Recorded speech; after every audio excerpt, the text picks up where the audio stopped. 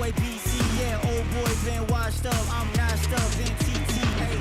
Came out the room like this, hit the pedal and room right quick. Gotta get it, we going up, way up, might land on the moon. Who step in a room like this? We breaking the rules right quick. They're killing the mood and up in a few, might land in a tomb.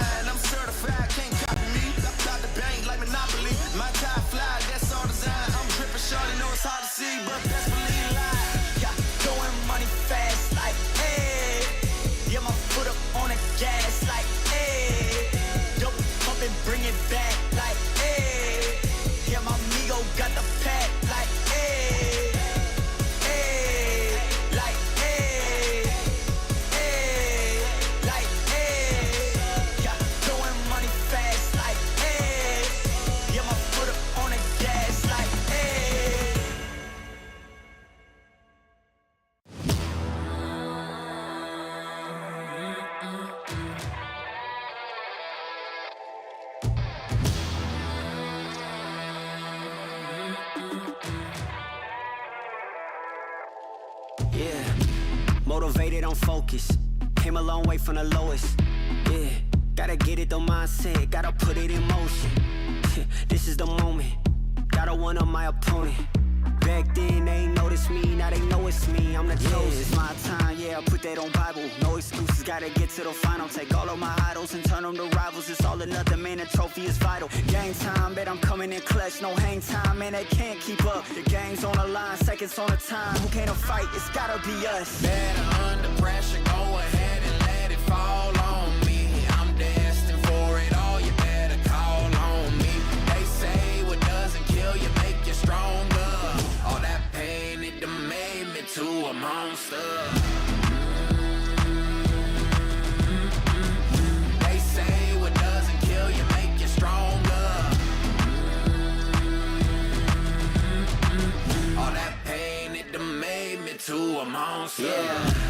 of times they doubted I wouldn't be who I am without it. Sleepless nights I counted, it all paid off, it's really astounding. I had to keep the faith to elevate, hope for better days, they were coming. Now we can celebrate, knowing every day is abundant. Yeah, it's my time, yeah, I put that on Bible. No excuses, gotta get to the final. Take all of my idols and turn them to rivals. It's all or nothing, man, the trophy is vital. Game time, bet I'm coming in clutch. No hang time, man, they can't keep up. The game's on the line, seconds on the time. Who can't fight? It's gotta be us. Better under pressure, go ahead and let it fall on me. I'm destined for it all, you better call on me.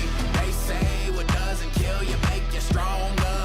All that pain, it done made me to a monster. They say what doesn't kill you make you stronger. All that pain, it done made me to a monster.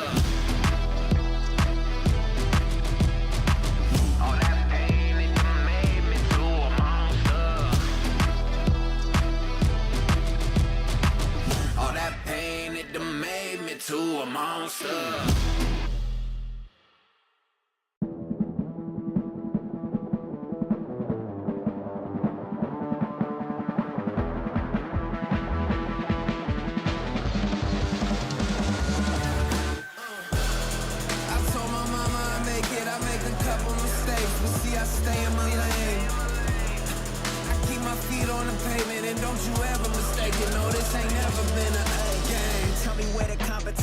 Seem like they all been missing, never made a wrong decision.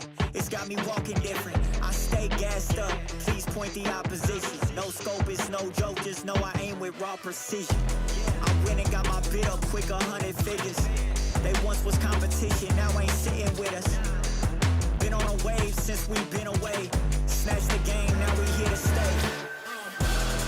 I told my mama I make it, I make a couple mistakes, but see I stay in my lane.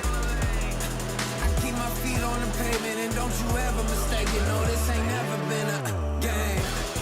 I told my mama I'd make it, I made a couple mistakes, but see I stay in my lane. I keep my feet on the pavement and don't you ever mistake it. No, this ain't never been a game. It's that you can't touch me, things get ugly, they mad now. This all must be a whole new level to count. I'm packing on the pounds, pulled up with the dog hound, and I still had time to shut it down. Now you see them all screaming my name, see them try to switch to my lane. They ain't never fit that frame, only present when the cash came. Plenty days I've been on the road chasing, no legend ever said they was complacent. Nah. I told my mama I make it, I make a couple mistakes, but see I stay in my lane. I keep my feet on the pavement and don't you ever mistake it. No, this ain't never been a game. I told my mama I'd make it, I made a couple mistakes, but see I stay in my lane. I keep my feet on the pavement and don't you ever mistake it. No, this ain't never been a game.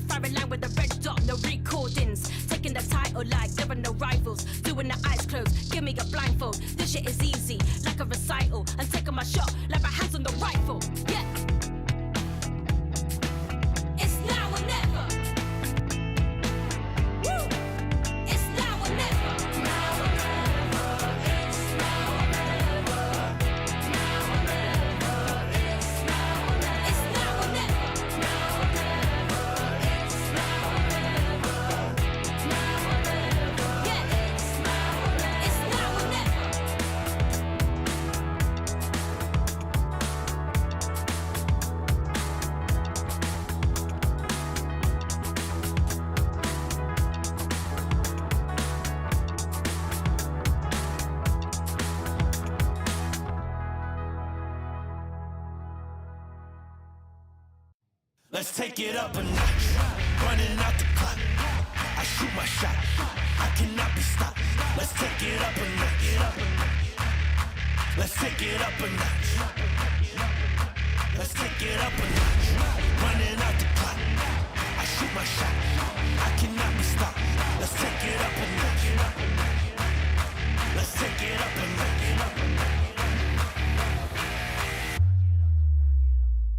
Let's take it up a notch.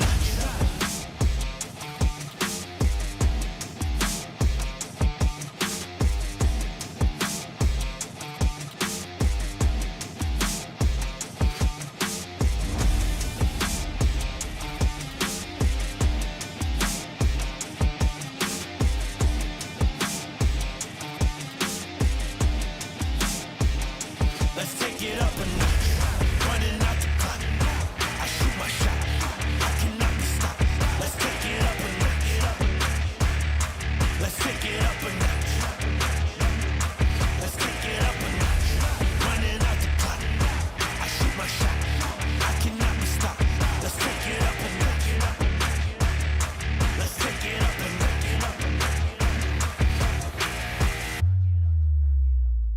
Let's take it up a notch.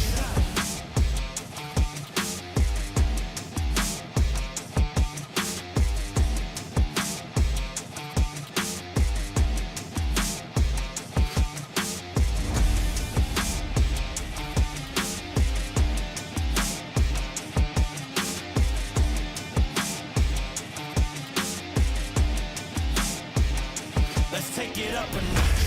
Running out the clock. I shoot my shot. I cannot be stopped. Let's take it up a notch.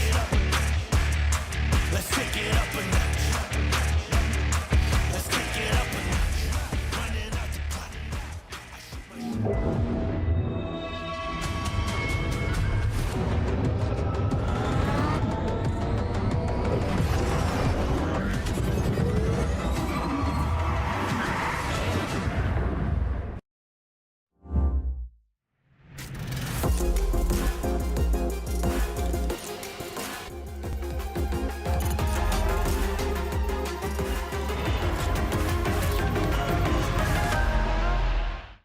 Hey! Hey, Tom. Alberto was looking for you, by the way. Really? Yeah, you better get there Okay, quick. I'll go check.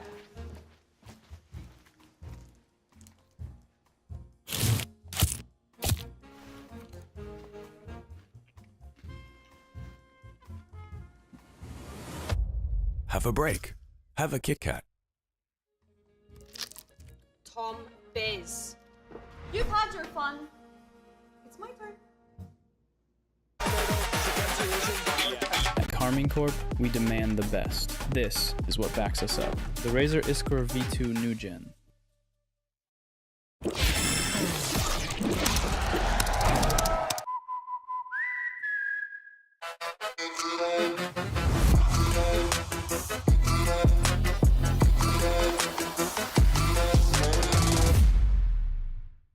Want to find your fastest server every time? Express like a pro and optimize your connection in one tap. Express and game without ISP throttling. Express and shield yourself from DDoS attacks. Express and choose the VPN trusted by gamers everywhere. Express VPN. Experience gaming the Express way. Fast, stable, competitive. Outplay the world.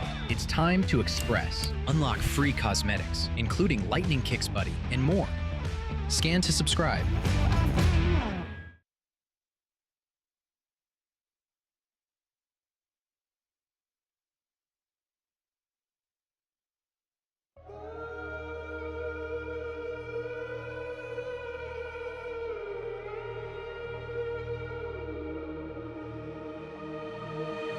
I'm out here in the cold night, running till I barely feel my feet. Wanna see it through my own eyes. There's no going back, and I'm not afraid anymore. Cause I know I'm gonna be the last one standing. Yeah, I'm not afraid anymore. Yeah, I don't wanna wait anymore. I'm ready to fall. I'm ready to rise up. I will do what it takes. I'll run blind straight into the flames. Watch me burn, alone in the shadows. I'll carry you home on my back. If it's you I need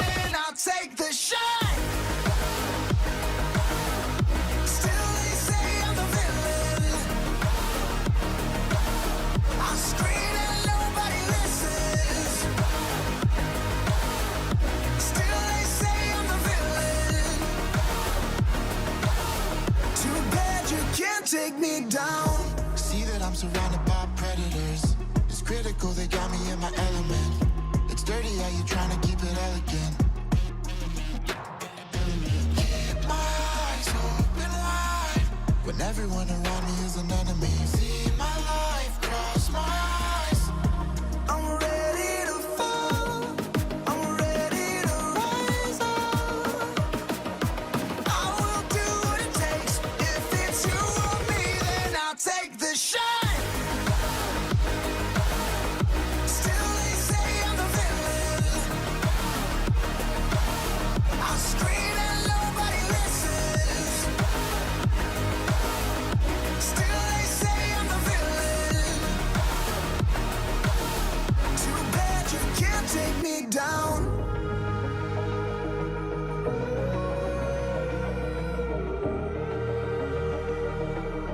Too bad you can't take me down. You can't take me down. I'm ready to fall.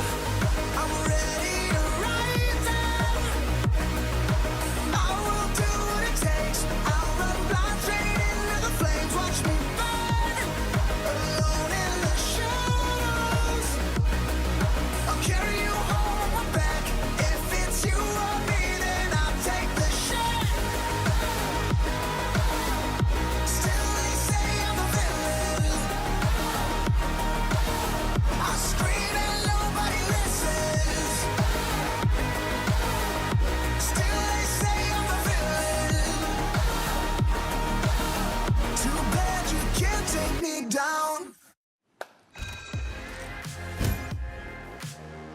Welcome back to VCT EMEA, where we are coming to the close of our groups, and that means things are getting very exciting indeed. We had to bring back Billy to close out this. You were here for my first day on VCT. You're here for my last day as well, Billy. Can you give a summation of my time here?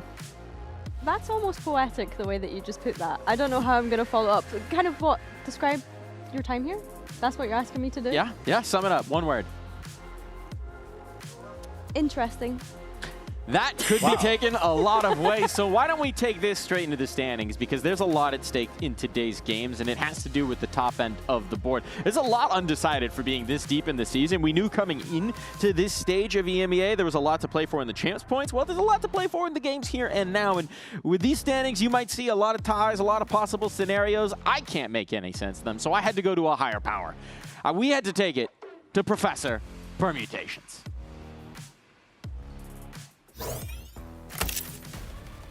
Welcome to the lab with Professor Permutations. I am Professor Permutations, and today may just be the end of permutations as we know it. I'm talking time stream collapse. The beginning meets the end, the alpha, the omega, the be-all, the end-all. It's all coming to a head today. Now lock in, look in, because first we start in alpha, and we have a game between Foot and Vitality. Now you might see this, 3 teams, 3-1. Well, that can't stand. That can't last. Only 2 of these teams can make it into playoffs. So first we have Foot. First, we have Vitality, and this one's pretty simple for Vitality. Win, and they're in. They're in those playoff spots. They're in those top 2 seats. If they lose, well, then they can say goodbye to their chances at the playoffs. They'll have to fight through the play-ins. Meanwhile, for Foot, it's not that simple. It's not that simple. If they win, they're in. No problems there. No more concerns for the Foot fans. But if they lose, there's still a chance. But their chance hinges on the fate of BBL, because BBL Esports will have one more game. And that game, it's against Pacific, a team that's never won. They've never won here in VCT EMEA, but what a way it would be if their first win came against a BBL team that desperately needed the playoff spot. What a wild storyline that would be, but that one remains to be seen. First, we move over to Group Omega for our second game of today, and this one matters for everything, because you see Fnatic, they dare to dream, but their dreams rest on the fate of a Team Liquid team that has already secured their spot in the playoffs. Right now, they're fighting for seeding. And seeding means that they need to battle against KC. KC, a team that have already been eliminated from Champs Points consideration. They need that spot. They need to be in the top 2 seeds. They need to be so very close to Champs, so close they can taste it. So if Karmine Corp win today, well then we're decided. These are our 2 playoff teams, and Fnatic can kiss their chances goodbye. It's into the play-ins for them. But if Liquid triumph, then it all comes down to Fnatic's final match. One chance to save their season, one chance to control their destiny. It's all to be seen today. The timeline collapses. We will have only one scenario remaining. The end of Permutations as we know it. Professor Permutations out. The end of Permutations as we know it. I mean, look, the scriptwriters have absolutely snapped with this one. This is a phenomenal way to come to a close on this stage. Getting into the last 2 days, having the chance to anything happen. Anything can, even with the results that we have today, maybe we depend on what's going on tomorrow with BBL playing against Pacific. Do you imagine Pacific winning a game just to get BBL out? Yeah, it'd be so funny, to be fair. That would be absolute cinema. Wow. Now you see what I mean by interesting. What a way it would be. I mean, interesting about me. That was Professor Permutations. My bad. I don't know what you're talking about here. He told me he's not Professor Permutations. No. Who is that? I mean, anyone I've been be. looking for him. He dropped the Spanish teams to the floor.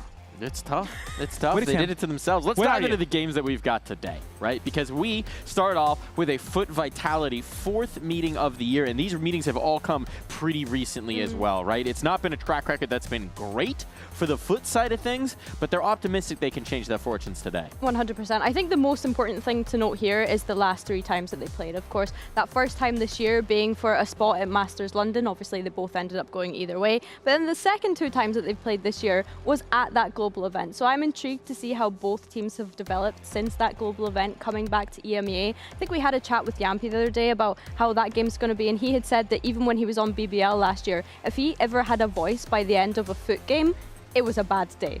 So I think it's going to be a very exciting matchup today. Definitely it's going to be.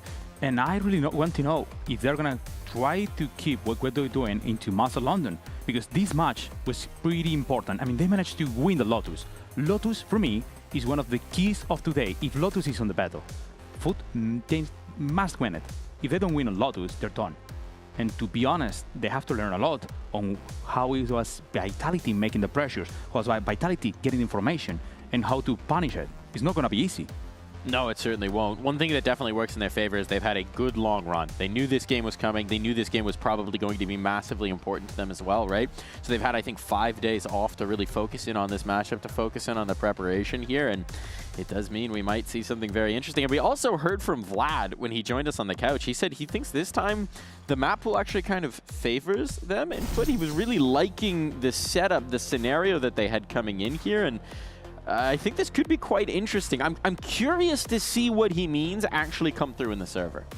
Yeah, I mean, I think what we expect when we start thinking about the map veto this early on is that they both have an insta-ban, right, Uli? We know that Foot have been banning Breeze for the longest time. We know that Vitality have been banning Summit since it came into the map pool. But Vlad saying this is interesting for me because I do think that Pearl, when that was previously in the map pool, historically you would have maybe said that that was a good map for Foot, but since this new roster was created coming into Stage 1, it wasn't really one of the stronger ones, whereas for Vitality it was. So I definitely think for Vlad, he's kind of saying, you know, it's more open now that Sunset and Summit has come into the pool. Also, it's unfair, because if we think about it, when he said it, probably he was right. But after last Haven we've seen, when Derke playing on the Jet, everything changed. Yeah. I mean, we've seen a different defense, a different attack side. We've seen them evolving and trying to be a better team. I don't know if that's going to be truthful today. And they have to prove it. I mean, definitely, they have a chance, but won't be that easy. They do have to prove it indeed, and to start off the veto, we will have the skirmish, of course, before we even get into that. It's a 1v1 between Zeus and Yampy. Yampy always loving doing the skirmish himself, you know, a true IGL, wants his hands on the reins at all times. Yeah, I think it's nice that he takes that kind of weight off of the rest of the team's shoulder by being able to go into that. But I think just to come back to the map veto and the kind of history between these two teams, really, it's always been so close. Whenever we've had a series, it's always gone to double digits on at least 2 maps. I think the first time that they played this year, there was an overtime in amongst that as well. So although Vitality have been able to come out on top in those 3 times that they've met one another this year, it's been so close every single time, and now you're looking at it with the stakes of today. Is today the day that Foot could finally take them down? I think so. There's many changes for it, but at the same time, it's Vitality. I mean, they have proven themselves. They've been proving the same internationally. They did it on EMEA. They can do it whatever. To be honest, for me, the veto is one of the most important things, and we've seen it. Here it is. Lotus is going to be the pick from Vitality, and Foot is going into Heaven. I really like it. I think it's an even veto, but at the same time, I have many doubts on that Heaven. If we look at Foot, they've been playing it really good. We've seen a lot of good plays into Masters London, but recently, the teams have been catching them up, and we've seen a lot of changes. If we talk about Turkey, he's been playing that Jet, and last day, he was nasty. For sure, I agree. I think on that discussion though, I would argue that Foot is one of, if not the best team on Haven in the world right now. They showed it at Masters London. They've shown it at a global level. They've come back to EMEA. They're still flawless on it. I think that is such a great map for them. So I'm not surprised that they select that here. But I do echo your concerns of how great Vitality defensively have looked on that map recently with Derka, with Kron on the chamber as well. And yeah, I think that Lotus is almost like a painful pick from Vitality picking that into Foot, because Foot know that they've got things that they need to perk on. And we've also not seen Lotus from Vitality this stage. No, we didn't. We didn't see Lotus at any time. And last time we seen it was during EWC. I think they played against Energy and Carmine Corp. They managed to win Carmine Corp, but they lost. I want to see if they're going to be keeping the same playstyle they were doing into last time that we've seen it on this EWC, or if they're going to go back into what we've seen into Master London, making much more pressure against Foot. Well, if there's one thing I know about Foot, it's that they do have a lot of pressure points. I think that's an anatomy type of situation, but what we've built up beforehand is they've had a long time to think about this veto, right? They've had a long time to look at these maps, to game plan, to be thinking about Vitality in particular. Surely that's got to give them an edge here, Billy. Yeah, you'd think it would be able to give them an edge. I think as well, like we mentioned the prep time, right? They've had like a whole, it was over a week ago that Foot last played their game, whereas Vitality, they played just a few days ago. Well, we'll have to see. For now, it's time for us to send it over to the stage as our teams are ready to meet in the face-off.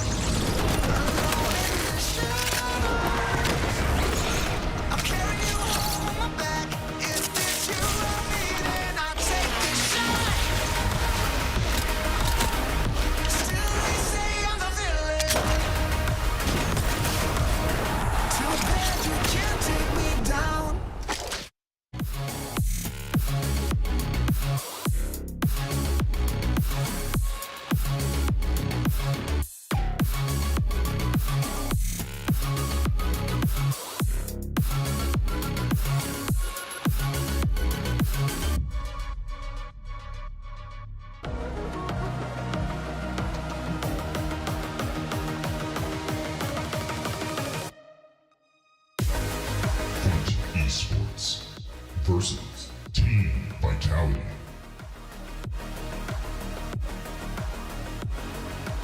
A vital matchup for both these squads. Win and you are into the playoffs. Lose and, well, at least for Foot, you're going to have to wait with bated breath. For Vitality, they would be out indeed, and that means it's pressure on for both these squads here, Uli. Definitely, I have many doubts on the veto, because if we think about it, okay, Billy, we go into Lotus. Last time we seen Derek here, he was playing Race. Great. Heaven, he get back into Jet. Great. But what happens if we're going into Split? He's going to be playing the Neon? That worries me a bit for Vitality at the same time. It's the best spot for Foot, so they should be managing to get into Split. So Lotus and Heaven will be the key for them. They have to get one. Yeah, you think Foot has to 2-0 this then? They have to make 2-1. I think Foot has to get into Split. I mean, if they get into Split with Neon, on hands of Derke, I don't trust it that much. The flip side is, if you're Durka and you're looking at this veto, how motivated are you to not have to play the Neon? You're like, all right, drop him 30 Go for the every map. 2-0. Look for it at any price. No, I think starting with that Lotus, I'm intrigued to see what approach Vitality bring, because as you mentioned, you know, they've not played at this stage just yet. So are we going to see Derka back on that raise? What is that going to look like for them? And were Foot even expecting this Lotus to be picked today? I imagine if you're them, probably so. We saw in that map update as well that obviously the last time that they played this map was in Masters London against one another, where it was a 13-7. So of course we're looking at the development of both teams since then. I think for Lotus, Foot, it's not been a great map for them this stage. They're 0-2 on it at the moment.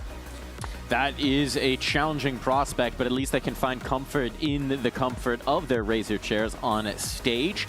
And the question will be, where do they look to comfort in the agent select? We have some ideas of what Vitality is going to bringing in here. Do we think there could be any mix-up coming through from the Foot side with all this time to prep? During the World Year, they played the same composition. I would expect them to be trying to modify it with Raze, Omen, Fate, Viper, and Vice. It should be just the same, and it's going to be the same. They're just going to keep the same plan. They get to win. And on the side from Foot, we're coming with the Neon and Wele. Yeah, Neon and Wele. I'm more intrigued by the Sky though, Uli. I'd like to pick your brain. I'd like to pick your brain on this, because we've seen them play the Sky on Lotus, but like, what value do you think that brings to this map? Do you like it? No? Yes? I don't really like it, but at the same time, it's true that if you have to face up a team that is going to be trying to play with the Viper wall, a Sky has a lot of value. Yeah. When you're making pressure, trying to get into rubble, if you get a flash, you can just, with only one flash, spot if there is someone around, and also try to get a space at the same time. There should be something they should be looking for punishing. I really like it, but it's hard to believe that is going to be a standard into this map. Yeah, for sure. I think looking at Team Vitality's composition, as you mentioned, they've not steered away from what they were running before. So thankfully, whatever tape Foot had on them, they've been able to use that and prep into this game. I think Chronicle on the Vise, when we switch over to that defense, is going to be that key anchor over towards the C site that we need to keep an eye on. And also his lurks as well, starting on this attack. How much value is he going to be able to get from that to be able to open up these sites? Because looking at Foot's composition defensively, they're going to be fighting for A main very heavily. I mean, the biggest issue for them is going to be, okay, how the hell are you going to get rid of this Vice utility? Because you don't have any utility like Shock Dart or anything to clear it up. You don't have a race to do just that grenade. So you're playing with Neon and Wele. You have to go through it. It's going to be rough. And at the same time, you got the Sky and Neon combo. You're going to be strong.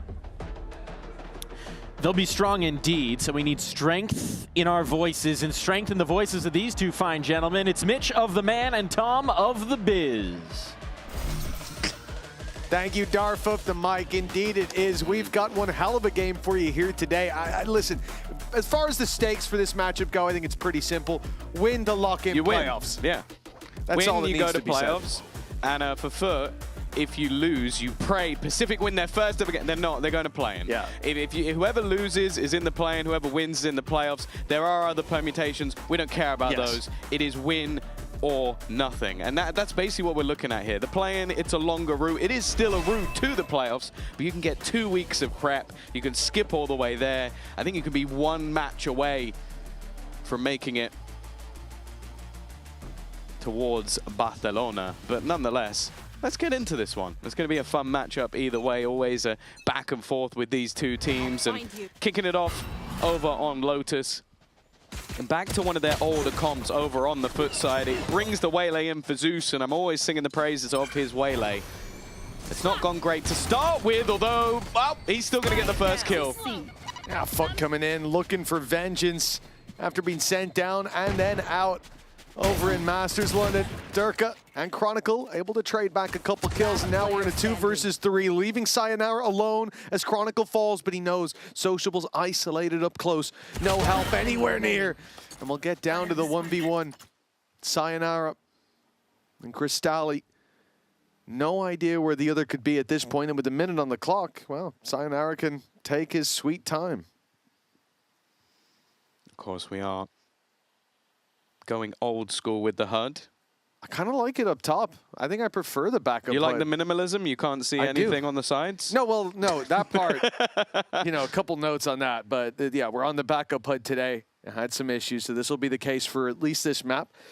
We'll do our best to keep you in the loop. Of course, harder to track that economy, track those ultimates, but Tom's a supercomputer, so he'll be calculating in the background. We're going to just do a random check-in. I'll just ask you how many credits does such and such player have at this point, and I'll trust you to make it up. Yeah, cool. Yeah, to make it up. Because you'll never be able to tell. Either way, Sayonara is going to get the plant. 10 seconds Crystalli is in a decent position. He was clutch as hell in the game versus BBL. The man was one of the main reasons that they took that series over the line, and Sayonara now in a bit of an off angle, waiting patiently, and he will close out the pistol round. It's going to be Vitality taking the first round onto the board, and Sayonara getting himself up to 3,900 credits at the beginning of the round. Yeah, a great start from Foot. They got a lot of early battles going their way, but maybe overheated a little bit. Gave Sayonara the opportunity. 2 1-by-1 fights. And then, well, Crystalli didn't have much of a choice to group up. It's a gutting round to see lost, but... Hey! Hello, boys! It is the pistol. Sometimes you get a little overeager after those first couple kills. Perhaps a lesson learned for Foot. Not really the ideal time to put those learnings to work, though. They have come in here with somewhat of an investment. Sop's gone for the Sheriff. There's a Bandit in play as well. But that's all we're going to get. A very low buyout of Foot. And, of course, they have stacked, I was going to say the wrong side of the map. I saw Vitality not taking presence here, putting their Vice Wall for the C push, and taking space on Rubble with no contact whatsoever. And now they've seen someone close on Mound. I'm guessing that they're going to go back. This looks like it should be a stack, but they've killed one, heard nothing in return. This might prompt them to explore this C side. It's a bait from Sociable. Is this something that you'll see from him regularly? Trying to be the man making the play, and in this essence, he was selling himself down the river. You see a deep smoke, you see a passive position, and one.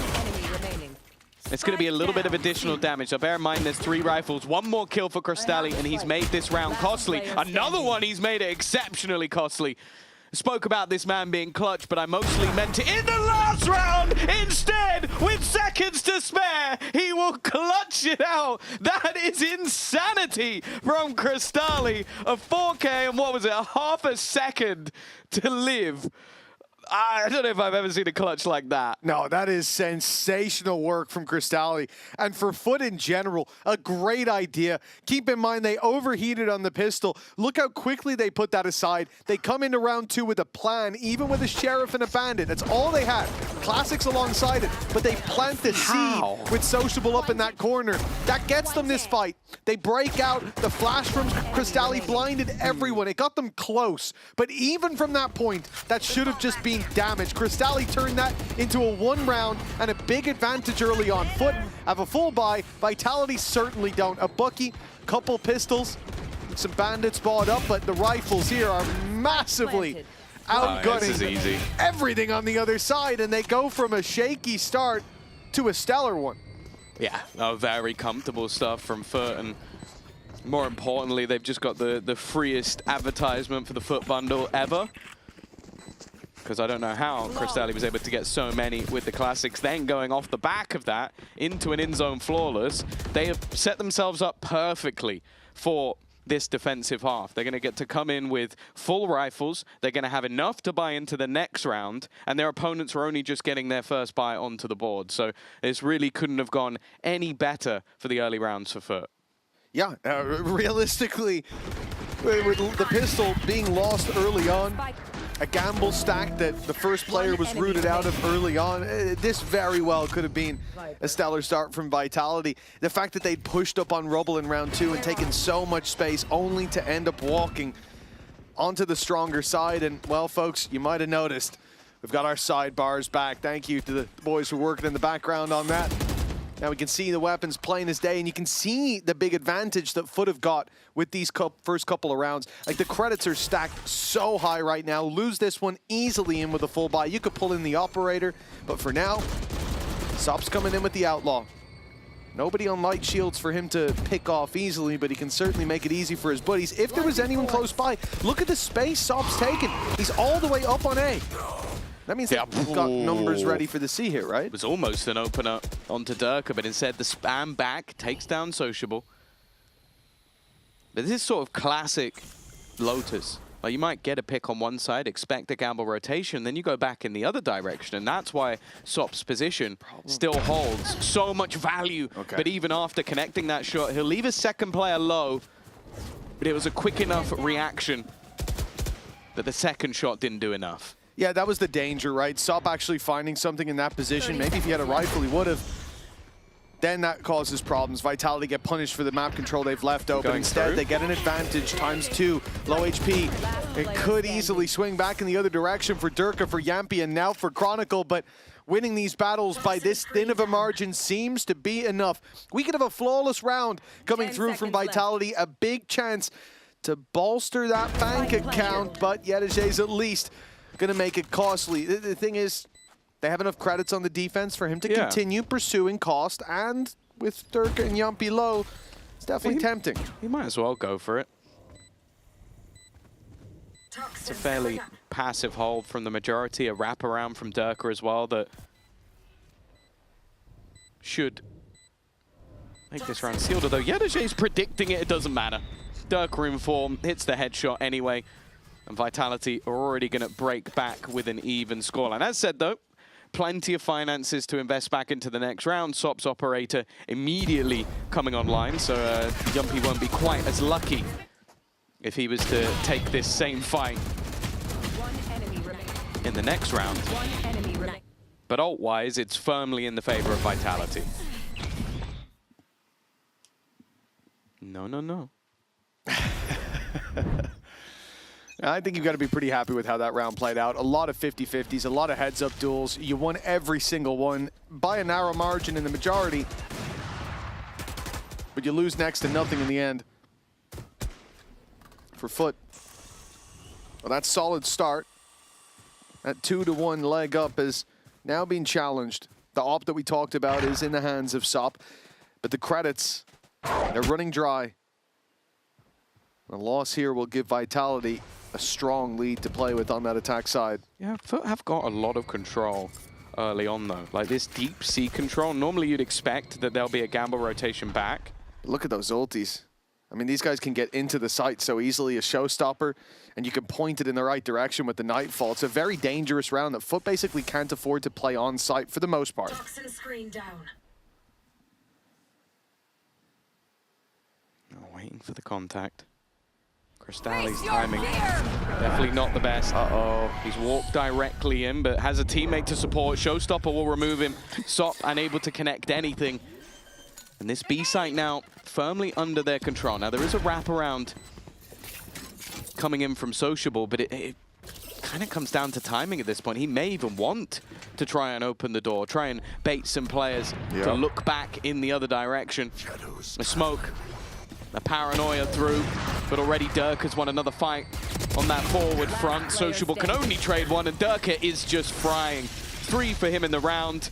The B-site take with a showstopper worked perfectly. And while now there is an issue of credits coming through for Foot. Yeah, I think we saw why Vitality were so keen to give up that space early on. It looks like they're not making enough ground, but Nightfall, showstopper, dangerous combination. That said, Foot were playing perfectly up against this. They were off-site. They were playing outside in that very position that you just saw Sop die from. That's where Crystalli was, but he decided to cross over to play towards the Hobbit. I think maybe the idea was to quickly burst out on A main and try to take some control because the info in the round was a little dry. And the second that he gets out of position, the second that he gets on the site, the danger we talked about is shown to us. Now it's a low buy from Foot. They're left down to pistols. This was the big investment in the previous round. A terrible time to be caught by that trap play from Vitality. And to add to that, also the thorns thrown in by Chronicle made it so that there was no way out for Crystalli. His exit was blocked, and the showstopper was on its way. It was a really nice setup, and that's given them the upper hand. Now the only formality left is to convert up against the pistols to get that 4-2 start. Oh my goodness! Zeus has lost his mind. But he's given them a chance, and his shot connected there would have been dangerous. Instead, even with that pick from Yedajay, the 2v3. Yeah, the advantage is still stacking up. The flank not quite close enough, and unless maybe there's a catch to be had onto Prophet, but it does seem like, oh, he should be aware. He's playing passive enough that eventually Just going to keep double checking, but it's only going to come down to timing. If there's a slight gap, which maybe this is that moment. There you go. Sop with one, needs a quick correction onto Yumpy though, and it's not going to be enough to turn this round. Decent damage done by Foot, but ultimately another conversion. Those credits still in a very good place for Vitality going forward. And now with 3 in a row on that attack side. And I'm looking at the 4 out of 5 ultimates ready for Foot. It should put them in a good place for this one. Yeah, I think Vitality definitely going to feel happy. Winning the pistol, being upset the way they were by a massive play from Cristalli. Got 4 kills. He's still on 4 kills. It's been quiet on that Foot front, whereas for Vitality, it does feel like it's not like their game plan is completely breaking Foot. It's not the scissors to their paper, but it is working. Like the timing catching Cristalli with the ult execute on a really crucially economic round for Foot, it gave them a big upper hand. 4-2, but now the refight from Foot, now the weapons in hand, the ult's committed, and for Sop, it looks too easy. He's running riot around Rubble and putting them into a 5v2. Yeah, Vitality aren't the only team that can pop some ultis and run it down. Can they get the spike? They have. That's at least a small win from what was a devastating start to the round. The convergence path catching almost everybody, and when you have Sop running at you with an overdrive, you already have problems. Sociable is still looking to play aggressively around this smoke. It even seems like Vitality are aware of the potential of this aggression, and then they push back through themselves. They turn it back to a 2v2. Cristalli is still here, but they're expecting players to be around this angle. Of course they are. There's the spike around there, and Chronicle's now got his 3rd of the round. From what was a devastating 2v4, now turns well to a 1v1, a little bit ahead of the curve. And Yetajay will turn it once again. A Red Bull clutch, a back and forth, and Foot, I guess, ending up with 3 as they maybe should have done, but the mana was peculiar. Oh yeah, that was a strange way to close it out. So good from Yetajay at the end there as well. Like, I love the initial fight towards Rubble. Again, using that ultimate from Sop to speed up the initial fight. Having the dive out from Zeus, who's shown that he's more than willing to throw himself at them. But taking the snake bite out here, it's a ballsy play. It's one that rarely ever works, but he fires it because the ult is activated. And if I'm not mistaken, it hit Sayonara. So he realized, oh, he's right there, and then sprayed a little ahead of it. Really nice work, and the aggression continues into this round. A few missed shots, and Vitality are given a chance that they're keen to capitalize on. I'm getting flashbacks to when we saw Liquid playing on this map, just running it down in towards the spawn, but Vitality are able to hold out from the onslaught of aggression. Even still, Yetajay in a clutch scenario. Again, Cristalli might have stolen his fire last week, but this is normally the man you'd want in these moments. Toxins going up. Well, he's picked the wrong avenue of approach, and the door not reopening signals to Sayonara that he may be on the wraparound. The angle's watched. 70 HP, now spotted in the op, swinging wide to catch him. No, in fact, posting on the angle. Patience from Durka's too low. A showstopper to work with, not the round 4, but with the op in hand. He's got him locked down and locked in. There should be no chance now. Yetajay needs to land these kills quickly. He's found the first. It's getting dangerous, but Sayonara, still as a mouse, will eventually find the kill and the close for the 5th. It really does feel like there's no easy rounds. Vitality lose every single player in the end to come through with a victory. But it does mainly just feel like if they can survive that initial onslaught of aggression from the defense, that's enough for them to get the round over the line, even versus some impressive clutch moments being attempted. Even still, though, they're going to take themselves a tactical pause. I think it's somewhat necessary. The last couple of times we've seen them play this map versus BBL, only 2 rounds managed on the attack side. Versus Pacific, just 4 rounds managed on that attack side. And it means that you kind of expect to see the majority of the rounds coming out on the defense. And, well, unless they win all of the rest of them, that's not happening. Now for Foot, this matchup in particular carries a little bit of emotional weight. You know, when you talk about the last times that these guys clashed, not only in Masters 2, as we said, sending them down below, and I believe eliminating them on that second meeting for Vitality. It's been 4 in a row now. Historically, these matches used to go back and forth, but Foot haven't been able to compete up against this iteration of Vitality so far. A map's the best that they've gotten. And this is definitely an opportunity, as I think Vitality come in 3-1, but definitely sporting some scars. We've seen some shakier performances at times, and for Foot, and not that that's not true as well, but I do feel like this is their better opportunity to take it. Going into Masters, it felt like Vitality were at the peak of their power. Yeah, I feel like in both group stages is where we've seen Foot like peak in terms of how clean they've been with a lot of their victories. I think a bit of a surprise first match, which got everybody super excited for Na'Vi, and then in classic Na'Vi fashion, that excitement dwindled over time. But for Foot, since that initial defeat, they've seemingly got better and better. The victory versus BBL was a very good showing from them.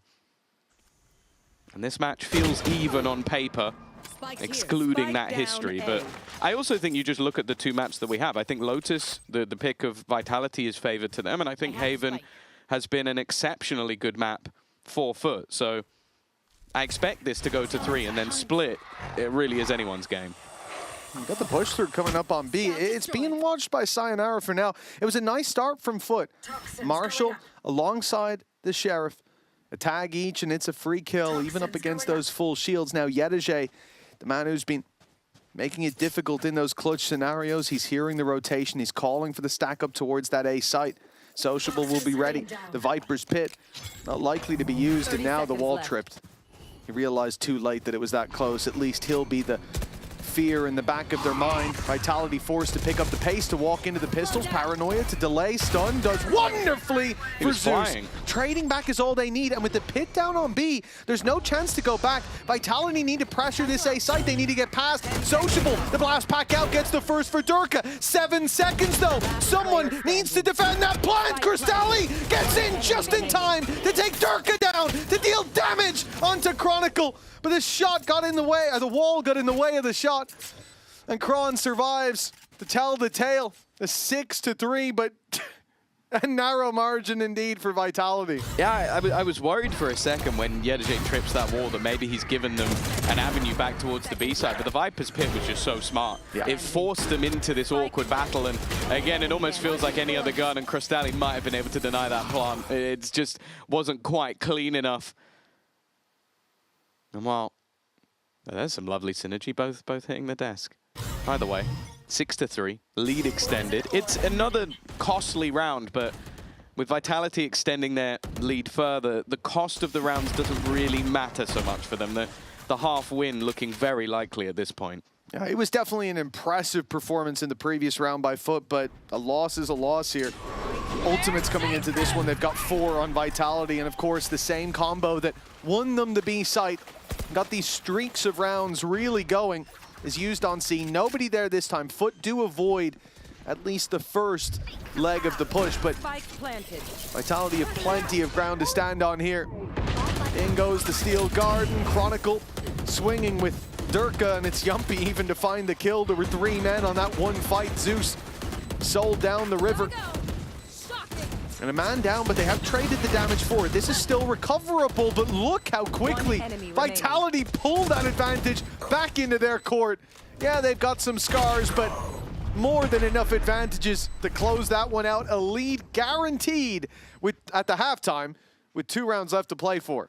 Yeah, I think we're starting to see them get more and more control. And the second those ultimates are in hand for Vitality, they're timing them wonderfully with these buy rounds. So it's like, okay, look, we made that round really costly. Now we go into a buy round for the side of Foot, and then they get decimated by the ultimates. They lose the space, and the post plant has been We're not on the same page. very comfortable. He's going on his own.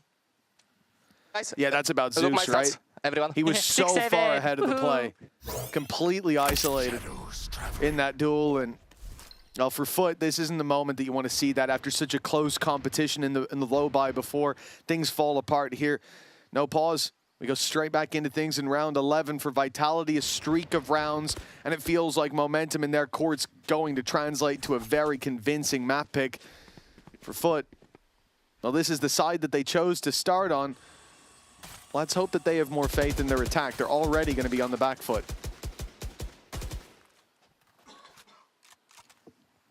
history at least says that they don't have more on the attack. But I do like this composition, attacking-wise. I really like seeing Zeus as that entry, and I think it's a good way to avoid a lot of that Vice utility, which I think they knew when coming into this map would be played. It's a comp that is, well, a very good comp in general, but also been a very good comp for Vitality specifically. Even still, I feel like a lot of the set plays that we've seen from Foot have seen them more on the same page. The retakes 30 seconds left. been a little bit more down to individuals. Unfortunately, their gamble this time has been completely wrong. Yetajay, the only man anywhere near the action, and his attempt to be cheeky ahead of 4 players waiting for him on the site. Well, good luck with that. Well, I'm guessing they didn't discuss Zeus being ahead of the pack last round in too much detail. There being a feature here as well. Trying to make a play, though, with the pistols, I think is a bit more acceptable than when you have a big ultimate for retaking and you just run at them in the buy round. Now, Zeus has done well. Krista, okay, now it's getting a little bit dangerous. Profek in the smoke, flying under the radar, strikes from above, but Zeus had rounded with the rifle. It's Sayonara alone. He's heard the TP, but he hasn't expected it. Sociable, closing out the round with the Sheriff. Zeus entering beautifully, and, well, of course, this is the round that Foot win. And a Moda Thrifty puts them within 3. It's the most Foot round ever. It really it's is. like, don't get me wrong, I think the flash from Crystalli was fantastic. I think the ult didn't even connect onto Profek, but he just doesn't realize that half the enemy team has managed to dive behind him on the back of the site. Like you could see him looking around and just has absolutely no idea that Zeus is still there. There were 2 players on his screen, by the way. Like, when he turned around there, he could also see Sociable. Yeah, so yeah. He looked at 2 players and then just assumed, those, Wait, it was like, my guys? that would be mental if the whole team were behind me when they've just ulted from in front of me. But yeah, I think you can understand. Like, it's not one of those scenarios where we're going, what more? And we're going, no, I completely get that. Why would you expect anyone to have done that? But well, the 4 players that were retaking definitely did seem to be on the same page this time around. Probably smiles on the faces of the Foot coaches, but a lot more to be desired. A very aggressive piece of pressure placed early on A. It's risky, and it's going to pay off. It's going to pay off massively. It looked like when that Viper screen dropped that they would die. Instead, they traded 1 player out for 3. Yeah, Zeus, the start of this round, pushing up, but it's the fact that you have Sop holding that right side angle when the wall goes down. Zeus on the other, ready to take them regardless of which angle they come from. That wall's advantage thinned out, and now the spike on the floor gives Crystalli the call to get Sociable by his side. He's got backup now. And for Profek, well, smoking it off is about the best that he can do up against the Sky. It might even be an advantage given away. He has to avoid that first flash. There's still another to play with, still a paranoia, and a snake bite on the man that's sat further away. 14 seconds. And even though he's blinded too, 10 seconds actually, he's going to get the plant. I don't think they can deny that, but he's looking for the fight, and the paranoia's made that a very difficult fight to take. Yeah, they still had quite a lot of utility left on the Foot side, and were just sitting pretty.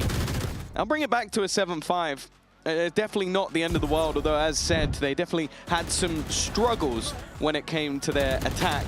For now, at least, a man who definitely wasn't struggling within that first half was Durka, and we spoke to him just before this match began.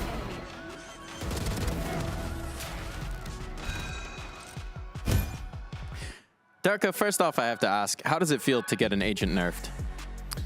Feels good. Just the wrong agent. I think Neon needs to get nerfed first and then Phoenix. So with Neon not having been nerfed, are you going to get thrown back into the Neon jail at all today? Might be. Might be a couple maps today, might be 1, but we'll see. I hope we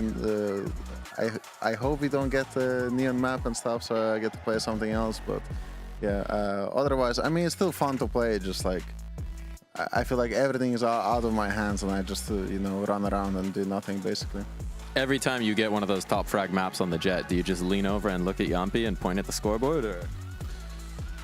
I mean, not really anymore, but with Jet, I feel like it's just comfortability thing, and just like I know what to do on it, and I know like a lot of limits with Jet, and it's just like way easier, whereas with Neon, it's still kind of like new to me, and there's like a lot of stuff going on, and you're way too fast, and I'm like getting older in the scene against these youngsters, and I'm like, yeah, I can't keep up, you know?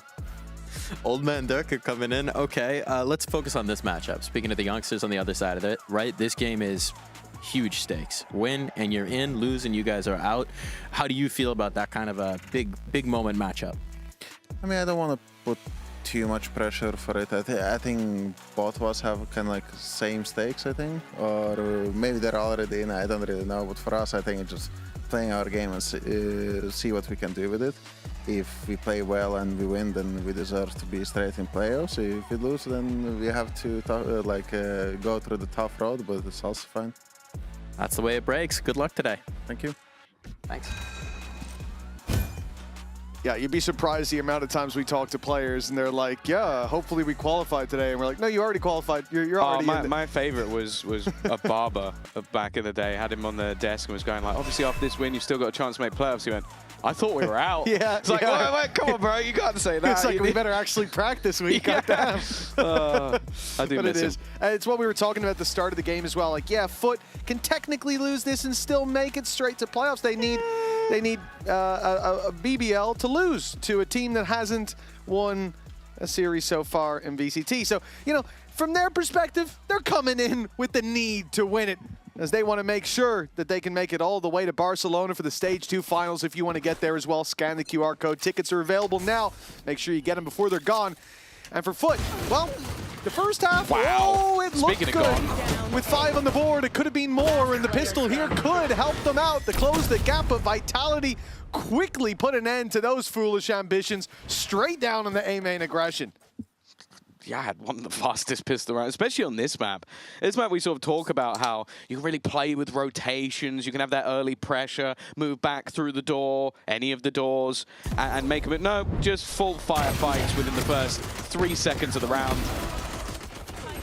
And a clean, convincing pickup from Vitality. But as we've already seen once today, they are capable of losing that second round. So, or more importantly, I'd say Foot are capable of winning it. Yeah. Go, go, go. Well, the straight dive in from Foot as they waste no time. Around, they're confident in the flash out of the Omen smoke, gets them backside control, but Sayonara is peppering them with shots as they make it across. Sees nade thrown through. Cristalli's dead to rights. The spam will get him if the nade didn't.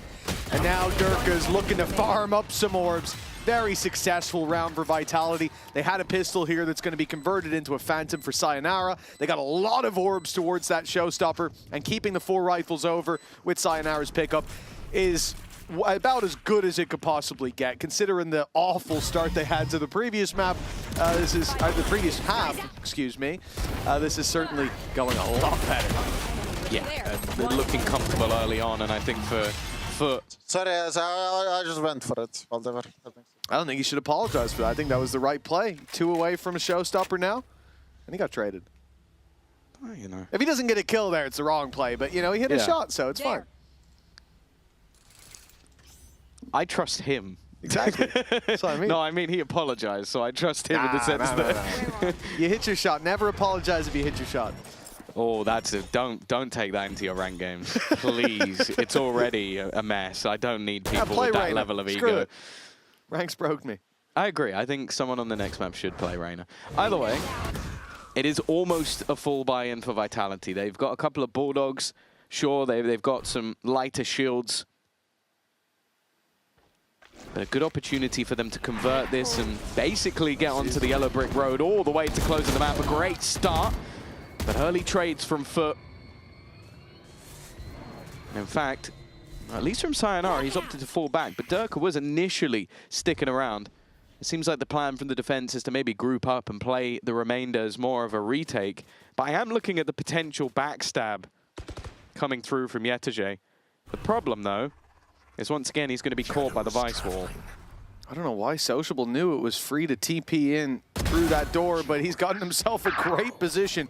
Trade out happens, but Flank through from Yedege is the real danger here. The thing is, I think the wall is there. I think it's spotted him now. They've got the info to work with, but that might not matter. Crystalli's going to come and plant on the B site now, and it's going to be together. For Foot in this 2 versus 1 Chronicle. Only a flash to work with, but hold on. Whoa! Crystalli was walking with his back turned. He turned around just in time, but Chronicle's quicker on the shot. 1 versus 1. Blind finds nothing, but Yedege swings into heavy traffic. That's a wonderful round for Chronicle and a nail in the coffin for Foot. Yeah, it felt messy kind of from the get-go. You mentioned the idea of Sociable TPing in, a little bit gambly, but also then once he goes down, it's more so Crystalli. This was very risky, just running into the smoke. That was the only way they got the plant down. From then onwards, it almost felt a little bit like headless chickens. Crystalli having no idea where his opponent was. They split up and looked for clues, and that has not gone quite as well. No idea where his opponent is, and yeah, it's just the fact that he decides to go for and walking into unknown space, right? He's walking into the mist of war, and that's really not gone well. A 10-5 scoreline. Pistols for Vitality again. The economic weight of the previous round was significant, and as we said, Durka farming up so many orbs early on, even with a quieter round, he was destined to have that showstopper online. So even if Foot had those typical upset rounds here, few I feel like they're shots better hit, in this round. you've got a safety net. And then if not, if this is a clean round from Vitality, then your final stand with all those rifles is going to be up against a rocket launcher. Okay. Foot are going to win this round. I'm confident. You throw in just a little bit of BS. That's all they really need. Well, that reveal just saw a single player standing outside C, so immediately Vitality are putting the dots together. Yeah, but they want more people to be there because there's more people to kill. Ah, more orbs for Sociable's ult. Yeah, well, if they get anything done here, I'll be impressed. They have at least gotten to the site. Good flash. Profex down, but the trade from Sayonara only gets 1. I'm getting a little bit worried, but remember, Durka still has that showstopper. And Yampi's already found 1. That C's on the site's caught, and all the showstoppers missed. But luckily, he picks up the pieces with the spam. We're back down to a 2v2, though. Trading out, looking good for Foot so far. The final piece will be caught by Durka. And 11 rounds on the board. It took everything out of Vitality, but they are 1 step closer to closing this map. Yeah, honestly, Foot just need to go for spicy buys more often. I feel like it does just force them to play more all-in, and that's where they are, a more devastating side. Like, them trying to play with rotations, like, there's a lot of teams where I have a lot of faith in their ability to do that. I don't think Foot are one of them, and I think that's why at times we do see them struggle on the attack side of this map, is because they're trying to out-mind game opponents who are just going, I think they're there. And then when they die, like literally this round is them diving into a stacked site and it comes down to 1v1. Because they're just trading off each other. They're going aggressively together. They're playing in tandem with each other rather than trying to play the map. I cannot lie, bro. Yeah, it definitely does feel like for Foot, those more direct approaches are where they find that value. You think about the defensive side, some of the issues, even on the pistol, looking later at the retake on the C site where Zeus is miles ahead with the convergence path available. He's in that retake on his own.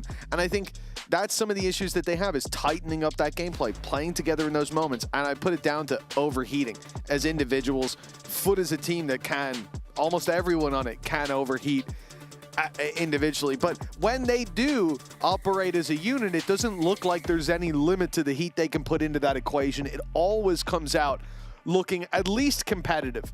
And there's been a couple of rounds here that have been down to the wire. A 2v1 that they should have won, and this one here, that even with the showstopper being put in, was a very narrow margin of success for Vitality. It relied on Durka getting a 3K. It relied on Durka using a showstopper and being halfway to a showstopper. So those aren't good rounds to win for Vitality, but when you're 11-5 up, it doesn't really matter.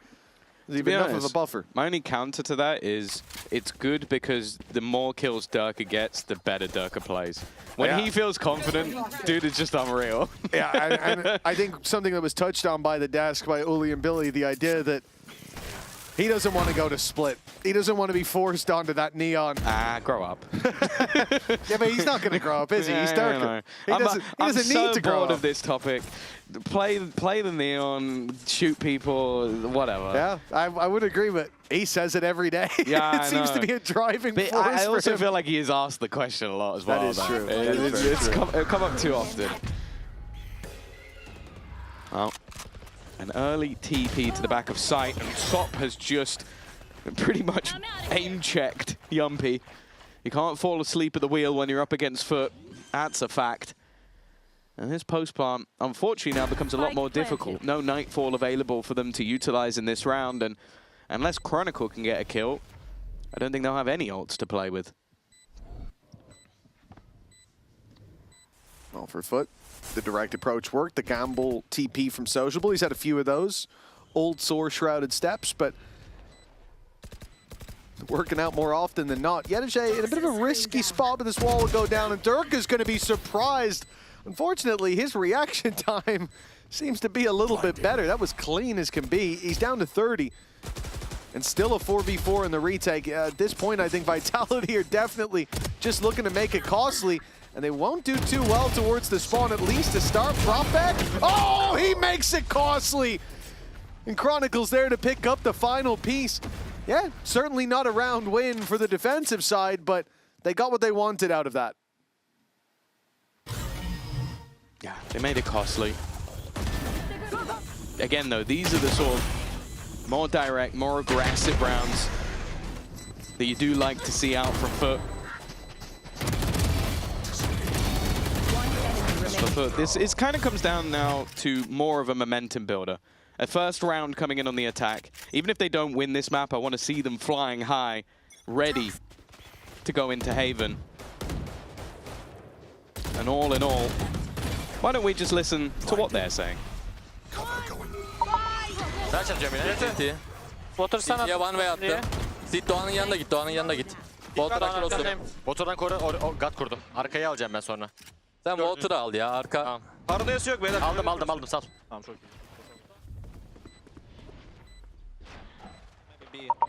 If she wasn't power again. Okay, nice. There's no close. Stefan, I'm gonna recon. Yeah, wait.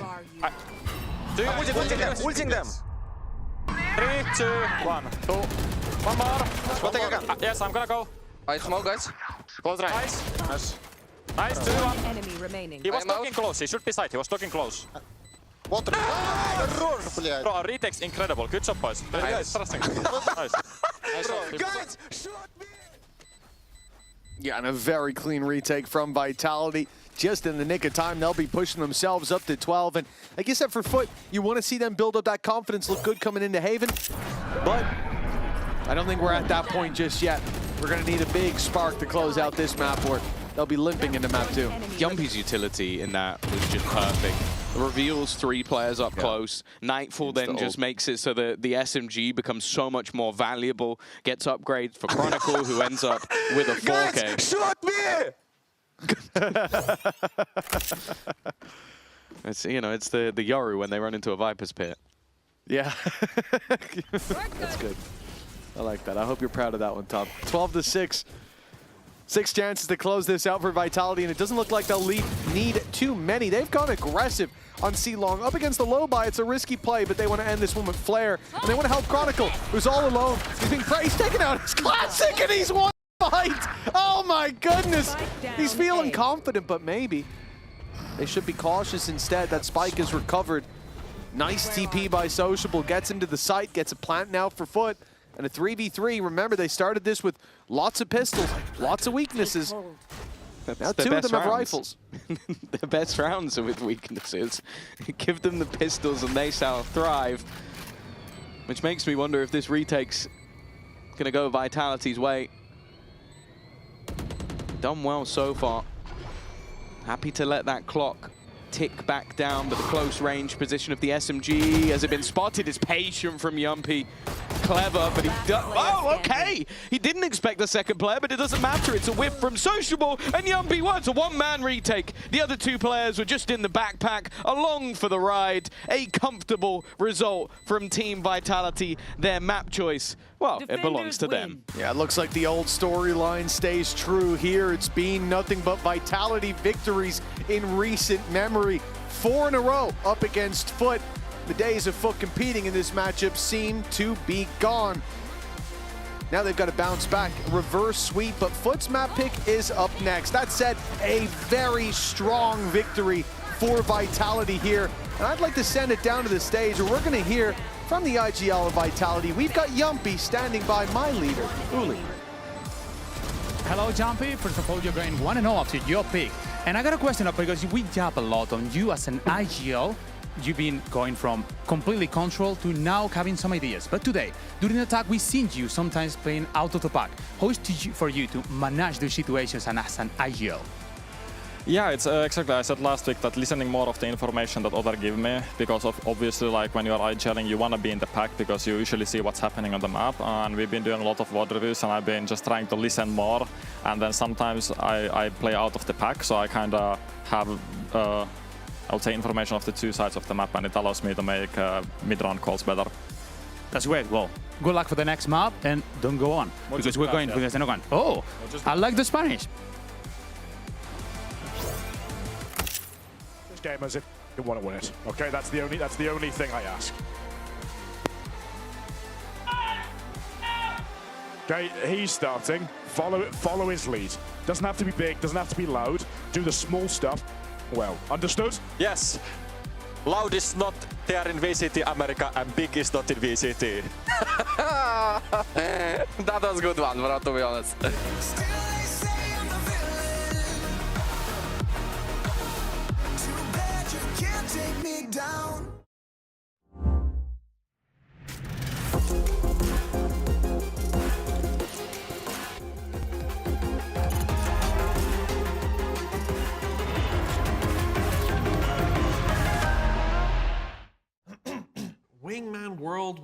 Wingman World while what?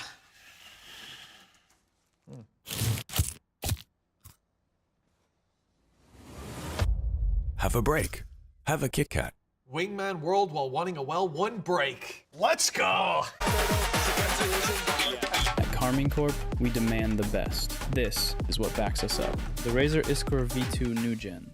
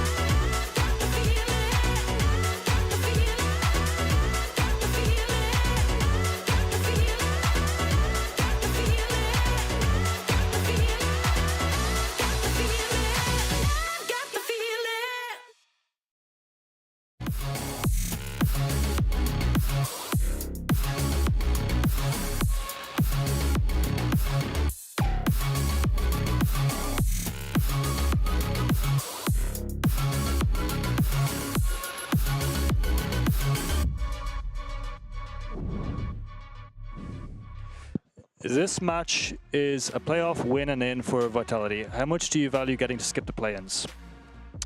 Obviously a lot. Like, I think with the schedule that we've had over the last couple of months, the boys haven't really had a rest basically and still since the beginning of Stage 1 groups. I think I've checked the other day, and yeah, we have gone a combination of deeper runs more than anyone else, at least in Europe. So yeah, I think the boys are feeling it, but they're still out there enjoying the most. But it'd be nice just to be able to give them a couple of days just to chill out, take some time away from one another, and get themselves back in the right mindset to be able to really deliver in the games that are coming up that matter. Nice humble brag coming in there from Pal. Yeah, we've just gone on deeper runs than everybody else. That's one way to set it up. No, but it is true for Vitality, right? The price of success is that you do get less time to revamp what you're working on and to rest. Yeah, we can't be having more Pal impressions on this broadcast, though. First it was Cairo and Haza, now it's you. We got to stop with these Pal impressions, He's just got a certain way to him. I have to say, every single time I'm seeing Paul just trying to say something on the coaching, just holding the note like this, I can only think on Bartolomeo Kuma from One Piece. I mean, she's mostly the same. Yeah, sure, guys. You should be trying to do your best. All right, let's dive into the map that we just watched. Stop bullying poor Pal. Let's dive into it, right? We saw some serious aggression coming through from Foot, but it was well handled from Vitality here, Uli. Definitely. I mean, I'm not going to lie. I really like that they decide to play aggressive after the first time out. They have to. If you think about it, having the Bice in front of them is all the package utilities he's having is going to be hard to try to make a flute, retaking, or anything, even if you have a composition with Neon and Wele.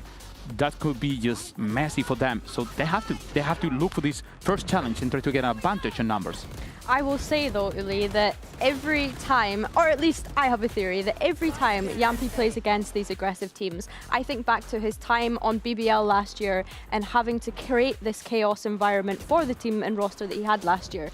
Every single time Foot is able to do this and then they don't win out the gunfights mechanically, they're just giving Yampi free information and a free reaction to it because they're winning out the gunfights, and now it's just making his life as an IGL easier. But hold on. So, if you want to do it properly, you have to play aggressive because you're playing against some Bice and you want to get the advantage. But at the same time, Jumpy is going to take profit of it. Yes. So this is what I'm saying. What is the solution? Mike? Look, if I knew the solution, I wouldn't be sat here on the desk. I'd be behind one of those teams. But I'll be searching for answers. I'll be plumbing your brains for them. How would you rally against it? How would you try and pick apart this Vitality team? Actually, it's hard to find out a solution, but you have to stick to the what do you have to do. I mean, you cannot be thinking on if Jumpy is better playing against aggressive teams. You have to go for your win condition. You got to have your identity. Yeah, right? But the biggest issue is if Dark is winning against Shoes every single duel. I mean, he did a 7-0. 7-0 against Shoes. Your best player on this stage. Yep. You're done. Yeah. Durka off of Neon. Possibly the greatest player we've ever seen.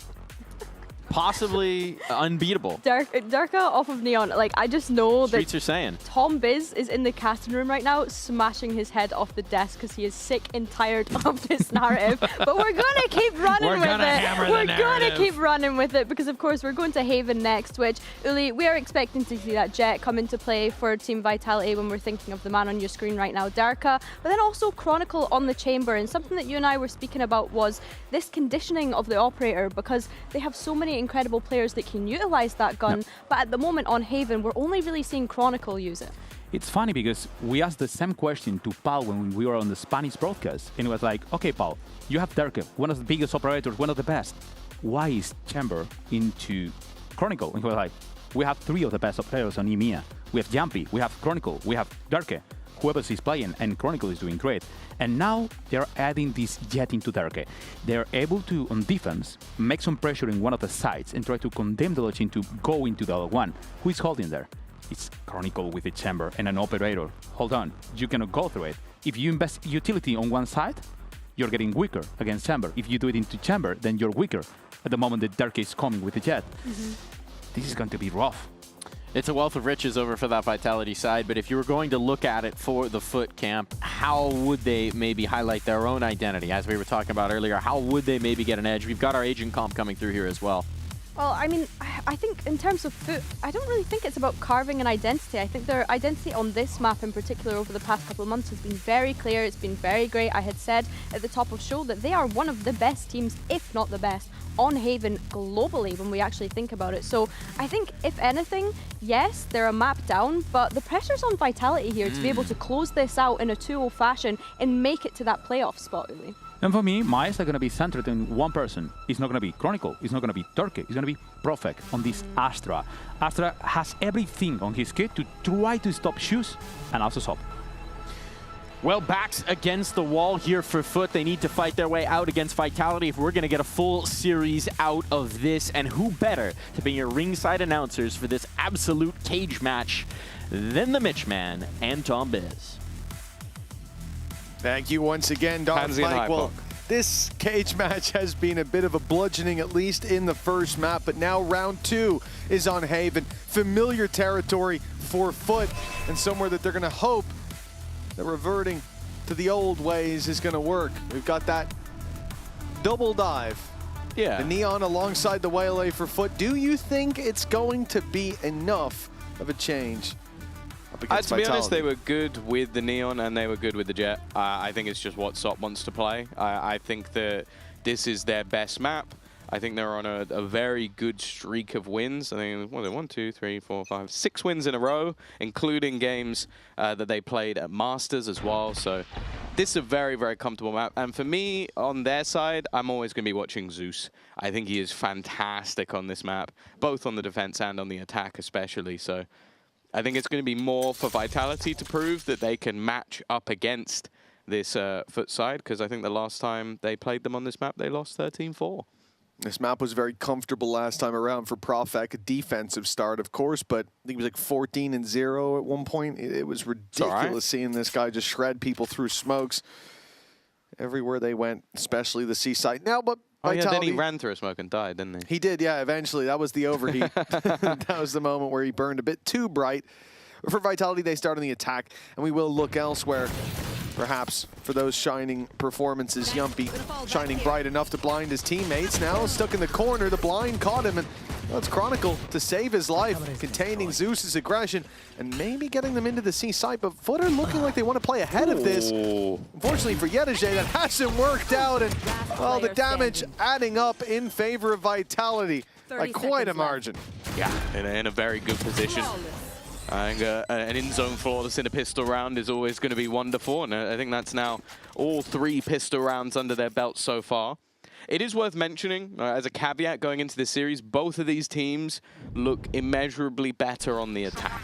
That's what we've seen, even in the recent defeat that they had to Mates. It was a 9-3 attack coming through for Vitality, and the victory against Mates on the other side was an 8-4 attack. So I'm fully expecting hefty attack sides from either of these squads. I will say that's kind of the benefit for Vitality. They get to start on that favored side. They get to build the momentum, set the pace of this map, and then it's going to be up to Foot to kind of turn things around. But say this goes in level, you're looking at a good sign for Foot. Yeah, it's a decently big if, though. Vitality of the momentum of the previous map. Now they're on a favored side. And yes, Foot will get that opportunity later, but it is a worry to be a map down and trailing in the second half, pardon me. So for Foot, even in rounds like this, you want to see them competing as we have in the past, or at least having those ideas. Round 2 of the previous map was a victory. Sociable baiting them in, hook, line, and sinker for the rest of the squad who were stacked up behind them. It was Cristalli, wasn't it? It was indeed. It was Cristalli's 4K. This time they have got a stack up on one side of the map. They did lose one player early on, but Vitality are not silly enough to repeat that mistake and go exploring that territory instead. It's a free C site taken, and even if you catch Chronicle here, or Profek, the other man fighting, those are just pistols in play. You're going to have to get at least a third kill before any damage is actually really added up outside of shields. They might be able to box them in if they go back towards the spawn, but that's kind of the problem at this stage. Now, there is a smoke available for Sociable, so he could try and pull some doubt for the players on the other side, maybe bait them back into the spike, but I think that's going to be a lot easier said than done. And while the smoke that he's thrown down hasn't actually shrouded their vision whatsoever. So it's going to be those pistols going down. Of course, for Yumpy, the extra orb is more than worth its weight in gold. And on the other side, they didn't want to give any more orbs over, so they've opted to die to the spike. It'll be 2-0 for Vitality. They keep all of those guns through and will come in with a very strong buy going into the next round. Yeah, you know, I thought on the retake on C there that Smoke might have went somewhere else. Yeah. Because, you know... he might have expected there to still be at least a player on the site that they were looking to deal with. Sure, but I think that does just stop you diffusing in any capacity, because it's a one-way that the attackers normally put up. But, you know, muscle memory, perhaps. Foot really liked the attack side, so they played as if they were on it just there. A 2-0 start for Vitality, relatively clean. Picking mid. There's nothing on C. He swung garage. He just picked garage, yeah. I don't see. Guys, keep holding. I will come. There's a gun. Yeah, I'll come to that. I'll be walking short one guy, by the way. So Neon was garage. Guys, I will take your shot. Guys, I think he has a default camera. Yes, guys. What we need to do, Stefan, can you drone mid? Yeah. Let's show ourselves on A, but we go 4C long, okay? 4C long. Wait, let another window. Yes. I'm knocking. He's on top B. He's gonna swing you. Nice, nice. One was top B. But guys, I really think you should contact C long. Contact C long, please. I'm gonna pick front B though. He was on top. You, bro. Yeah. Don't see. You should have camera top C. So. You want to go maybe through garage then? Yeah. One more maybe. Wait. I'm holding front B. Okay. Yeah, Omen was B. I think we finish front B here. Okay. No problem. Checking tops. I don't see check right. Left. I don't see anything. I reveal close. Scanning ahead. Across. He's picking up timing. Spike. Spike down B. Keep the garage window. Okay. Oh, yeah, Kron didn't stand much of a chance there. Sneaky play by Sociable for his third, and a first round for Foot secured. Yeah, a decent round for them in the end. It looked like for a moment it could get very costly, but these are the sort of fights that you kind of expect to see them having. Contact, aggressive plays, and constantly sort of pushing the barrier of what their opponents are going to be ready to face off against. Bonus round! Come on, there you go. Chronicle is even cheering for the opposing team winning round. He's clearly in a very good mood today. And well, with a map up, a run it back now coming into their full buy. Let's see if that same smile will continue, or if Foot are going to be able to wipe it off his face. This can still be a very strong start to the map for Vitality. Damage done in the previous round puts Foot down to a couple credits missing for Sociable, for Sop. And victory here will have its growing pains for the defensive side. Run it back, as you said, online for Vitality, a very big piece of the puzzle. And you can play much more loose in terms of your early map control. You can see not really contesting mid, not looking for that garage control. But when you've got two Yumpies to work with, clearing that space should never really be a problem. Now, they are moving towards C long. This is a big danger for Sociable as the pressure comes on, and he will eliminate the first Yumpy. There's to be no second without that ult pop. That's worth the kill, and look at the rotation already. 3 players within this site. Sop has done damage, he goes for more, but again, it's damage, but it's kills going the other way. Profek able to hold the line. The low HP players do have to be careful though. That's one for Yedege already. And with the trip being broken on the other side, he's going to be there quick, but because there was also the push-up from Profek, Chronicle has now ended up selling this as much more of a fake than he probably ever intended it to be. Yeah. Well, Uli said that Profek was going to be the highlight on the Astra. I think that global utility being a reason, but his presence dialed in on the C site this time.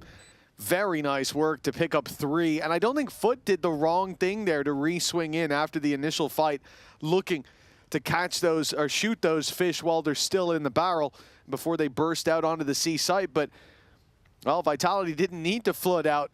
Instead, they just had Profek staring at them from far away.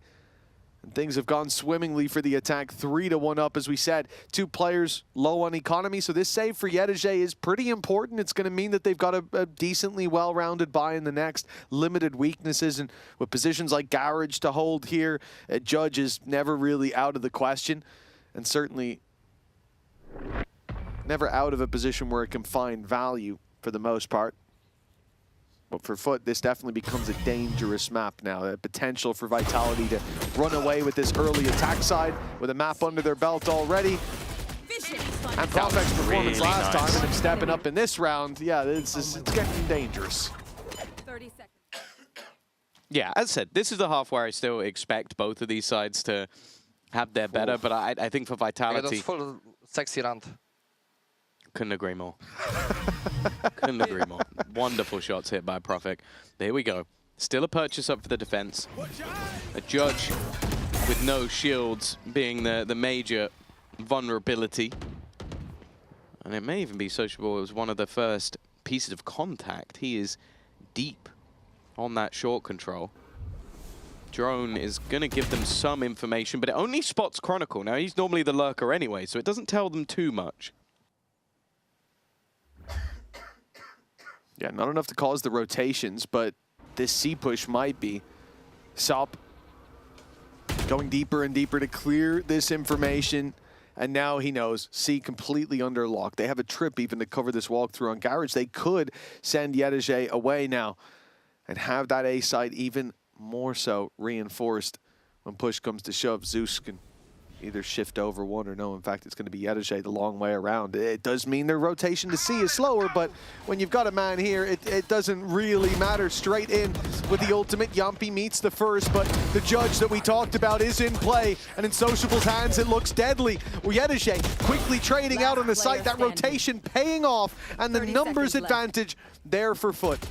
A 1 versus 2. And Sayonara still has to plant the spike. Yeah. Sop's flank actually ends up saving Sociable as well. That's why that Judge player now has a gun in hand.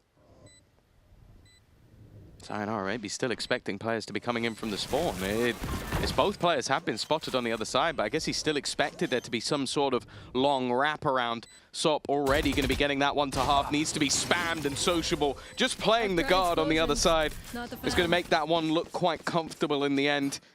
Foot we'll have another round onto the board, and a lot of it just comes down to Sociable not just getting a kill, but being able to stay alive for such a ludicrous amount of time.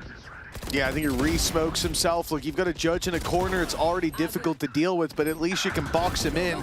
That smoke goes up. There's no way you're competing. He even paranoid Profec to get his teammate the kill. Chucks the paranoia. You try to run away. You don't want to challenge the Judge up close. You don't want to let him close the distance with your vision being nearsighted. And then the flank comes through. Very nicely done for Foot to get a second. A crucial round as well, as their economy was being pushed to the limits. It is still being challenged here. Vitality have gone in for a full investment. There are weaknesses. The Blade Storm being picked up would have helped out, but, well, it's no longer on the table.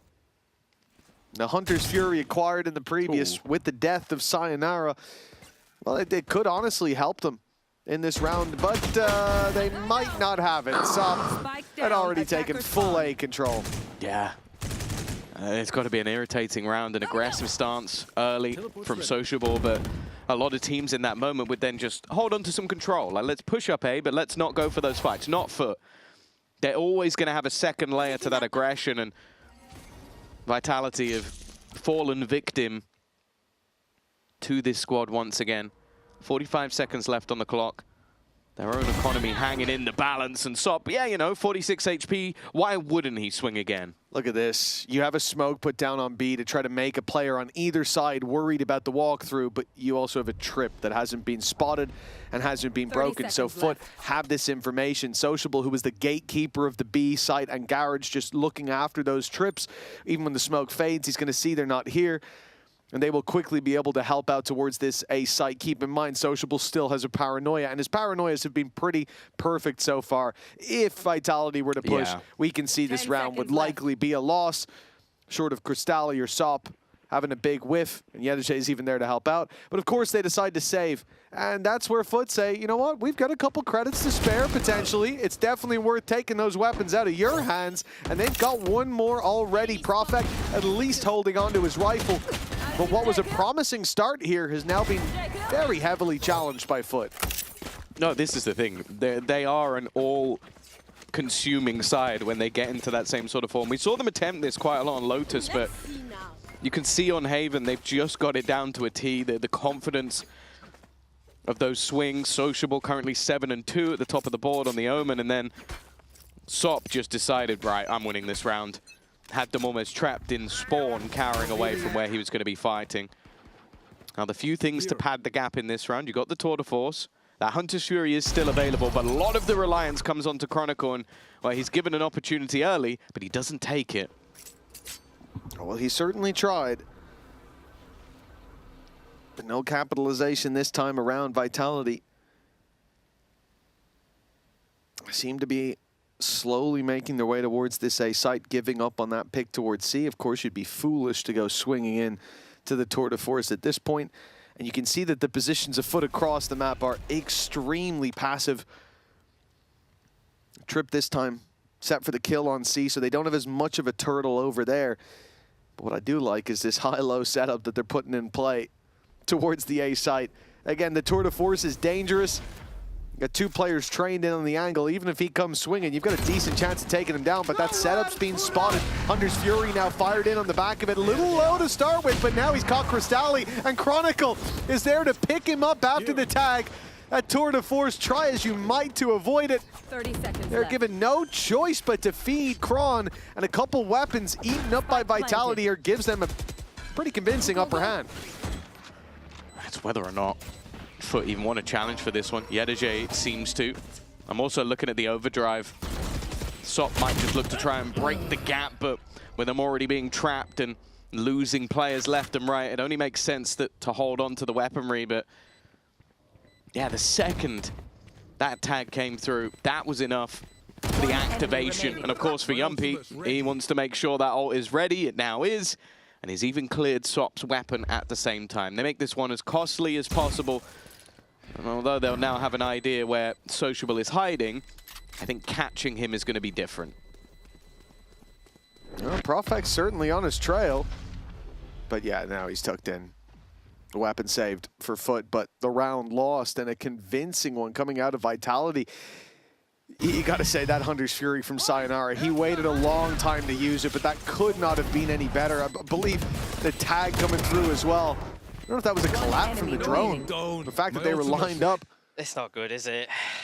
Given an easy reveal, Hunter's Fury firing in to great effect. And it's even just stopping them from taking the fight together because they're trying to avoid that blast of damage, and instead they get a blast of a big old gun from Chronicle. Only a one-round lead, but that forces full reinvestment from Foot. Credits put on the line, and early A aggression spotted. Vitality look to pick this up quickly. We've lost A, so pressure put into the B side. I did think Yumpy would be linking up with Garage, and he might do all the way around. Nobody on B, and now they realize that that's because someone's home in Garage. The two, in fact. They had the space on the B side, but they were looking elsewhere. Chronicle's now been spotted, and they're being surrounded. This is a lot more disjointed than I originally expected it to be. The run it back got almost nothing other than information, but they didn't really play off of that information and gave those fights over individually. Instead, now it's left all onto Yumpy, the man who kicked off with that aggressive player into the B site. He's now got 4 to find, and wow, Sop, of course, is swinging anyway. From a confident victory to a fairly disappointing defeat, if I'm honest. Yeah, no, that's a real gut punch of a round from Vitality. Like, the reality is they came in here trying to tie a bow in their shoes, and they tripped over their shoelaces. Overcomplicated things when it comes into that B-side push. The run it back, trying to fake B, but it doesn't drag anybody. It doesn't see anybody. And the call there has to be, the B site's wide open. Where do you think they are? Maybe they're all on the A site. Maybe they fell for that early.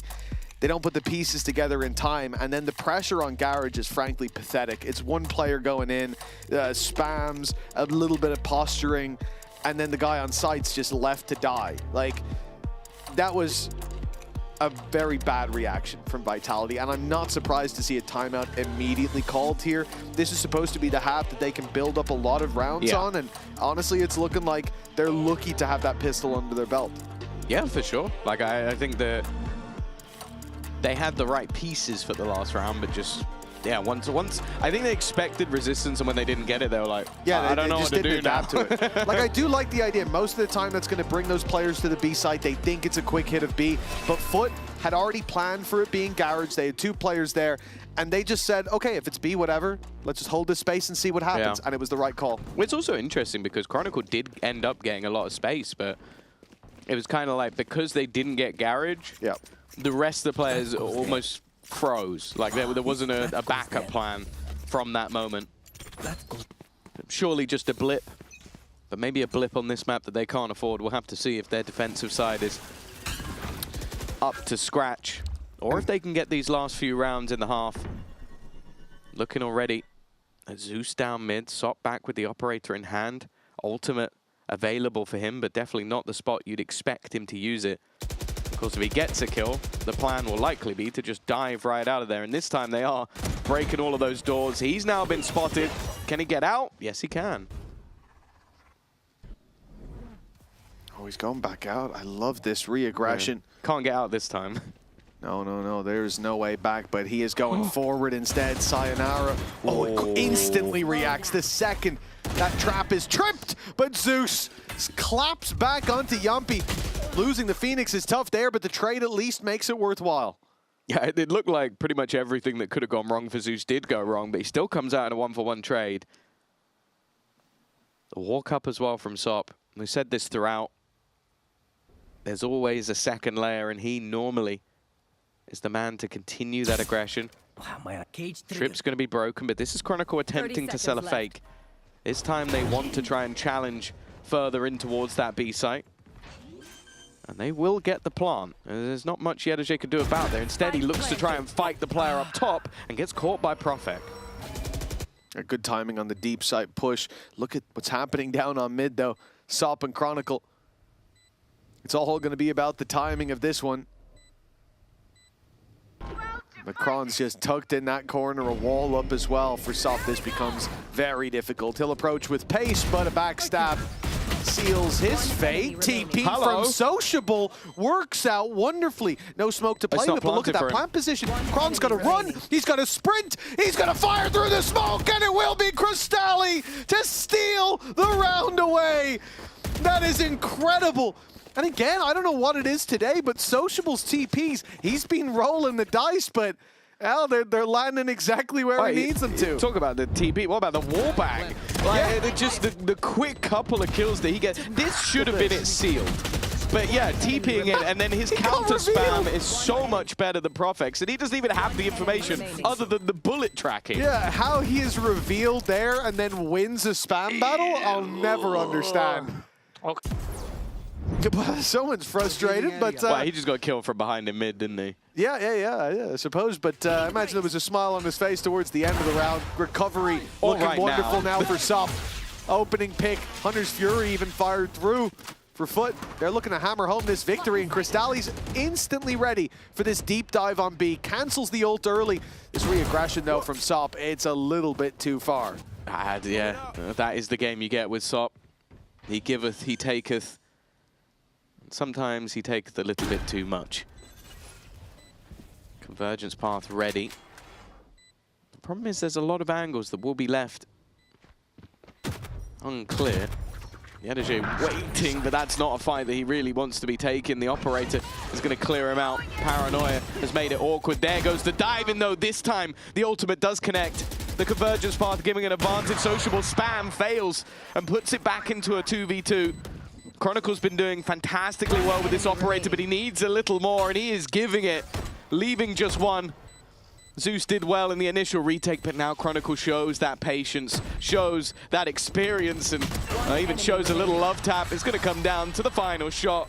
But that man with the operator, 4 kills to his name, and 5 rounds for Vitality. Yeah, 5-5 on the attack side for Vitality. You might think this is a tough break for them, but it doesn't look like Chronicle's all too stressed. 12-5 now, a sensational performance from him. A great round that really puts him leagues above the rest here in the first half at least, and a crucial one as well.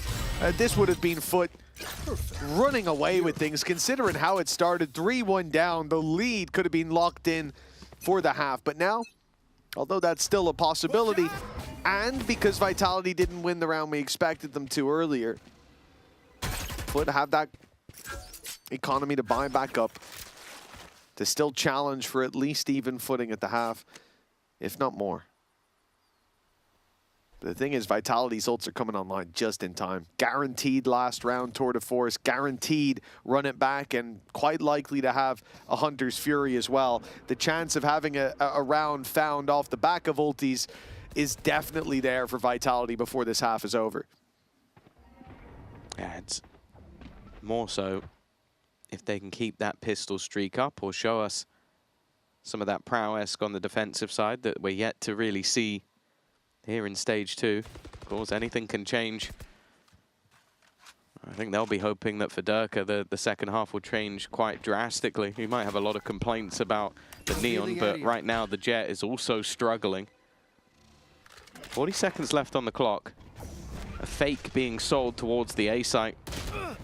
Well, that fake has ended very quickly indeed. 30 seconds left. Now with the smoke falling, this becomes a problem. They're diving in towards a site that still has 2 players within it. One of those is sociable. The other, do they expect Yedajay? No, they do not. They thought maybe it'd be a one-man defense. It has been quite often, and then Profek is caught in the back. Chronicle's been incredible. But this would have to be,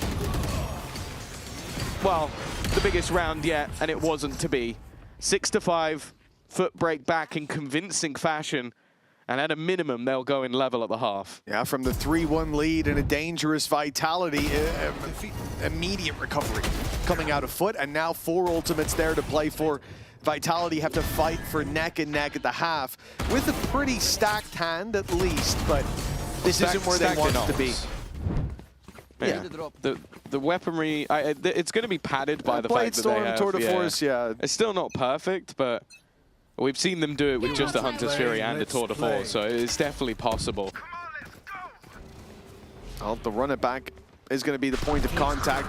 Yedajay under pressure. He's got the reveal at least, and he's going to let that ultimate run by. Clever. Punish Durka behind, and then that TP from Sociable. I said he's been crazy today, but this is a ludicrous round from Foot. An in-zone flawless. I cannot believe that Sociable decided to pop the ulti up behind them, and I can't believe that Vitality didn't check. Foot have got to be feeling good with the lead stolen away from Vitality at the halftime. And one man who is feeling good now, let's see how he felt earlier, is Vlad, the coach of Team Foot. We had a chat with him before this match. Let's see what he had to say.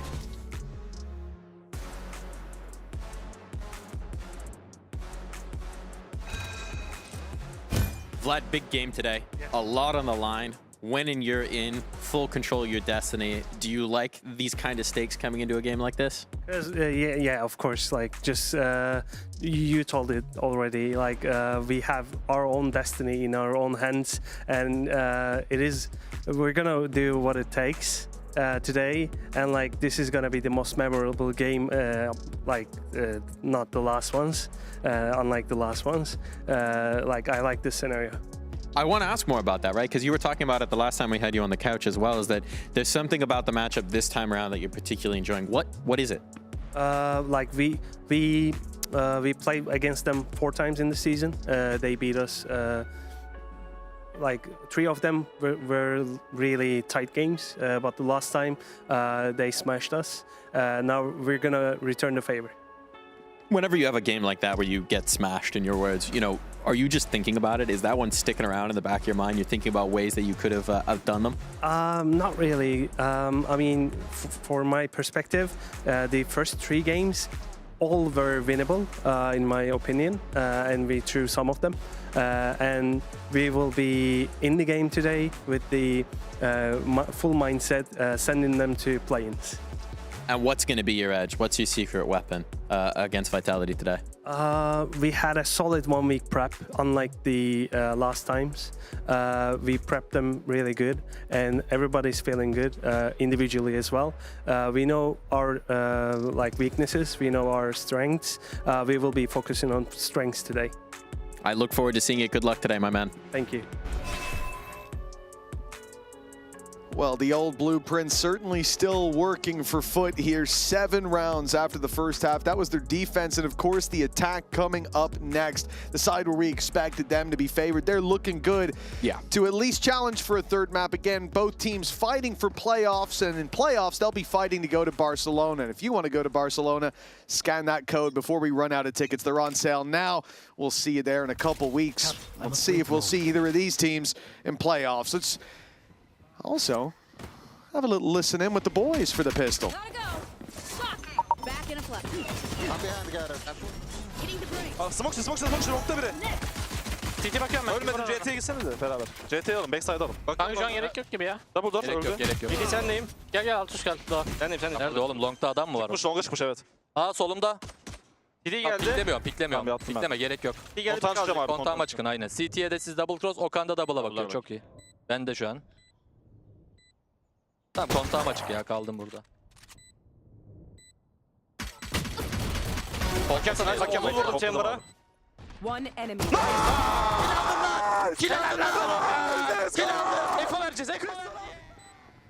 It still is a wonder how his throat doesn't cut out on him sometimes. Yedije is going to need some cello revoice after this one. Yeah, you know, maybe it's just natural. You know, he's talented in many ways, and well, for getting their first pistol of the series so far, it's not what you want to see if you're, well, hoping for a Vitality 2-0, because Foot going into their favorite side of the map, they have an advantage, they have the pistol under their belts, and now it's going to be mainly up to Vitality to kind of prove that they're still in this one. Profek, we mentioned, had a lights-out start to the defensive side the last time he played. Also had a good start to this map, but it's gone very quiet since. And Durka, I'll be honest, the only other time I think I said his name was in conversation about the fact that I haven't seen much from Durka. That's in the conversation for one of the worst Phoenix flashes I've seen. Bounced off the bottom frame, blinded his buddy behind him, and just let everyone know, hey, I'm about to come through the smoke in a second if you want. But it is the best round to make that mistake. It is, yes, very much so. That's the one silver lining. Yeah, if that was a buy round, I think we'd have a lot to discuss in terms of the approach. But trying to make the best of the pistols. Of course, classics for Vitality. Stack up on B, hoping to punish the push in, but Foot are going for an extremity. Teleport's ready. Taking their time in doing so as well. They don't want to throw too many risks into the mix here. It's an opportunity, even with one player going down, to have a very strong start. A lot of credits built up on that attack side, and that's not an opportunity that Foot want to squander here. No, it's going to be an attempt to maybe get a few ultimate orbs, but other than that, they should be fairly comfortable. And I wouldn't even be surprised to just see Vitality now just sit and die to the spike.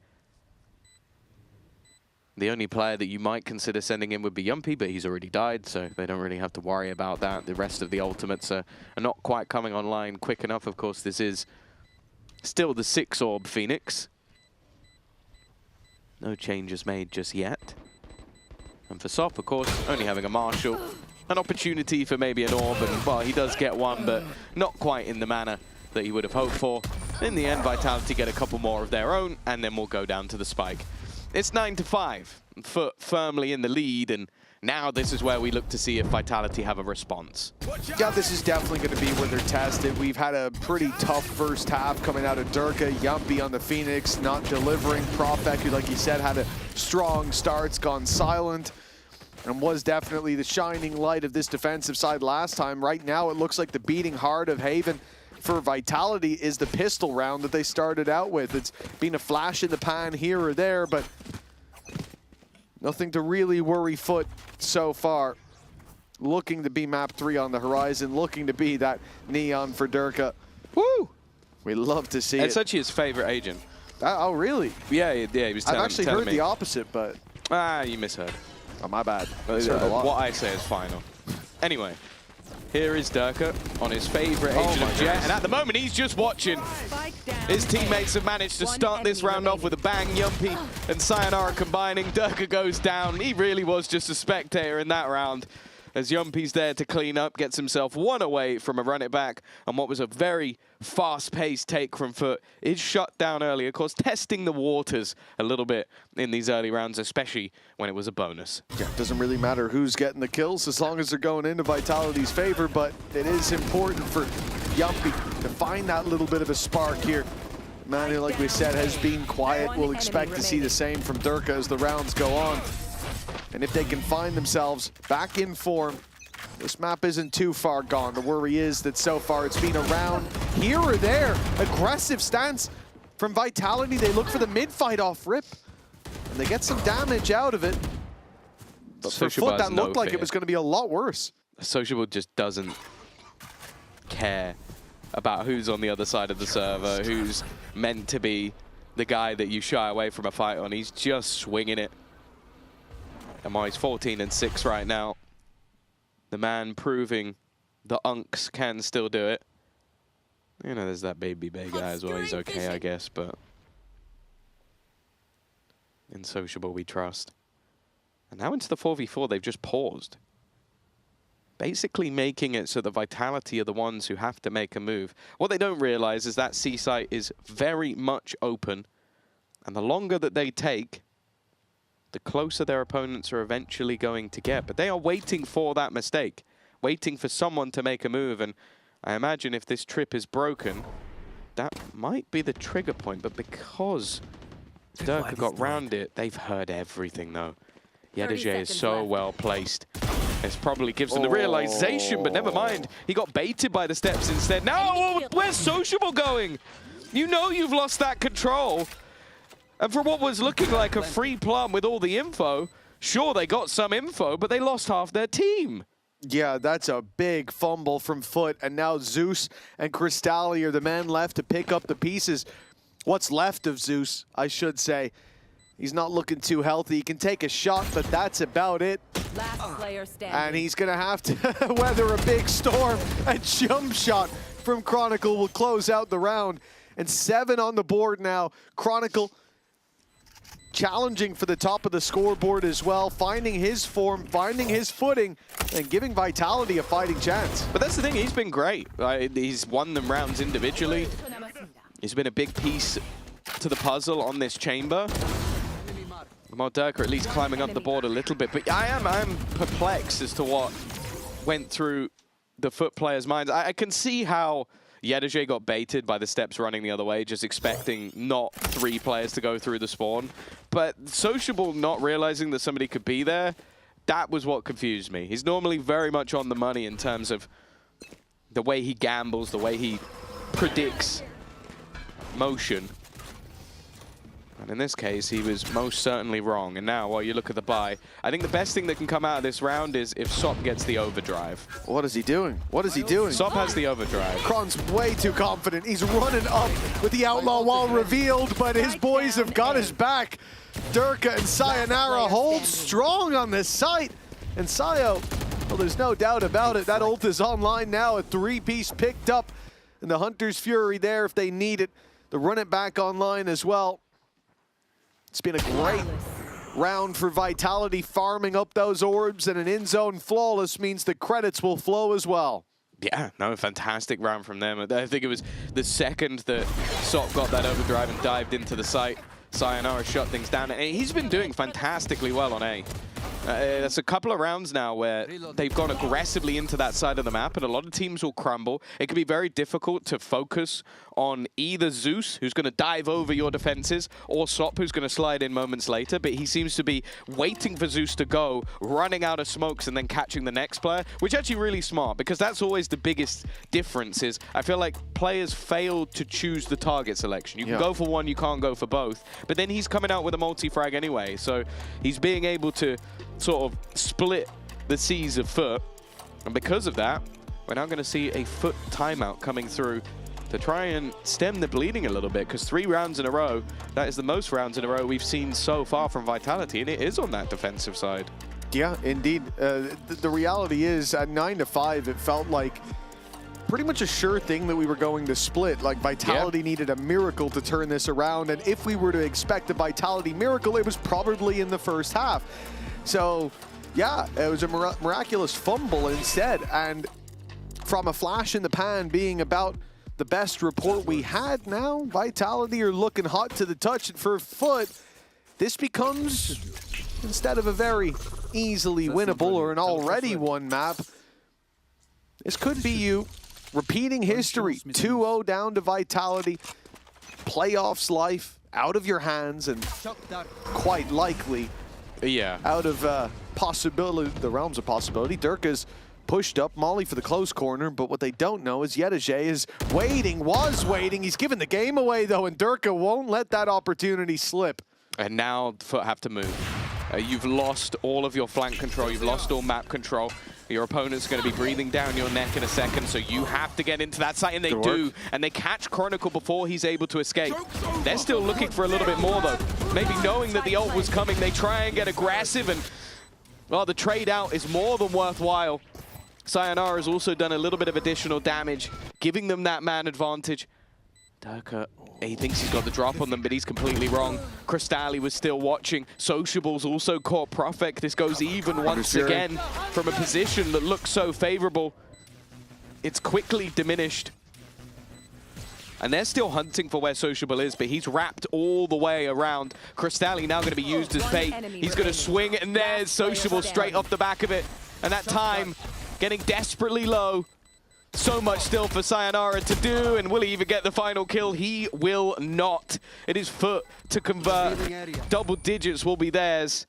And Vitality so close to stealing this round for them, but for some, well, I guess unchecked angles and some good individual plays. Yeah, Zeus did really well to punish that walk back through, but I think it's Crystalli holding the flank, being so patient even when that pressure's being applied to the backside. That's what gives them a leg up. And he's there to close it out as well, staying alive to put that buffer, that little bit of distance between Foot and Vitality. Now the round gap to 2. Vitality not struggling when it comes to credits. They've gone for a full investment. It was Chronicle being picked off right away. The sort of support utility of Sop, that relay bolt stunning him up while Zeus dove in deep to get the angle to eliminate him. That's what got them the previous round. Now, we're about to see what happens when Kron's still alive. When push comes to shove and he gets ahead of the issue, finding one, looking for more! And Sop, no chance to stun. It's Chronicle with the stunner this time. There's been a lot of talk about whether or not Durka should be on this chamber, and I think Chronicle has had enough of the noise. He's had enough of the talk that maybe people should be giving that weapon over to him, because he is thriving. Has been all the way through this game so far. Site going to be given up. But knowing that they can play this retake. Now, bear in mind, Zeus is going to get his ultimate from this. Convergence path in a post plant is incredibly irritating to play against. It can slow you to a halt. Make things incredibly awkward. Vitality did well initially to force them back with the angles. They're trying to bait that ult out, but they are waiting for contact to be made. There is the contact, but it's sold one down the river. Zeus needs to go ham, and he gets absolutely nothing for it. And the patient Yumpy, who is out of range of that ultimate, dodged it completely, is the one to swing back in ahead of his teammates. That's just smart stuff from Vitality. They knew what was coming. Yeah, well, they even tried to bait it out earlier than that. You see the flashes, you see them making noise, telling them, hey, look, we're starting the retake. Drone and all, but then the worry was that they would have waited too long. They would have thought, okay, the ult's not coming, and that's when they actually decide to exec. But no, there was a second fake. Durka standing out wide. Durka taking the fight because he's got a dash. He can do, he even got a kill. And that's the patience of Foot. Normally would be rewarded, but Vitality were so sure that ult was coming through. He was the only man there. He dashes out. You swing in, you go, oh, there's no one here anymore. And then the third and final actual retake starts. Really nicely done by Vitality. And now they're up against Pistols. This is their chance to equalize and close that distance once and for all. We saw in the last map, though. Low buys from Foot. Better than most. Vitality did well in most cases to weather the storm, and well, that seems to be the case again. Yumpy on fire in more ways than one. He's back up to a run it back once again. One enemy remaining. And while the rest is all too easy for Vitality. A map where defensively they had struggled all the way through stage 2, only winning it versus Pacific, and even that was a 7-5. But this time, 5 rounds already on the defense, 3 more needed to convert this map, go 2-0.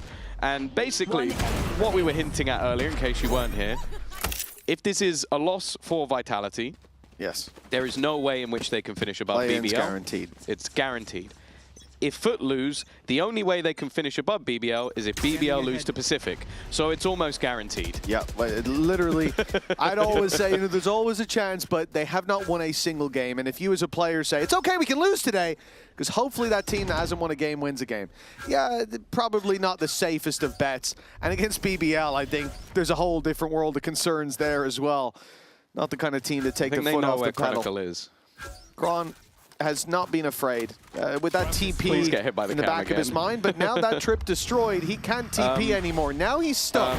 What does he do now? Gets stunned, gets pressured, and doesn't get away with anything. That is a big punish until Sayonara steps in with 2. Yumpy fills in the space on the site. They're so aggressive with that ultimate in play, of course, but it won't find much. Still, the advantage is there for Vitality. Sayonara. A-site has been insane, but there's a wrap. How does Durka get nothing? That looked like a surefire kill. Look at the HP. He's made it easy, at least, for the remaining players. Sayonara with his 3rd of the round, jumping down, though, caught by Sociable. He's still healthy. He hasn't taken anywhere near as much of a tag, and now deals Profik the same amount of damage, almost even into this final fight. A 1v1 that determines who is going to take the lead, and it seems like Profik has no idea where Sociable has gone. A Red Bull clutch will give 11 to Foot again, desperately close in the manner they're winning these rounds, but they are winning the rounds. Sociable facing those former teammates, the coaching staff on the other side, and well, showing them that maybe they shouldn't have let him go. Should have fought to keep him around. 18 and 11. He's been making aggressive plays. Don't forget, he's the one calling on that side. A lot of adjustments for Sociable over the last year. But this would be the icing on the cake to take this victory. Still a 3rd map needed, but he's putting in the work to get them there. 1 round in the lead now for the attack. The defense comes in still with a bye. Tour de Force, a paranoia not ideal, but Sop won't be punished. Tour de Force online for Kron. And they've already pushed up on A. Look at Yedache, he's got a good position, but Durka has picked him off anyways. They found the snake in the grass. Yeah, he's been caught a lot. Vitality has done well to deal with the lurk of Yedache throughout this game. Not been able to hold ground, and it gives a lot in terms of this retake. Tour de Force already online, but it's that Hunter's Fury. Can clear so many angles, almost a timing pick, but there goes the Hunter's Fury. One player just trying to survive and dive back. Now the Hunter's Fury on the other side. They leveled things up for a moment, and Durka's getting tagged desperately low, but he still stands. The remaining players just looking to play the time. Sociable, looking to play ahead of it. He doesn't care about the clock. He wants to deal death, but instead, he falls to Durka as well. The Beast has been waking up the Shock Dart. It got 1. There's a chance, but they're still defusing. Someone needs to get this, and it's over the line. Diffused right in front of their noses. We go level once again. That's going to be heartbreaking when they watch that back. The damage done, even with the first shock, put them so low. Took a kill as well, but the second Shock Dart fired in. I thought a little late, but it landed in time. It just landed a little bit shy. Half a meter in the distance, but it is enough of a margin for Vitality to walk out with the round. Look at how close it is. Yeah. A sliver of health left on the other side as well. He just had to clip him. But Foot falls short at what seems like the final hurdle. And now Vitality still in with a chance. A good chance with Foot so low on economy.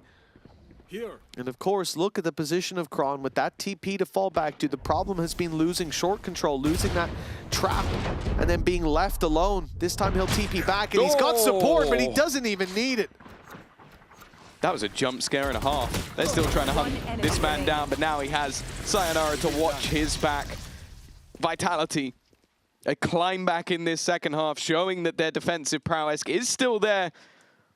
The Durka rise back to form has definitely been part of it. Of course, only getting 3 kills in the first half, but it has been Sayonara and Chronicle, especially. I think going towards the A site has almost been a death sentence because of how well Sayonara has been playing. Yeah, this was supposed to be the safe haven for Foot, and after that first half, it looked unlikely that Vitality could get a pulse back on the radar. Look at them now. 12 rounds on the board and a defensive side that's showing a lot of improvements. They've already got 7 under their belt. It's already been a success, and now just one more push to lock in that 2-0. And to make that final refuge fall for Foot, repeat history all over again, and it always does seem like Vitality are the final boss in this recent Foot's story. Yeah, I was gonna say, we showed at the halftime the conversation with Vlad, the fact that he said that obviously before the match they were coming in very confident. I'm sure he wouldn't have said that directly after the 13-6 map loss, but he spoke about strengths and weaknesses, and today they were focusing on strengths, which I would hope so. If you're focusing on your weaknesses, that's an interesting choice to make. But yeah, right now, it seems like they're crumbling. A very similar half to what we saw from Vitality. Unable to get a streak of rounds together. Only the first and second round. And now the double operator. If Chronicles Op wasn't enough for you, now you get Durka's operator as well, because he has the Blade Storm to fall back on. Now it looks like full challenge on the Profek on C. His spams have been sensational, at least in the last match. That would have been a triple kill.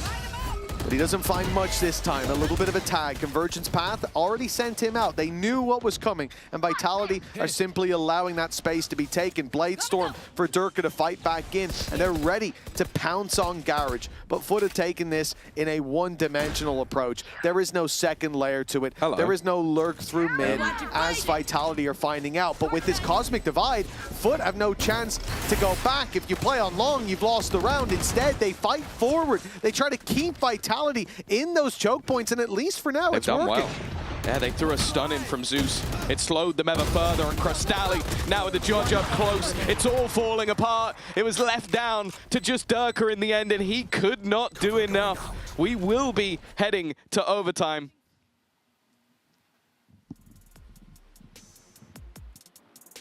Either way, 12-12. Big opportunity for Foot to turn this and take us to a third map, which just moments ago was not looking too likely. No, it most certainly wasn't. It looked like they had ran out of steam there. But now, Foot are back in the game and overtime to fight for a map 3. And the safe haven still stands, at least for now. Vitality back on the attack. Sayonara, now the man leaving regulation on top of the scoreboard. A lot of this attack, we saw Chronicle finding a good amount of success. We didn't see Zeus here all too often. When we did, he was found and caught early on. And this time, it may be no different. He will. Oh, he won't be spotted. Good breakage from Sociable. They won't play much of a role unless they get that early flank in. It would let them know if there's any rotations back, which at least for now, steps are going in that direction. They got baited out previously. They're even spamming through the wall, expecting somebody to have pushed up in that corner. So I guess Zeus should be checked, but it's the second layer, that operator that's now holding in. I don't think anybody's going to expect this to still be here, and that's Sayonara down with a spike. Zeus is that second player, but he's not looking to stick around, not looking to get too greedy, or maybe he is. He swings back out for more. Doesn't just hold onto the ground. Swing out, doesn't get anything, and Yetaje is able to correct just in time. It's Yumpy and Durka, 30 seconds. All right, so didn't expect anybody to be here, but neither did Yumpy. And now it's left all onto Durka. Spike, at least in his hands, but with a paranoia thrown straight through. They don't actually react to it. Maybe not quite on the same page here.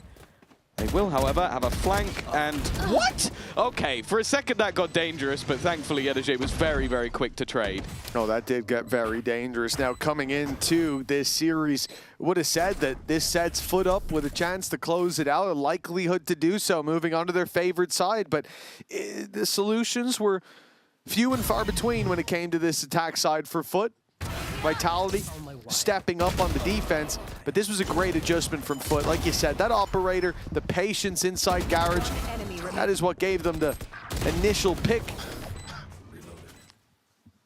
And taking Sayonara down is obviously limiting your ability to get any information on those pushes into the site. Yeah.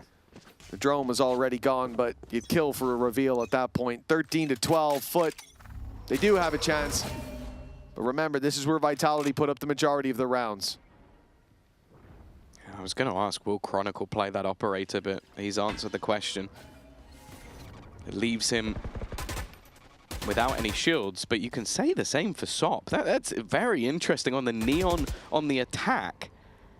No shields operator, clearly feeling like a counter is there. A spam wallbang after spotting out Chronicle was enough to clear him. That is a big piece taken off the table early on, and you can see that the rest of the players on Vitality are thinking, how do we react to this? A swing out from Yumpy will get one, but he needs more, and unfortunately they are losing players elsewhere at the same time. It leaves a 2v4 to try and keep them in the map, otherwise we go to split. Sayonara, the one that gets to decide their fate. Profek will, by the looks of things, be left in a clutch. Has a star, but can even get it down on time. Will be towards short. Sayonara under pressure, uses the smoke for cover. But Profek going down means that the Wonder Child's got to do it all alone. They're trying to bait him out, suspecting that he stepped in that smoke. They've got the right read on it, and they will just block him out. They've maybe given up on this, though. No one's watching for now, at least. Okay, well, now that game has been given up. No way out for Sayonara. The spam battle, his best chance, and it's not looking too good. 14 to 12. It was labored, but Foot have found their way to a third map. Yeah, I think that definitely a few more mistakes than they would have liked, and I think especially Chronicle and Sayonara had an incredible performance in that map, but it isn't going to be the 2-0. It isn't going to be Foot heading to those play-ins just yet. And now we get our third and final map to decide who is going to be the team likely or very likely in the play-ins, and who is going to be the team that makes it to that playoff stage.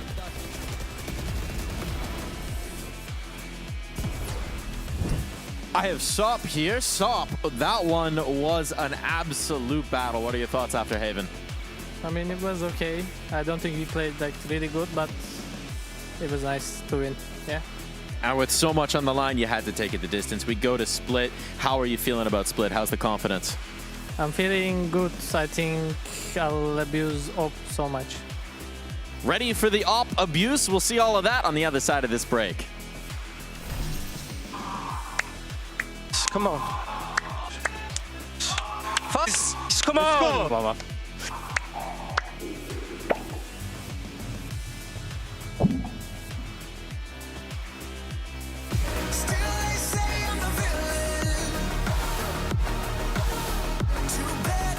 Take me down.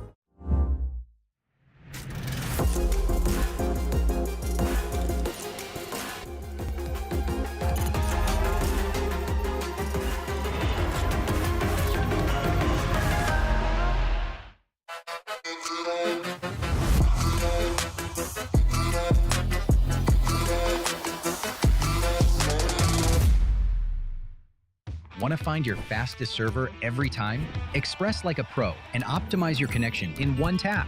Express and game without ISP throttling. Express and shield yourself from DDoS attacks. Express and choose the VPN trusted by gamers everywhere. Express VPN. Experience gaming the Express way. Fast, stable, competitive. Outplay the world. It's time to Express. Unlock free cosmetics, including Lightning Kicks Buddy and more. Scan to subscribe.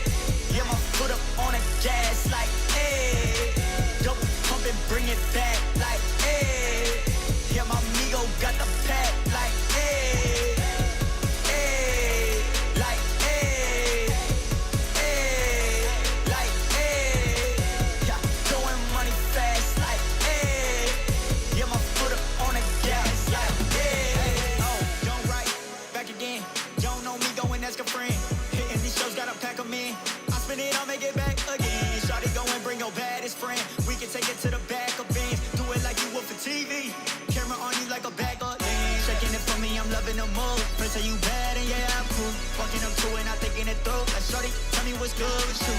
Coming with me and she got, ayy, 24 on a watch. You don't know that's a lot. What she want is what I bought, yeah. If I want it, I'ma get it, yeah. I just talk the way I live it, yeah. I got plenty women, they all wanna ride, even in the Civic, yeah. But now I pull up in the Aston. For money, I'm made off the back end. High end with the fashion, now broke's only in the past tense, yeah. Going money fast, like, hey. Yeah, my foot up on the gas, like, hey. Double pump and bring it back, like, hey. Yeah, my amigo got the pack, like, hey.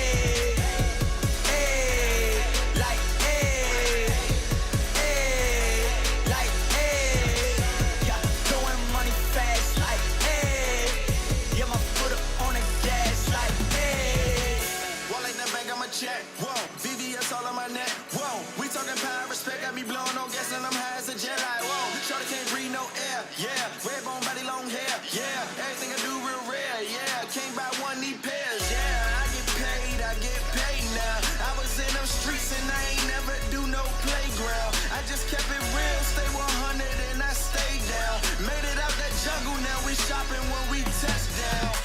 We riding around, my windows down and my speakers loud. Hate my grind down like my shine, I'm one of a kind, no stopping mine. I'm certified, can't copy me. Got the bank like Monopoly. My tie fly, that's all design. I'm dripping shorty, know it's hard to see, but best believe lie. Yeah, going money fast, like, hey.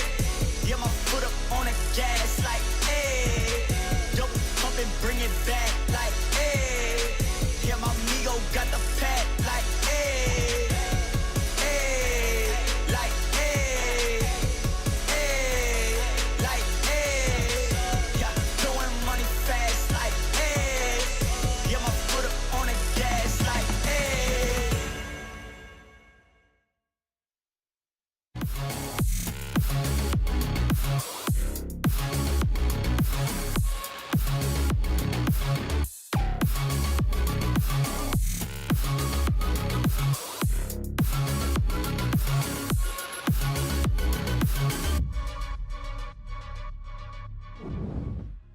Haven has been super attack-sided at this meta, but you guys got 7 rounds on defense. What made your defense so strong? I don't think it's been like a super heavy attack-sided. Like it's based on certain teams' approaches. And what made your defense so strong? We kind of, I don't want to say anti-stratted, but we knew the how do they play on attack, so we got our countermeasures for them. Yeah, they have very limited options, I think, with this comp, with the chamber, right? Like, we know how they want to play. Like, it's you know, it's old school, right? They're inserting the chamber and all of this business. So I think we knew how to beat that, and we just came prepared, really, I think is the thing. Thank you for that one, Vlad and Bambino. I do want to say, based on what they said, I think that is sort of the definition of anti-stratting, is you looked at the game plan, you knew the limitations of their comp, and you came up with some countermeasures. I love the way Bambino just put it so eloquently of their inserting the chamber and all of this business. Like, they came into the game, they knew what they had to do against Vitality's composition, highlighting the kind of weaknesses that it had, highlighting some of the things that we were speaking about as well, with having to condition where players are playing because it becomes readable at a point. So yeah, good job from Foot to be able to bring it back. Definitely, and what a strong duo of coaching. I mean, Vlad just bring the best from Foot players, and he's bringing the best Hunter strat. There you go. I like it. I do also have to say, all that being said, if the setup's readable, if you have the anti-strat, that was still a pretty dang close game for having all those things that should be going for you. Yeah, 100%. And I definitely think one of the standout performers for us was Yettage. Not just what he was doing in the server, but things that you see on the replays as well when it comes to the player camps. The energy that he brings time and time again to keep these guys in it, for them to be able to bring it over the line. And Mike, I wasn't lying when I said that Foot and Vitality is a banger game. It's a banger. These two always go to an overtime at some point, and we did get to see that on this map. And talk about this map, something I really like from Yettage is him taking, not him, the team taking the decision to don't let him lurk, to be playing with the puck, because normally Chamber is going to punish that, and they didn't allow it. They didn't indeed. Now we're turning our minds forward. There's more to talk about, but before we do, there was one round in particular we wanted to highlight here, round 16. Yeah, I really like the round 16 from Vitality perspective. We're always talking about how his defense, their defense is maybe not that good. But if you look to this round, okay, first of all, conditions. Sop is dead, also is jumpy. If you're losing Neon, you cannot make enough pressure on C because you don't have the shortcut to make the space to the team with this composition. They know it. And same for Phoenix. If you don't have Phoenix, making a retake or trying to fluke into A is going to be harder. What did they do?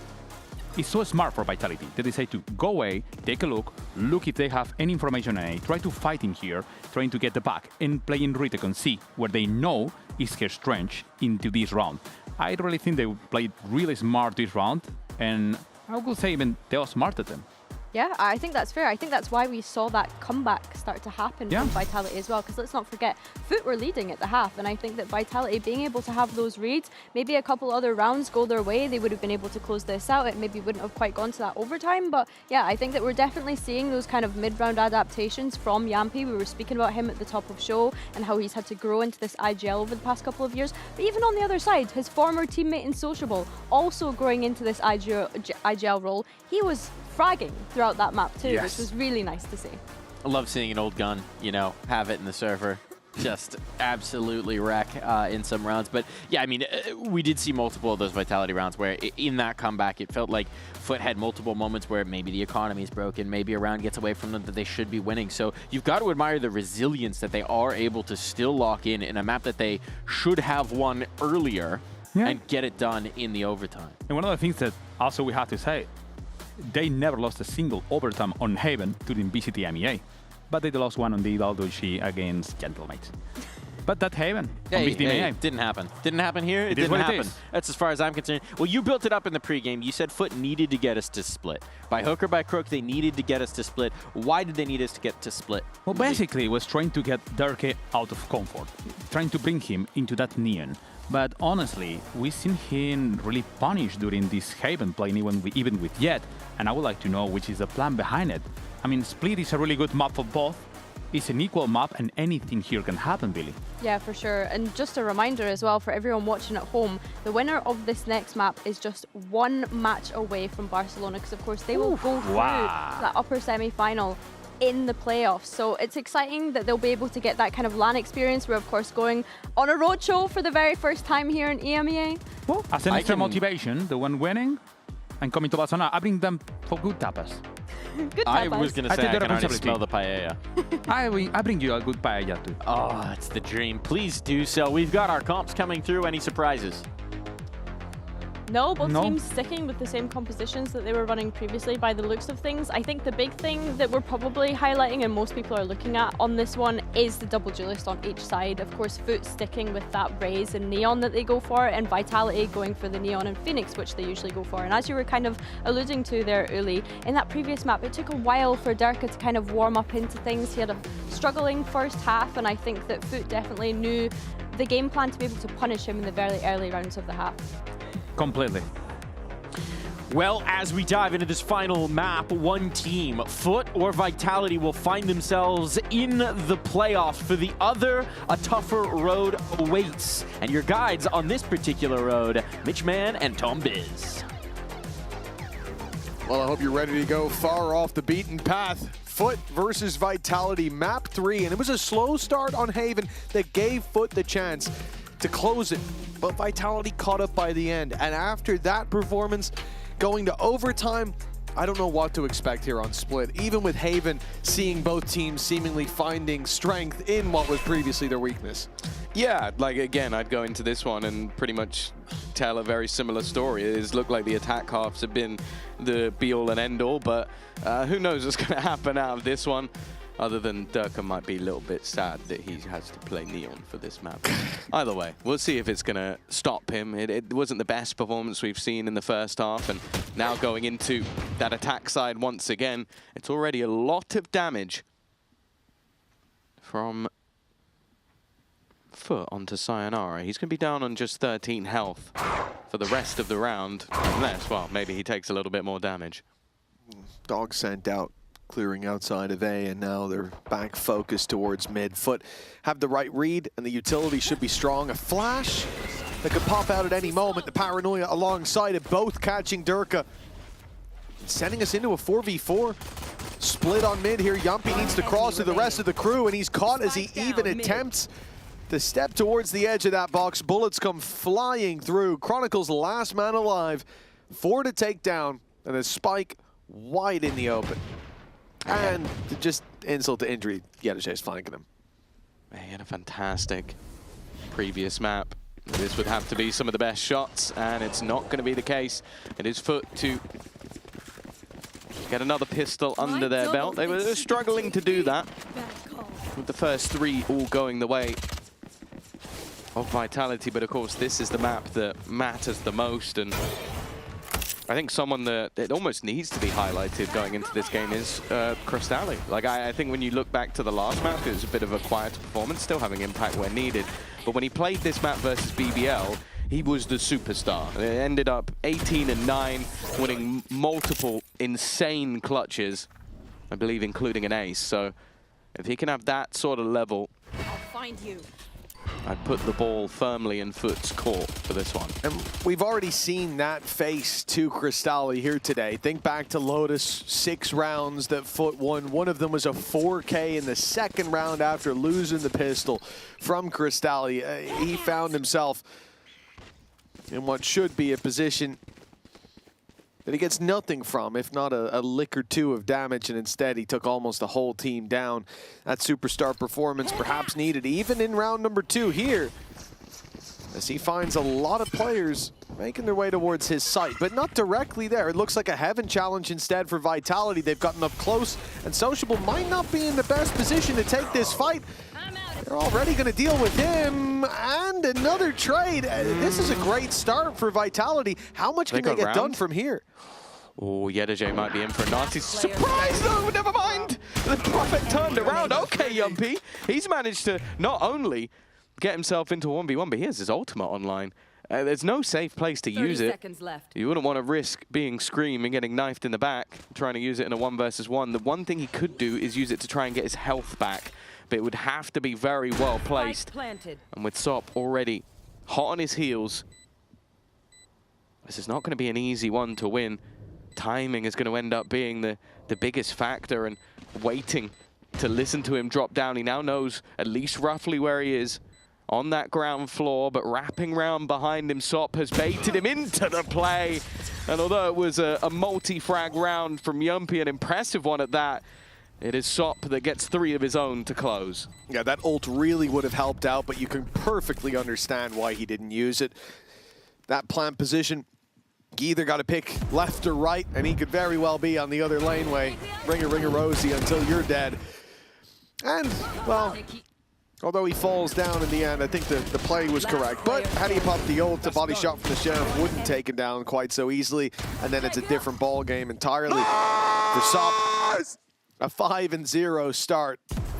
And for Yedajay, well, I can only imagine is a throat that's as tough as a farmer's hands at this point. Calluses and all, but... You hold a lot of farmer's hands? I have in the past. Oh, hello. Very aggressive. This is a weak buy, by the way, from Foot. They haven't been able to upgrade any of that weaponry. And what could have been an even trade is now all of their weaponry gone from the round. Only the pistols remain. Chronicle's locked in on the angle. The SJ tried to bait his shots, but failed in doing so. And now a 1 HP Durka.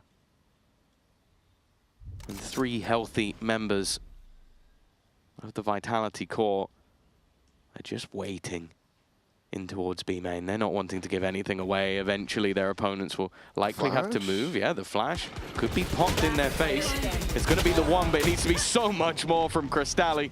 And unfortunately, no miracles to be had this time. Well, yeah, I think that would be superhuman for him if he could have ended up with that on the Bandit. The Highwayman couldn't even get away with that one. So for Vitality, 2-1 we go. They find themselves the round, but it's not without a decent amount of cost tagged on to it. And for that attack side, well, as I said, they dealt with the rifles pretty much immediately. The idea from Foot to challenge towards main certainly didn't bear any fruit in this one. For Vitality, this is an important round, though. All the credits put on the line for Foot. A big investment. If we kill that Neon, it's so team that had a chance in the previous. Now with the full investment, it should be even better. As Durka, oh my goodness, the pace from Vitality.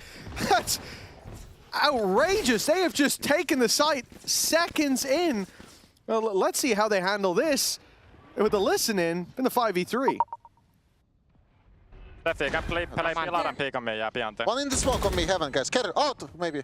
Out. I'm seizing them. Yeah. No, not out. Went back. One CT. They're clearing Coming out.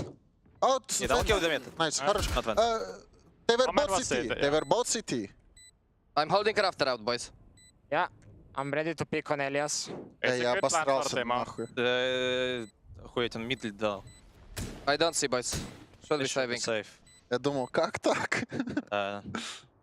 Хорош. Пришлось продать себя так. Да, похуй. Good fucking job, Derke. Ihan vitu hyvä. Sentry, Derke. Okay. Da. Your years in the East have benefited you greatly, I see. Yeah, all the other words I know I can't say on air. You've learned those from ranked, I see. Yeah. 10 years of esports experience, you come out with a few words. Any Eastern European words you've heard in ranked, you certainly can't say here. But that was a good one. Yeah, you know. I don't have one of those, but 2-2. A 5th round is what we're looking for. Say, Dziękuję. What's that one? Thank you in Ukrainian. There we go. Okay. Oh, we're learning something new today. How do you say please? There we go. So you can say thank you. You got the thing is, 50% I might know, but I don't want to guess. That's a risky game. Let's not reach into that hat. We might not get a rabbit out. A 3rd round for either of these squads here in round number 5, but Foot definitely on the back foot. They've got themselves 1 rifle and Sup, 1 rifle and Crystalli, and then it's pistols all about Crystalli to be challenged, and he'll come up aces on the first. And a bit of damage onto Yumpy too. It's not bad. But they'll need a hero performance from somebody if there's to be any chance. Planted. Yeah, Sop is the man to keep your eyes on, but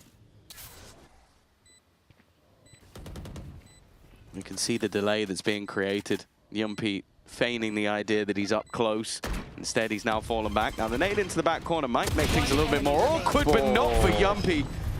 He's been incredible so far this map, making things incredibly uncomfortable for his opponents.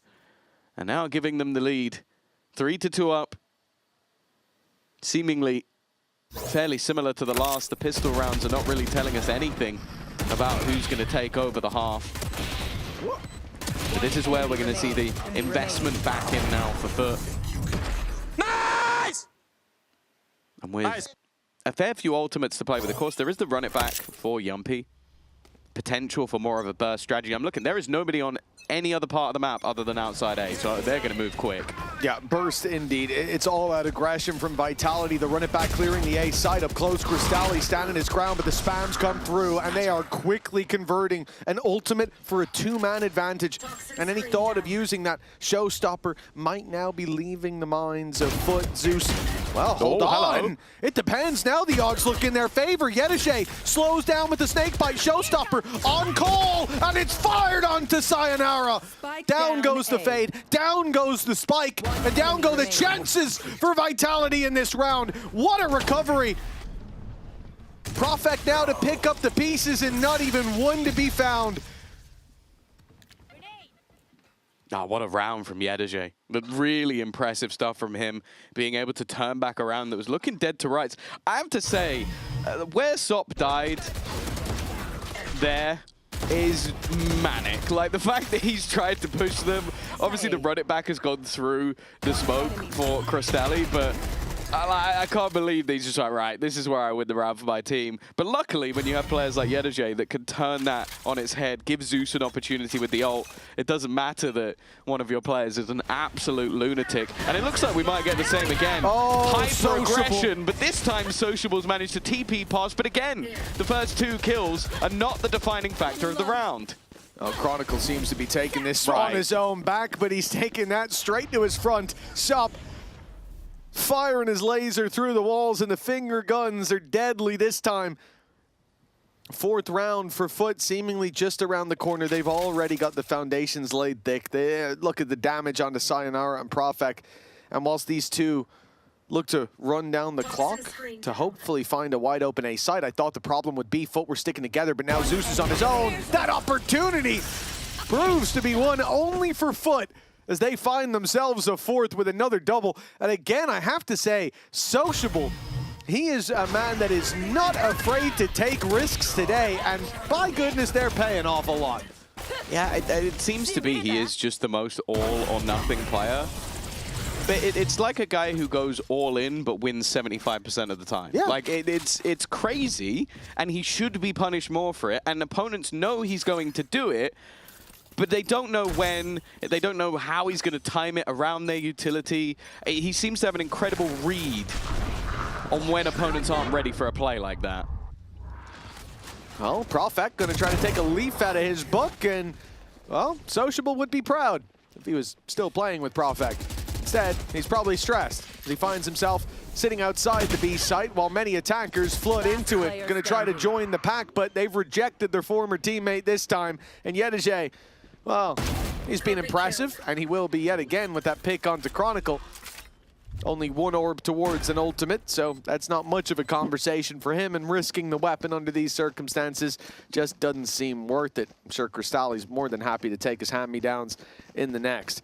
So we're tied up early on, and this third map certainly proving to be a middle ground so far. Yeah, it's weird that the back and forths in a lot of cases are also fairly dominant. True. But that is the way that the defensive side of Foot always feels. It's basically, do we win our all-in risk? And if we don't, what happens from then onwards? And unfortunately, in this round, it doesn't work out for them at all. Well, on the upside, Yedege is going to get to keep his rifle through to the next. That's always an upside. But I do wonder there for Foot, we saw one by one they flooded back in to attempt to make something of this. And nothing to say against Zeus here, but Cristali walking out, Sociable then a little later, and Yedege's flank coming through when the rest of the team's already dead to rights. I think that's more the reason that we'll see this pause, if it is anything about how that round played out. At 4-4. Well, I suppose the reality is, after the Haven match, it does just seem like we can't sit here and say, oh, one team prefers this side or that side. You can see how the game changed. But over on Haven, there is a lot more space to play with, and I'd expect historical values to stay the same or closer to the same here on Split. With that in mind, I guess, where would you put Foot's goalposts? I think they're already at the minimum.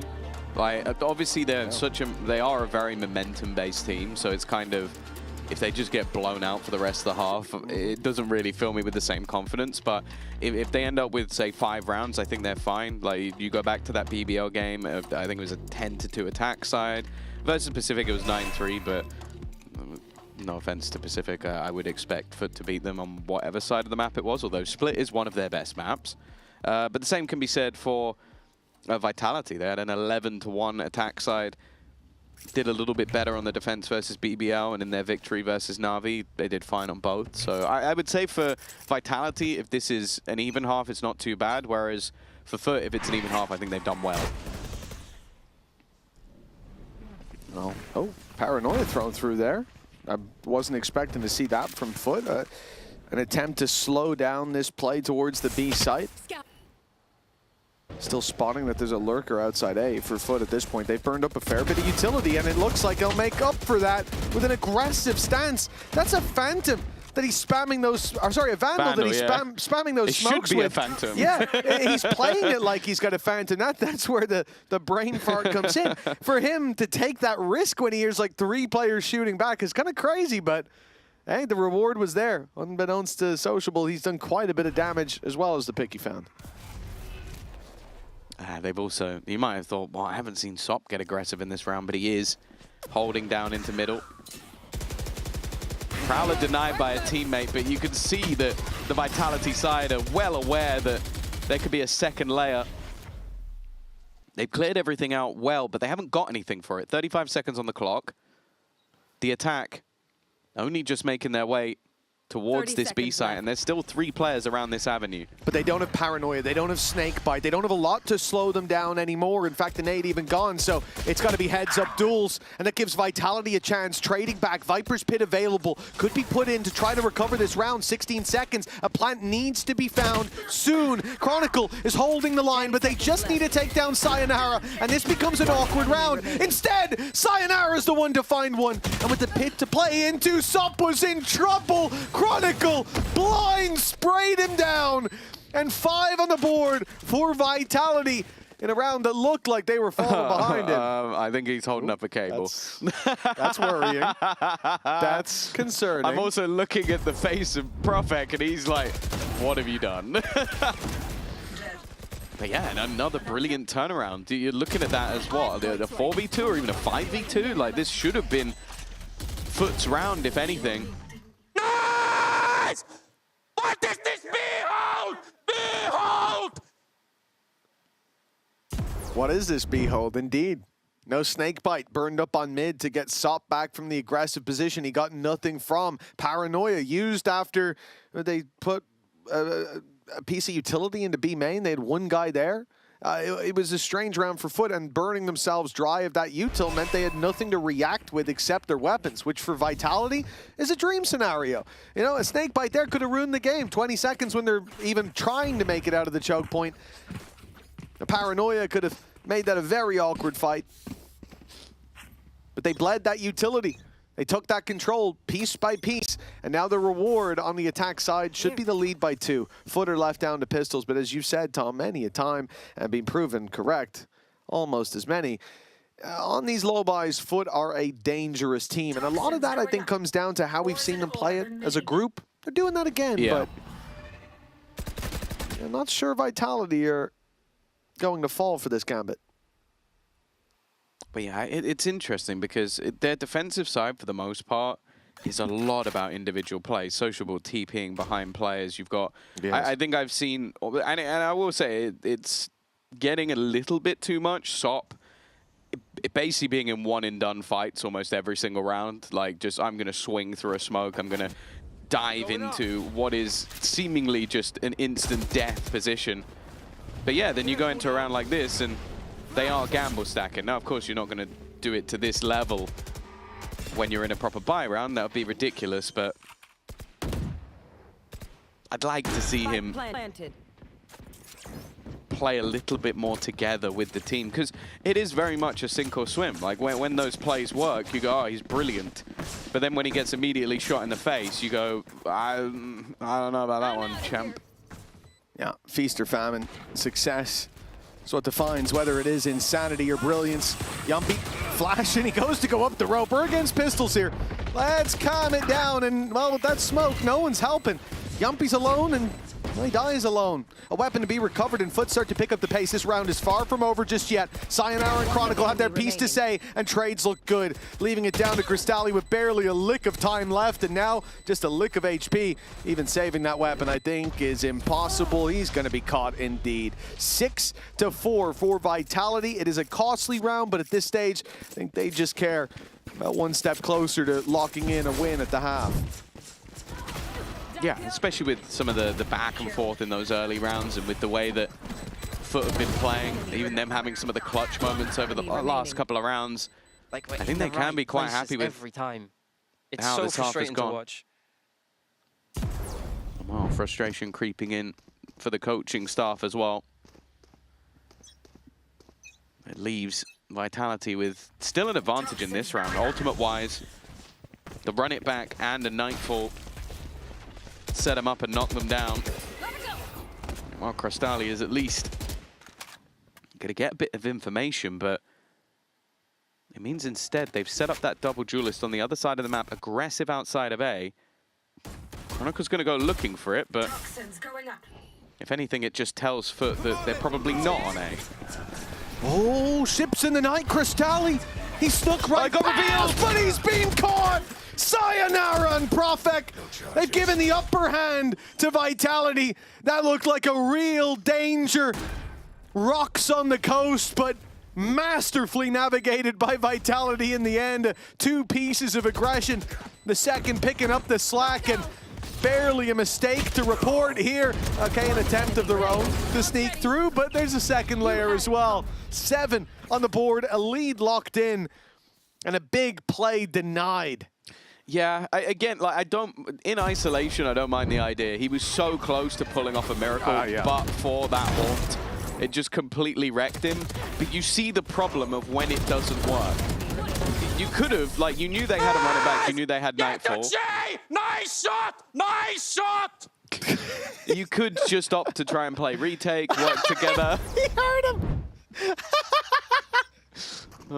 I think or people, assumed I'm going to be him. honest, I think there's League of Legends players on the stage right now that heard him, so they're probably like, what is a Yedajay? That thumbs up is hilarious, bro. Oh my god. Well, nice shot to Yedajay. This time... It's like my dad on WhatsApp. Little thumbs up. He's got the judge to play with now. Yedajay's been downgraded. And the big upgrade for Foot, the showstopper, Zeus seems to be in the right place at the right time as Vitality come knocking on the gates of the A site. That rocket launcher could put them within 2 at the half. Even right now, look at the clump of players heading this way. Ooh, okay. The extra style points for landing off the showstopper and killing the second player. I thought it was going to be a one and done. Instead, an advantage built up by Zeus. Of course, there's still a lot of vulnerabilities when it comes to the weaponry, but I'm more looking at Yedajay. That flank is coming in thick and fast, but the Seas has worked wonders. It's caused a lot of issues, and it's meant Sop goes down alongside his teammate. That flank is coming, but he just doesn't have the weapon for it. It has to be the classic.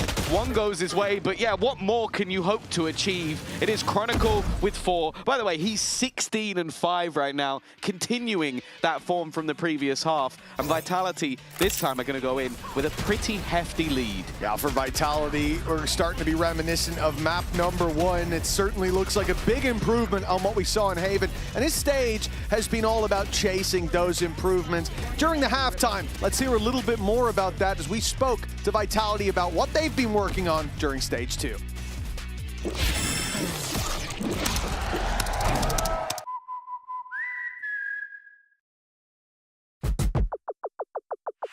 The vitality that we're going to show in stage 2 is going to be more composed, more calm. We're going to dictate the game more and control the pace of it, and also more focusing on ourselves than the enemy. Nothing in particular motivated me from stage 1 or Masters, because I think I'm always really eager to win no matter what. I really want to showcase my skill and what I can do, so no matter what, I think I'm always at peak motivation to just play my game. I think our preparation for stage 2 is fixing the mistakes that we saw on Masters London, because I think overall our gameplay has been improving all the time. But I think in this Masters London we saw a lot of gaps that we are still not in top level, that some small mistakes that we still do, and fixing those and being ready for stage 2 is going to be very important.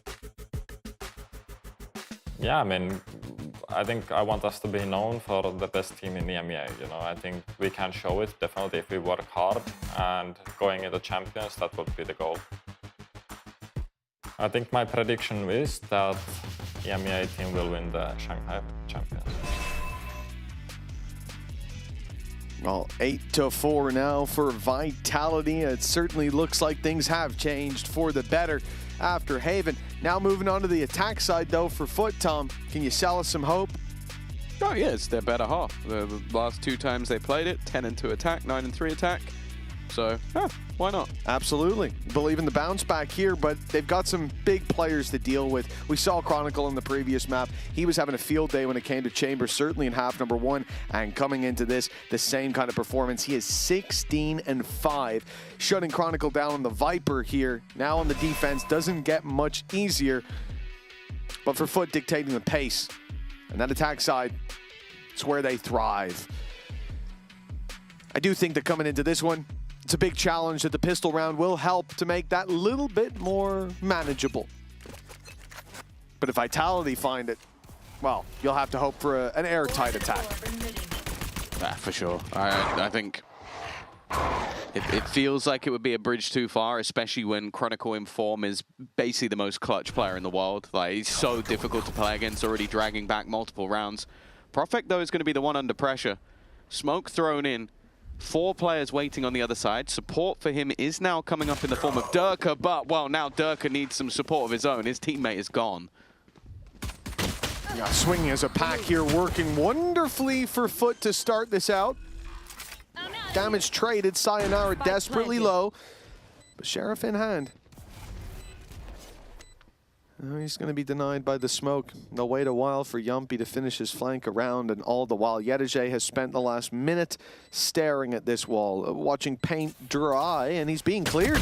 Oh, he's going to be so frustrated! He got baited by the orb going up and swung by Chronicle. It's a good start. Sayonara still in danger being so low, and now Yumpy's joining him, but the picks are finding their ways into the pockets of Vitality. A spam that almost connects onto the last man Sop. A triple won't be enough here. As it seems, just in time, Vitality have come through with the pistol. Now that gap, oh, it widens. I'm genuinely, Chronicle seemed to just read everything in that moment. Sop, a nice attempt at the end, but man is now 18-6, leading that board by a significant margin.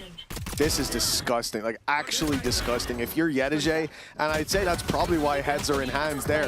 The fights on the side are what they are. It's trades going in favor of Vitality. Stop trying his best, but Yedege being detected, being baited by an orb going up as well. 3 of them. It's actually disgusting. Do you reckon they're synergizing their hits on the table? Like they're practicing that on the training ground? It could be. It could be part of their training routine. Dancing synergy. Smashing synergy instead. A smashing start to this round for Vitality. 3 kills under their belt. The judge ringing out. And that has put a stop to any hope of a low-buy success for Foot, a team that has been dangerous when it comes to pistols, but an in-zone flawless gives a 10-4 lead. And look, I wanted to believe in the attack side bounce back, Tom, but in my head, this is looking a lot more like Lotus than Haven. Yeah, I also just think that we're not seeing the best of Foot. Maybe that's Vitality punishing them a lot more than other teams necessarily would. Like, I think that there was a very good foundation built over Stage 1 and, of course, Masters and EWC. So there has been a lot of game time for Vitality to improve and play against teams like this. Other teams, I don't think, do as well against it. And while maybe in this round it's going to be more of the same. That's what other teams have to deal with. Sociable swinging into an angle, and a nice shot from Sop as well. Of course, this is the bonus. Expectations are that the attack side would take this one. The only question now is, can Sayonara make it costly? No. No, he cannot. And 10-5 we go. A very convincing round for Foot. As you said, it was the bonus, but if they are to bounce back into this, if we are to believe in the airtight attack side, oh, they had to seal the cracks here, and that has certainly inspired a little bit of confidence. The timing, certainly key, with Sociable getting that spray down as players of utility in hand. Otherwise, it could have been a much more laborious fight. But for Foot, the way back into this game, into this series, the way to right the wrongs of history up against this Vitality roster, it's still open for them. All they have to do is push through, and let's leave it to them with the listening. Bekle. Aç Dogo, aç Dogo. Bakıyorum. Yürüyorum ben de. Bol açsana yürek. 2 daha. Daha ya oyna. Rampa sol olur. Heaven'da gel. Boş. Go. A koştum. Rampadan beni geçirmeye çalışıyorum. CT'yi alalım ya. Ben yardıma geldim. Heaven'a flash sallıyorum şöyle. Efe dikkat et, hold diyor olabilir. Denedim buraya. Gel. Koştum. Heaven'a bakacağım. CT geldi. Heal alırsın. Artam yürümüş.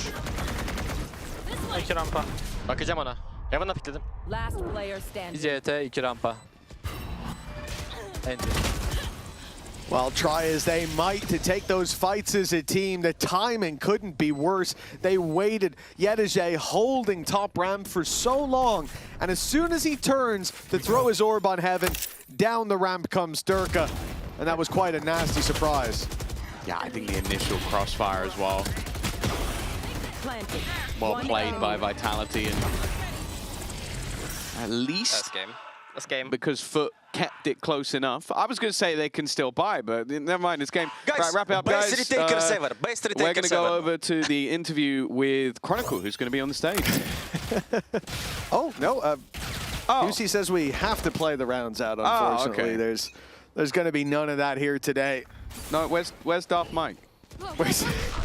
He was in the toilet. He's not ready? Wasn't ready to rumble. I guess Amateur. we'll finish the game. Even Amateur though Bambino hour said out it's here. over. Chronicle there for one, but, well, Foot at least trading out, getting boots on the ground to the A side as well. This isn't looking too bad. Run it back online for Yumpy, though. That's certainly one way for Vitality to try to fight back through, and as soon as they hear the tap, that's when the ult's going to be popped. Yumpy running it down, Molly on the left, and the flash out, looking for this fight onto Sociable, and that's the advantage claimed. All that he wanted. They can now group up and look to leverage the numbers in their favor. Instead, Foot will play this high-low inside the elbow. It's not a bad idea, and there's a gap in that Phoenix wall. Spams could cause them issues, though. And the second player reveals his hand a little bit too soon. The spacing from Vitality has honestly been perfect. Like, there is a millisecond of reaction time for Yedege to try and not just get the first kill, but then snap onto Chronicle, who, if you haven't been paying attention, is still having an incredible game. Dirka's also having a pretty good game on the Neon. Just gonna throw that out there. Yeah. We go down to that stage now and say, I actually had a good time today. I'm going to lose. I've actually been lying the whole time. I really like Neon. It's going to be 30 seconds, and then you'll see me slide tackle him on the stage. Don't worry. It's too far away. Don't be You're not no getting yellow there. card. You're not getting there in 30 seconds. Maybe in like 10 minutes. Oh, well, many opportunities here for Vitality to close it out. 7 in a row needed for Foot to fight their way back in. They can't even get the dog up mid, and the spams have canceled their utility. No pressure applied there, and that's very quickly felt out by Vitality, sending Durka right up into heaven, sending Chronicle as well. This A side is now off the table, really, but Foot haven't got that read. They're going to go walking in. And Durka with that ultimate, I expect him to have a round. If it's needed. I'm looking more so at SOP, because it really is needed in this round. It's necessary. Plant will be in. Rotation in thick and fast. SOP basically just playing the backline, but nobody is coming from that direction. Maybe not wanting to give over the isolated fight. Zeus a couple away from that showstopper, but there needs to be a lot happening before he can put that into play. And they've already got rid of SOP. Dealt with him immediately. Zeus on the corner, flashed up. Yumpy's utility catching everybody, but the trade's back thick and fast. Instead, it's the same hero as last time out. Kristali steps up to the plate. Leaves it down to just Profek. His opponent low on HP, but Kristali doesn't give a damn. A Sheriff 3K to keep them in the map. After that flurry of frags, I was wondering, where is Profek? And I looked up, he's still outside heaven, miles away from the play, and Foot, well, they're able to isolate every duel. This started out terribly. I thought SOP's ultimate as a backstab was the only hope that they had. And, well, I was very wrong. Kristali, we'd been waiting for him to have his hero round, a slower, quieter performance, but he picks up 3 in a round to keep Foot alive. The Sheriff laying down the law, but 6 more. No room for errors. The Viper's Pit's activated. It's a big error. They've challenged Chronicle. And they have not come up with anything. Look at this as well. Durka's just seen the barrel. Did he realize? Well, if he didn't realize, he certainly knows now. Yeah. And the other player's still within the pit. They don't really need to fight Yetege at all. They have such a hefty advantage. Sociable on top of the box. Yeah, he is. It's a great position. From the top rope. I kind of want him to jump down, but it would be very silly. Against the judge, I would be angry silly if he does. But if anyone was going to make that work, it would be Sociable. He's been taking so many risks. Yedege will get Viper's Pit from this. That's the The one danger in this round, but they're going to try and get him fast. They're going to move in on it. Vitality been so aware of those ultimates, so the spam not working out. Crystalli, the bodyguard, bought some time, but not enough time. And speaking of time, it has to be the sprint, and it isn't going to be enough. Final boss, Chronicle, the man who kicked off the round, the man who's ending this with 24 kills and 9 deaths, will be the one to send Vitality to the playoff stage. For Foot, the potential of them making it without the play-ins, incredibly unlikely. They're going to be Pacific's biggest supporters from this point onwards. But for Vitality, they needed a win. They got the job done. Playoffs is theirs. It always seems to be Vitality that end that run of Foot. Luckily, play-ins are still there. And if Pacific can pick up their first ever win, playoffs as well for Foot. They're not out of the runnings just yet, but it is now out of their hands. Destiny seized today by Vitality, and the writing was on the wall. It's gone from 4 to 5 wins in a row. And as I said, they pick up steam. Foot look better and better game on game, and then they meet their final boss. And this time, it's back to the drawing board.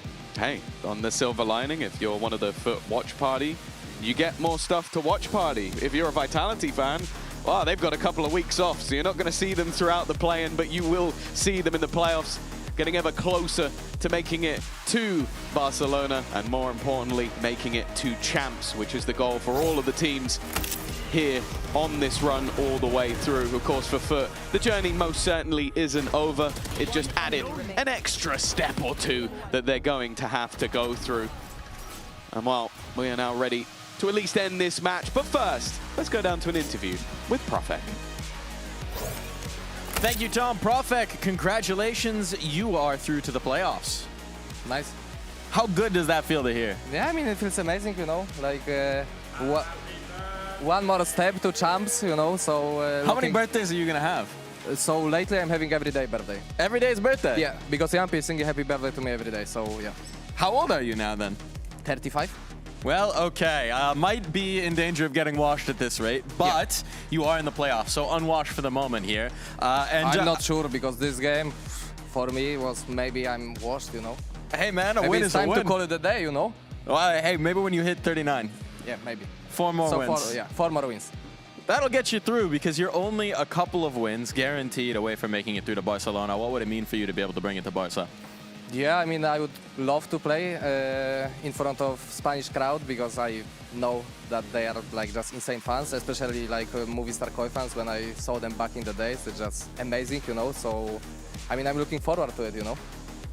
And we're looking forward to seeing it. Congratulations on the playoff spot, and we'll send it on back over to the couch.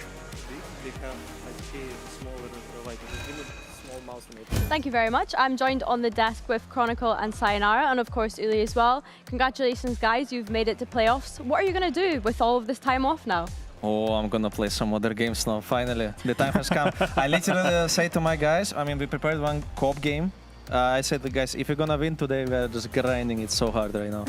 And I just try to deliver as much as possible.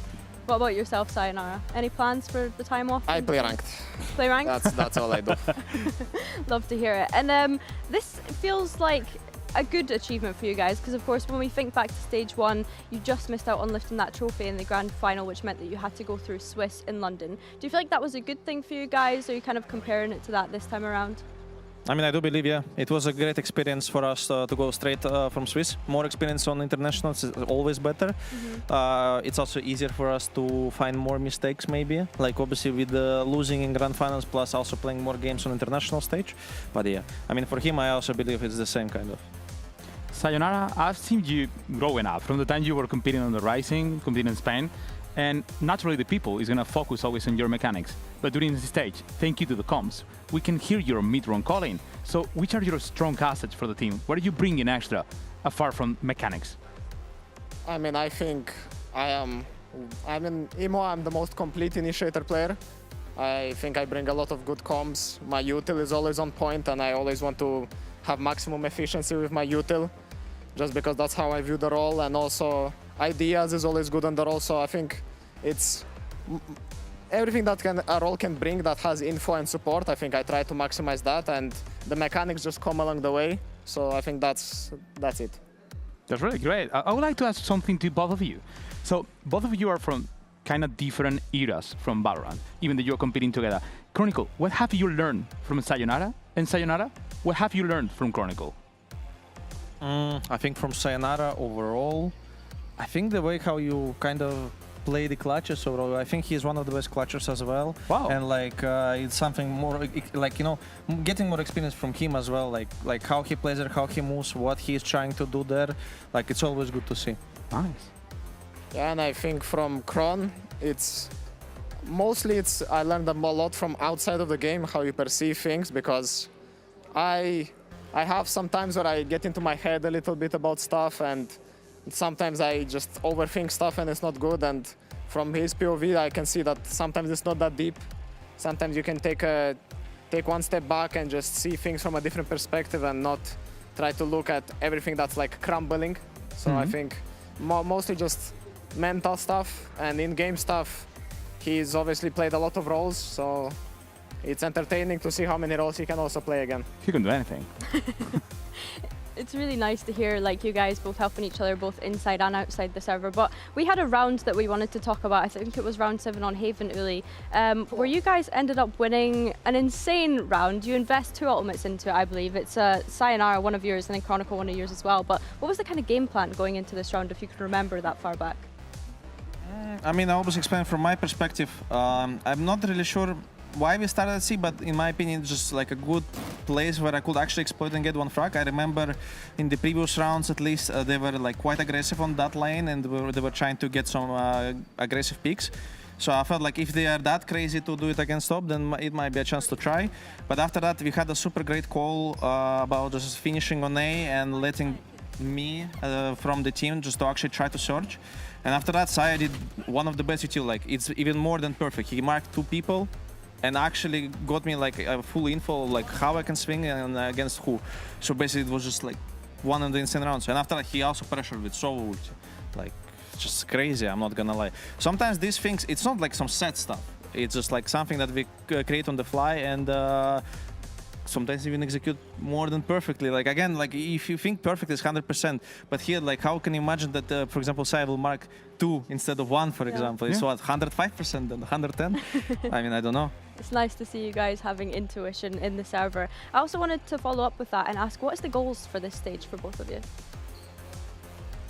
I mean, for myself is just getting more and more used to the stage and playing better and better, because I feel like I have been lacking sometimes on mechanical prowess.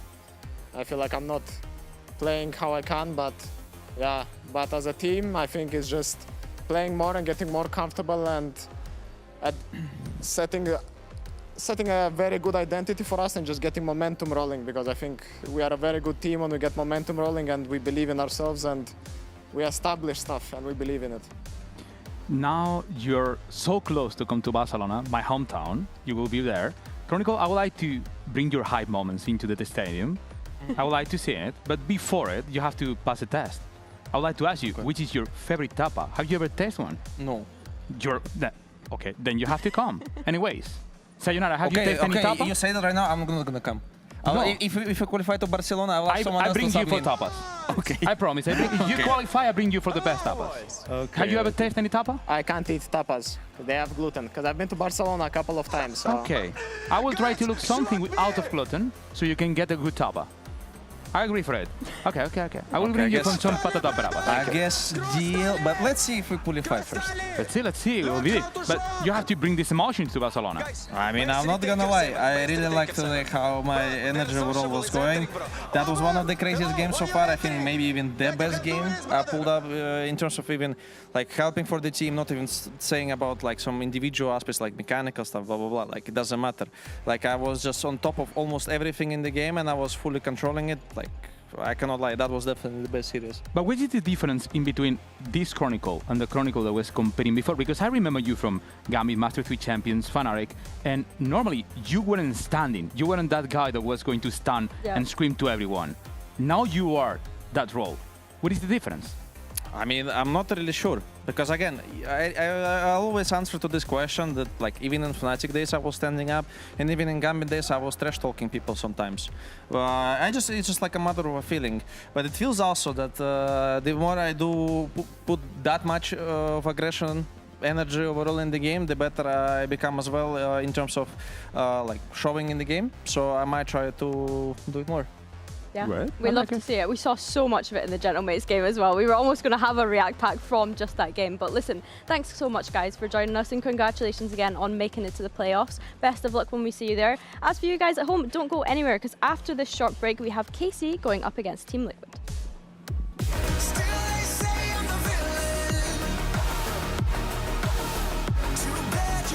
Take me down.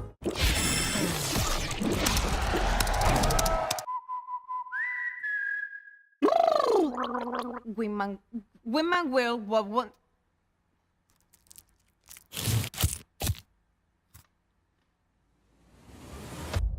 Have a break. Have a Kit Kat. Wingman World while wanting a well-won break. Vamos!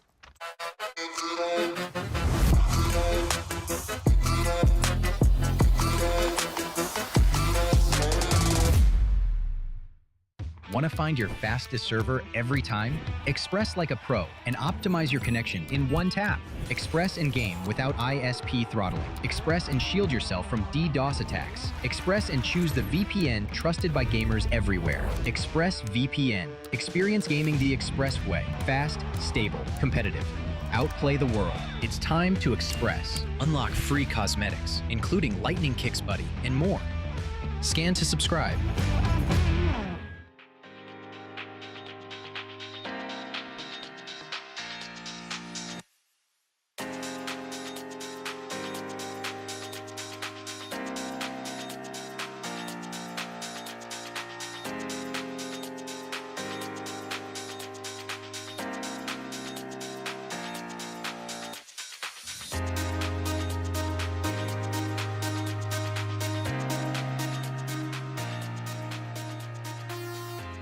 The VCT EMEA Finals breaks tradition and leaves Berlin for the very first time this summer. It is Barcelona's turn. So live one of the best experiences that our region has to offer alongside the best teams in EMEA. Because the best players ultimately deserve the best, most vibrant crowd. In the end, this is what they have been fighting for all year around. Buy your tickets now. See you in Barcelona.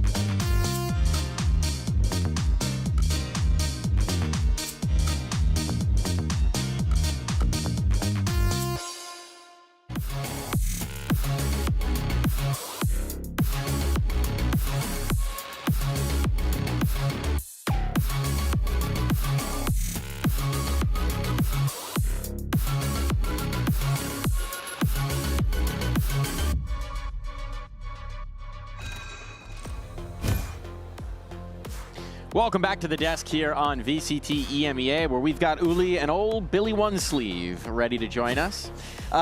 We've got a second game going on with huge implications once more. It's all permutations, it's all implications all day long here. It's a figurative sleeve. It's a figurative sleeve, you know? But we've got our standings here, and there's a whole lot of stakes going on for KC and Team Liquid. KC, most critically, we know cannot make it through on championship points, so they need to go top 2 if they want to go to champs. And what better way to do that, to set themselves up for that run, than to take a win over Liquid and secure their spot in the playoffs right here, right now. It's kind of crazy. Could you imagine saying that to KC fans earlier in the year, No. even last year? No, it was just like something that would be out of your mind. I think we had the players on the sofa at one point, and I was like, guys, you're just one match away from making it to playoffs, only a couple of matches away from Barcelona.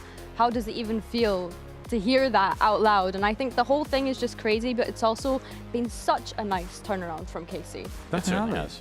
I really like it. I mean, they deserve also to have this kind of chance and to prove themselves. I remember being casting on the Spanish streaming, and we know there's always this rivalry between Spain and France.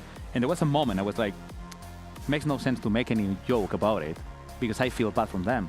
I mean, I won't like to be on the spot, to be always losing and not having the chance to go international. They've been a long time from Masters Madrid. They kind of deserve it. They have to keep proving, but they can do it. And critically for Team Liquid, they are already locked into playoffs, but if they get the win here, they go straight to the 1 seed, which means they get to skip a round of those playoffs, and they'll just be 1 game away from Barcelona, 2 games away from champs. That makes life a lot easier. You gotta love that if you're a Liquid fan. 100%, and I think for Team Liquid, they're maybe one of the teams that went under the radar this split, I think is fair to say. You look back at the results that they've had so far, and yes, they had Lohan sub in for that very first game, which they ended up losing, but ever since then, they've gone on to have 2-0s right across the board, have been able to take down titans of our region once upon a time, and are now in such a good spot to hopefully make a chance at a run at champs. And it's true that even winning 2-0, 2-0, 2-0, every single one, this game, for me, is the most important one because they won against Fnatic, Heretics, and GX, 3 teams that sometimes are not in his best shape. Yeah, recently. So maybe this game is the one showing us the truth. It does feel like there's kind of a parallel narrative between these 2 teams, that both of them have been really pleasant surprises, as much as some other teams have maybe had some shockers. These 2 teams have been like, oh, it just keeps getting better for them as we see them go down the stretch, right? The reintegration of Trex into the system here for Liquid's been huge. For KC, that real rejuvenation, that rebuilt identity around a looser calling style, empowering Aves, having him play better as an individual as well with that new style. It's been a delight to watch. 100%, and we see the same for KC and the results that they've had throughout this regular season. 2-0s in each map that they've won, and I think the only thing now for them is you're looking back at that Fnatic series, you're looking at how close it was, especially when I think back to Summit, the overtime, and you're thinking, if only we just won that series, the spot that would be in right now. We're already saying it's an incredible turnaround from KC, don't get me wrong, but just looking back now, you're thinking, if only they were able to close out that series. And we should, of course, clarify as well for any Fnatic fans watching, you need KC to lose, and then you need your team to win tomorrow, and they're in. But you better be big Team Liquid fans today. That's going to be the critical one for the Fnatic fans watching. It's going to be hard for them. It's hard. Yeah, I mean, it's kind of already a fall from grace for Fnatic that they're in this kind of heart attack situation, right? And I mean, just think about it. It could be the first time on their life. They're not doing any single, not even champs, not even a global event. It could be, I mean, it's dangerous for a fan. I mean, let's not go down this hole, because I'll get, there will be plenty of time to dive down that rabbit hole. I want to pull a different rabbit out of the hat. I want to talk about Levin. Of course. Why would we not talk about Levin? Kid has been absolutely insane recently, and I think that this goes back to him being part of a looser calling system, right? The thing that we've been shouting about for KC throughout all of this stage, because they themselves have been saying that they've been introducing this calling style. And for me, this is where Levin thrives. I think back to his time on BBL last year and the risks that he was allowed to take and the freedom that he had to be able to make the plays that he did. He really was that player that was performing at such a top level when we consider duelists in our league. However, at the start of this year, Uli, it wasn't quite the case when we think about him on KC to begin with. Yeah, I think probably the system they had with Eng was much more restrictive. Sometimes when we ask them, it's like, which is the difference in between Thresh and playing now with Edge, and we're like, we have freedom, and that freedom is bringing him into his best shape, even better than in 2025 EMEA version. I really like to see Levin in this level. I'd really like to see Levin shining again. And my question is he going to be able to keep it during this match? Yep. And the most important one, during playing or playoff? Because they have to do it also on the important matches when normally he can fluke a bit. That is going to be the question. We'll be bringing up our skirmish here to see who gets the advantage into the veto. We know it's Lohan over for the Liquid side. It's always Lohan for the Liquid side. But can Lohan get one? It's the man we were just talking about, Levin. It's a pretty tough opponent, you got to say. Yeah, 100%. I mean, Levin is #1 in the league at the moment when it comes to ACS, and he has been a top performer so far throughout. But it's saying that Lohan able to pick up the first couple of rounds in this skirmish. Is Lohan, did you win this skirmish? Oh, we got the spoilers in. That's unfortunately not going to be the turnaround here. Lohan has confirmed for us, but damn good showing, up to 4. You know, that's got to be a confidence builder for the coach. He's getting into the 11 mental. Take care. I mean, he scored 4 being the coach. He can be scared right now.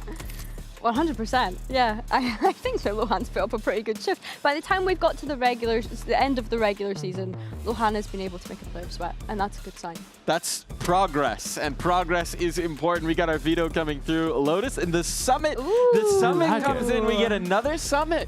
I want to see what is the plan from Carmine Corp going into Summit. Are they going to move into Paper Rex comp as most of the team are doing? Are they going into Energy, bringing a Twin Initiator? I don't think so.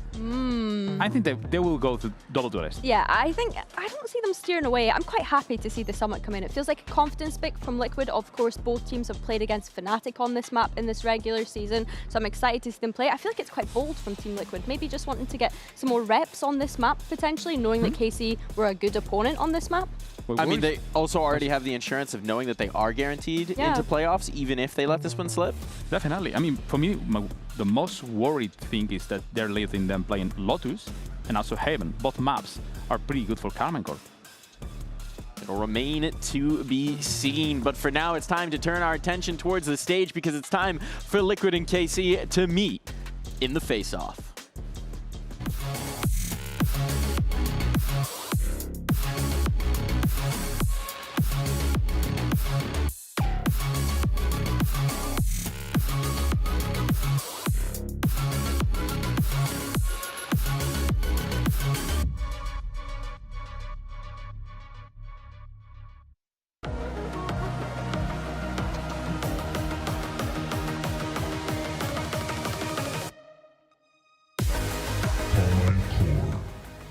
Versus Team Liquid.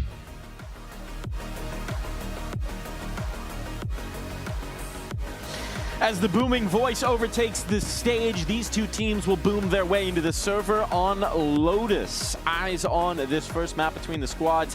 What's on your mind here, Uli? Not gonna lie, I think Carmine Corp has proven themselves. Coming into the stage, the biggest proof they have to do is to have anything more than Haven. It was, okay, they're good on Haven. They proved themselves to be good on Sunset, and now they prove us on Lotus. Having Lotus Haven on the same veto, I think is kind of an advantage for them. But at the same time, Team Liquid is kind of team that is going to be making a lot of anti-strat, and they have a lot of maps to take a look and try to do it, Billy. Yeah, 100%. I think that we've always praised Team Liquid for the preparation for each and every single game that they've come into. I still am really focused on this Summit just because it's so exciting that Team Liquid have picked it. I think that if you're KC, you almost want to avenge the result that you had against Fnatic as well, considering how long that overtime went on. I got a little bit of insight. There'll be an interview coming later in the broadcast, but Nats did mention that he was very excited for this matchup in particular because he feels KC is one of the hardest teams to read right now. Ooh. And so he wanted to see how that would actually go in the server. I can understand it. I mean, Carmine Corp has been proving themselves to be having this kind of freedom that makes them random, chaotic. It's hard to read them. 100%. It's definitely hard to read a team like that. I do think the whole narrative of, oh, we don't have Valor plants, we don't have set things, is I don't buy into that too much. I think that each team obviously has their own defaults and spaces of the map that they want to take, so I'm not buying into that too heavily, but I do think allowing the looseness and the freedom, the opportunity to be able to create chaos in the rounds is definitely more difficult to prepare for. It certainly is. And the flip side of that is, right, KC's had some time. They had a very front-heavy schedule in this stage, so they've had a little bit more time to prep for Liquid. But for a team that's still building their own identity, you got to wonder how much anti they're capable of doing right now. We have our agent select here. Any surprises? Not a single one. I kind of still don't understand why you're playing with Jet plus Raze coming into a Lotus. I know that obviously it's comfort for Purple, but I try to understand it, and I would like to ask them later if we get a chance, because it's hard to believe. It's not a map where you have to bring enough space to bring a Jet. It's okay to have a Jet, but I don't think it's really something that matters. Yeah, I think that's a fair comment. I think that when we spoke to Camo on the desk, we were asking about the kind of double duelist relationship that Camo and Purple have been able to build, and he himself had said that early days when they decided to make this role change, sometimes they would whisper at each other in prac to figure out things that they wanted to do on the map. Of course, they don't really need to do that so much now because they've been able to build up that synergy. I wonder if it is a question on who's utilising the operator here, Uli, because I feel like also on that comment about the Jet, we don't really see Purple use it as much as Camo. No, an operator is not that kind of important on this map, but could be a difference. And as we head into the Garden of Lotus, it's time to send it over to two of the flowers of VCT EMEA, Pansy and Hypoc. No fist bump there, Michael. Well, yeah, thank you. Yeah, no, was it the flower comment? Yeah, it was wilted. I was going to say a beautiful Pansy. flower. You know what? You look lovely, mate. Today's game. All right, what do we make of this? KCTL, I know there's a couple of conversations leading into this about, one, the permutations. I'm too stupid to realise it. Are you any better? To come into the discussion we were just having, actually, now I'm going to call you out. I am. Oh. But this is sort of agree with you to an extent as well. Okay, this is sort of a litmus test, because for me here is about kind of Liquid solidifying the improvements we've seen and getting to this is a good test actually between these two, because you would argue the same for KC. For me here, the bigger test is for Liquid to stabilize that. I think KC have probably bumbled through a few series and sitting in a fantastic position overall, 3-1, but I'm not sold just yet. Yeah, I get what you're saying, that we need a bit more, and I'm fine to be on board with that. Into the pistol, it will be KC trying to take back the site itself. And Sugetsu is primed with a couple more, but it's Purpo in prime position to get this 3v3. A messy brawl in the end, leaving Nats a mile away and rather adrift. But I think what I was alluding to with KC is that by all rights, they're sat at the same kind of position in the groups, right? 3 wins, 1 loss. I think there's been marked improvement. I do agree with you, though. It's not as convincing as I think Liquid's upswing's been. It's the biggest surprise for me, looking at these two teams, is to see them both sit at 3-1. So I do think it's going to be quite a telling series, right? Because the proof's in the pudding. For Nats here, it feels more like a formality to close this one out. But let's see if he can do anything special. Plenty of time for it. We can go anywhere. That is true, but you're looking at the positioning from Doja already, sat very passive on this corner in case he does try and stretch his legs over towards that C site. He's getting very little play. If he can take away Narrate, that's great. Nice timing, just with that second of doubt coming into effect. But he was the lower of the 2 remaining players as well. Arvez and Doja sitting perfectly healthy. 20 seconds now. His hand's going to be forced. Still probably has figured out the lay of the land here, and still split if Arvez falls here, and he's not even looking this way. Nats has found it. He's got plenty of time left. Going to get a cam down for security as well. There's no world that this should happen. He's going to get the plant. How much can you... Oh, the cam's good as well. We've been talking about his cam work recently, genuinely being really solid. Don't look at me like that. But Doja's got a tough scenario to play into. Nats is going to actively... Oh! He landed the headshot as well. Bloody hell. Dosia just a little quicker for the follow-up. Well, that's a start and a half, isn't it? First round to KC. That was nearly a 1v3. No spike, no teammates. I mean, it feels bad when you sort of almost just like respect checking Nats at the pistol round. He's so unlucky not to get away with this one. You can see also first bullet landing perfectly on both sides. A sigh of relief from Zeish. Nice, that's done! The one thing I do want to highlight as well, because I think the desk was kind of talking about the Purpo side of it. I'm sure we'll talk about Camo throughout this series, considering his high points. I'm looking at Narrate as well. Such a high potential player. I want to see him activate it here. I think we're seeing more and more of it, but I just want to see that solidify. I think this is a really telling series. Let's see if he can be present in the action. He's got plenty of chances here too. Certainly. It's just outside the TP though, so... Ooh, I was going to say, certainly an attempt here for Purpo to work a pick. He's actually fairly deep on this angle already. Look at the investment. Heavy shield, Outlaw. Actually better equipped technically than Narrate, you'd argue. Sugetsu does have a full shield, so... Get caught off guard here, Purpo down to 10 HP. Now, I guess, giving the game away a little bit. I mean, it's drawn a rotation, or at least forced KC to consider it. Here. We'll leave just the one site anchor here with Sugetsu to try and offset that a little bit.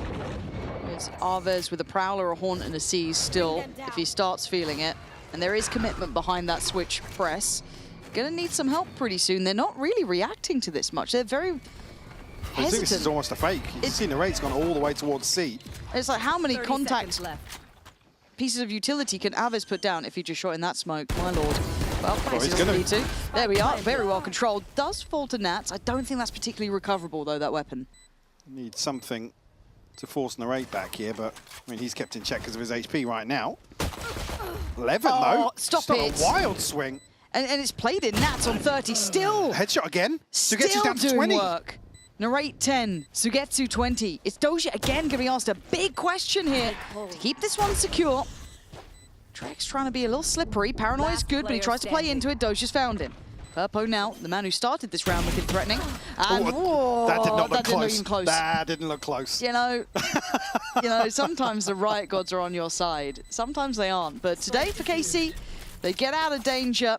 I don't want to say unscathed, though, down to 2. I want to see Nats on a pistol for the rest of this half. He's very good, isn't he? Trading this one out here. Beautifully done onto Arvez. And he even gets the follow-up here, but onto Sugetsu. And really bailed out by a teammate here. It's going to costly round. Oh, my right click doesn't kill that. No. Yeah, I mean, he's right, yeah. Yeah, I guess.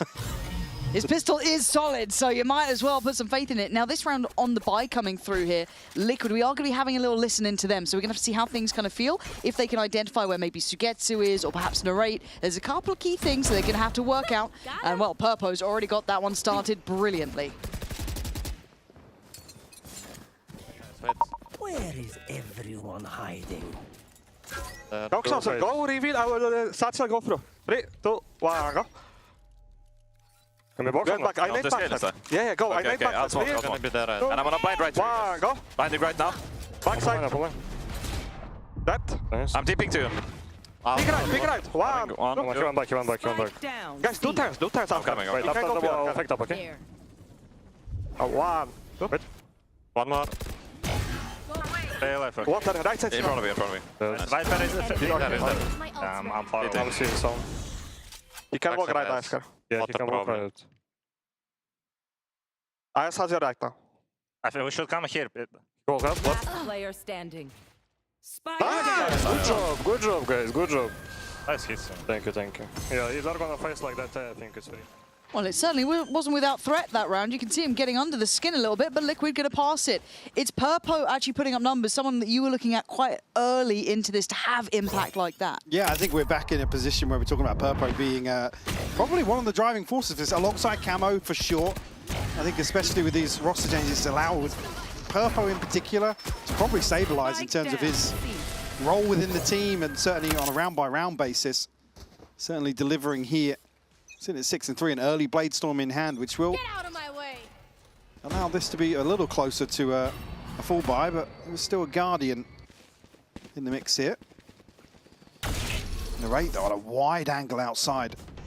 Doesn't actually catch on the other side of that. It looked good after, well, before the TP, sorry. Unlucky not to get away with one. It feels like they should have been one up, Yeah. but I'm concerned if they identify how isolated Arvez has been at the start of these rounds. Narrate's made it there in time brilliantly. Look at the minimap, though. Yeah, Prowler going to be close enough for Doja. Can't really deal with it himself. He has to respect this. Falls away towards site. Rotation's not too far for Narrate either, but he is going to be behind the curve on this. Can't make it too... Actually, I guess no, the stall's there. It's worked out. Is Purpo calling them back right now? He's trying to bait something in.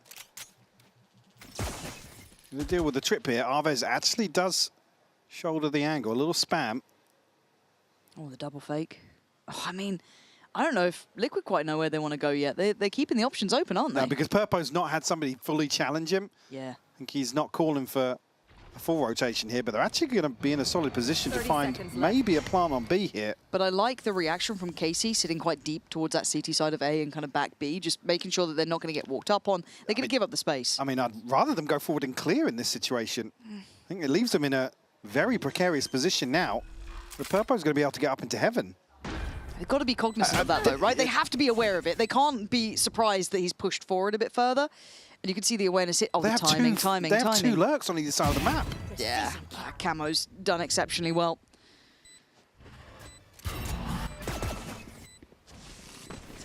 We're still looking for something here. Oh, you can shoulder up. They're a man to the good. Missed on the knives, though. One more to play with. Connects it, but the trade comes in for Narrate, 3v3. Post-plant now. Trex tries to swing in. He's got that lovely angle to work from. Horn then to follow. Dealt with by Sugetsu. Back and forth we go. The HP is getting low, but so is the time. Equal problems on either sides, but I think Narrate can just tuck his head down. Oh, fantastic from Narrate. Sugetsu, head down. All the things you were talking about, the double lurks coming in, the space that they had to work with. I was nervous for KC. I mean, KC had 3 committed towards Seaside there, and they're not doing anything with that presence. At the point at which nobody follows up and pushes onto site here, you expect some sort of clearance towards Mound, something to at least confirm something that's going on. I mean, it's lucky, really, that Purpo doesn't run away with that space in towards the spawn area. It's a great recovery from KC. And the satchel's just a little short in terms of disrupting that initial defuse. Again, maybe buys them half a second here or there, but Narrate does so well to find those headshots. Nice to see him back in a driving seat sort of position. Sugetsu, I think, missed a little bit of understanding on that wall almost. Drifting out on it and just being in no man's land, overwhelmed and out of time. Site clear. Liquid have pretty much what they wanted. Rifle recovered, but obviously the buy not really going to support this. Oh. And Alves, yeah, okay. Take them all day. Yeah, that's 3. Just not going to have the knowledge on Nats, which is a threat in itself. That sentence alone can strike fear into the hearts, but Narrate is on a heater. Taking away Camo, the close contact. Attention now towards Tree as Nats begins to work. Can he thread the needle? It looks like he certainly can. Stunning shots from him. Now another swing. This is beautiful from Liquid. Alves can't suffer through it. Very well prioritized by Liquid then. Great push and pull as well. Soon as Nats falls here, the backstab onto that second player, I believe, V11. Liquid do so well. Get themselves into position again. Sugetsu a little overzealous, but maybe just on initially an info peak, but it's a full commitment to it. Maybe just trying to get the lay of the land in terms of the early round, but that's almost actually transferred onto that, by the way. It looked very close, didn't it? That third, I'm like, oh. No shield, by the way. No. Just pure aim. And you can see how fragile the money is, though. That's instantly put these positions back into the hands of KC, where they're on the back foot. Down on pistols, ult came in there from Narrate, so at least going to try and have some firepower. He's taking the space by C, but it's a very direct look from Liquid.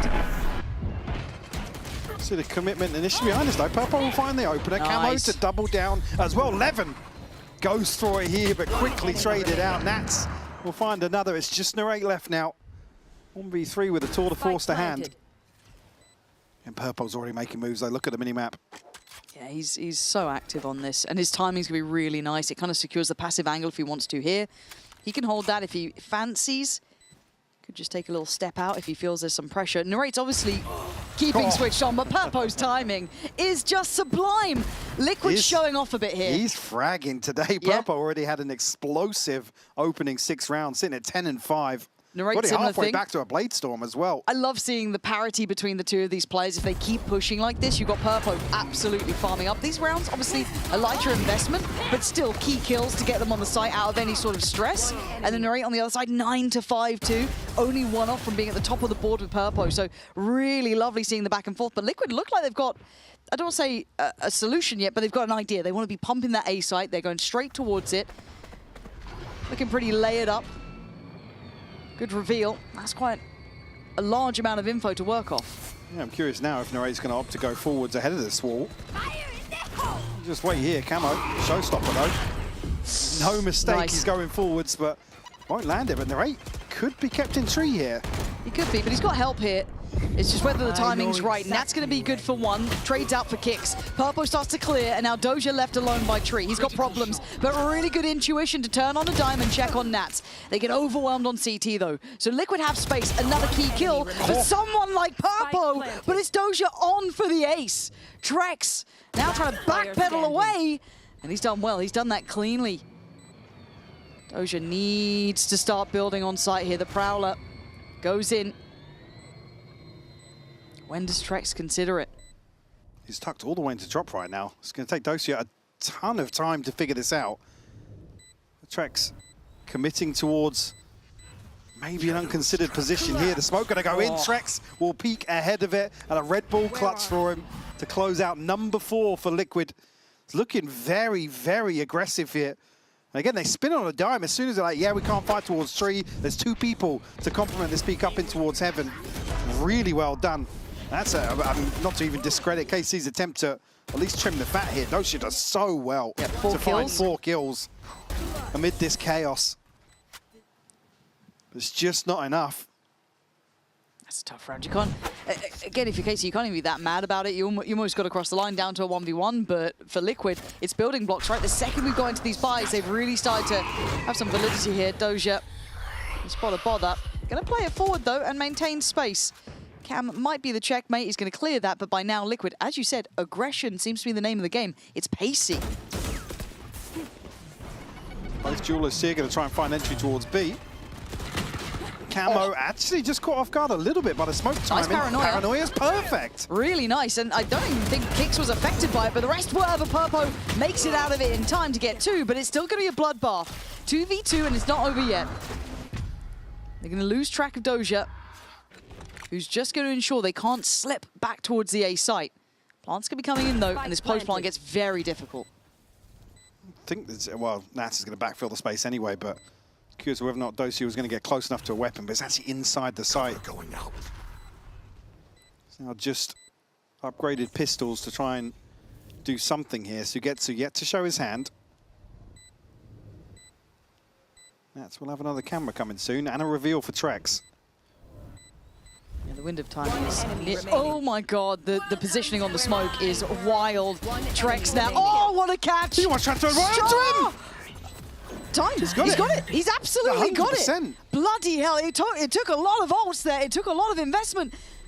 Trex is so unlucky not to connect with that, by the way. It was a blind shot, right? He snapped onto Sugetsu. Did he see him before the pit went up, or was just... I mean, he knows where the pit's come from, but still, that was so close. I think that was pure intuition from Trex. Was that the damage to bring him down to 6 as well?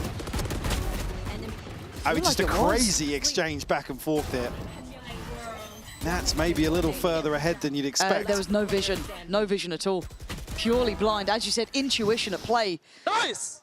Magic from Sugetsu then, though. Nice. It's his 4th kill. The bandit and the sheriff. Yeah. Yeah. But this A approach has been very hard for KC to deal with. Narrate getting ahead of it. 11 on the trade, but Kix beats him to the punch. Beats him there on the timing. 11 should be dead. I'm surprised if he gets out here alive. Bloody hell, the boombot could have been a problem, but now he's tucked in the corner. They've got to know. They absolutely should know, and they do. They're unrelenting in this approach. Look how fast they're going forwards as soon as they spot numbers. Sugetsu will be here early enough to contest, but I think he's going to make an attempt. There's still a bit of a gap between him and Dosia. Spam coming through. Trex is holding it. It's all on Sugetsu once more. He would have to double his score if he fancies a go at this, so the bar's high. And I think he's been pretty much played out of this round, yeah. But I've got to say, I'm loving the fact that Liquid are showing this gear shift that they have. I haven't seen it too much. I'm not saying they're a super passive team, but seeing that they can shift up a gear like this is really good to watch. Leaning into that front line a little bit. You've got some heavy hitters having a great game. Let Purple off the leash. Let him play into it. It's stunning. He's already sitting at 15 kills. Certainly the one to open up plenty of these rounds for Liquid. Against some of these, I guess, more chaotic moments in the round, like previously on that attempt to get the plant down on A and they're aggressing towards Heaven when there's still somebody in tree. Really impressed with how cohesive they are today. And I'm a bit concerned that KC haven't found an answer yet for this A approach. Because we haven't really seen... I'll come back to like, particularly on round 4 where they're if they're preemptively rotating, I mean, again, very, very different situation here where Liquid are running away with the early round, but capitalize on the side of the map that you have 3 players. If it's your strong side, they're being dictated to a couple of times now. Yeah. Again, the scoreline, not a massive concern, but it certainly feels like Liquid are in control of the tempo here. And these rounds are close. On Lotus, I feel like you just have to contest. Yeah. So it's one of those where it's like, look, the way these rounds have come down, the amount of 1v1s, that 4K from Doja that just slipped away at the end to Trex, or again, that 2v2 with the pistols just going towards KC's favor. These are very, very close, but I think the overall thing that my concern lies with is that stronghold of an A approach that Liquid's doing against the 3-play stack. Now, obviously, Liquid's starting to get a little bit cheeky, right? They're starting to explore the rest of the map. They know that KC will be probably thinking about that A site hit. The benefit of the conditioning now is they can go elsewhere. Doja's been good, though, but I don't know if he's this good. Did get caught out a couple of times earlier on in terms of positioning, but won't actually connect on the spam here. Purpo will fall. He's about done the hard work. Just needs to not die here. Yeah, Liquid don't shy away from it, so they will brute force their way into the site. Actually, good read on the situation. They know they're ahead of this rotation as well, and Trex can actually keep them in check even further. He's the one planted though, so we can't invest that ult just yet. Spike planted. No, but expect that to be pretty much kind of pulled if they do start feeling any sort of strain here. Here we go, there it is. Nice offset of the timing. Doesn't get what he wanted on the initial try, but good damage done. Nats was sitting a little bit lower than he'd like. He gets cleared. Good retake so far from KC and Kicks. Cops a boatload of damage. I don't think he was even seen. Maybe just a pixel out of place. But KC showing some real heads-up work on that playback through. I mean, it's just so heads up to actually confirm presence here. Prioritize towards Waterfall. The trade-off of both, I think, Trex's ultimate and others at exactly the same time, it probably favors KC a little more so. They have that pressure here. You see Levin sliding in. And that's as good for the trade, but at that point, he's just out in no man's land. Great presence of mind here from KC to approach this systematically. And ult-wise, it's only the Neural Theft available for Liquid. The TP here for Dosia as well. And KC reading into the fact that now they've shown presence towards C, they're obviously going to resort back towards this A hit. So Dosia will be tasked once more. Yeah, he doesn't get the freebie this time, though.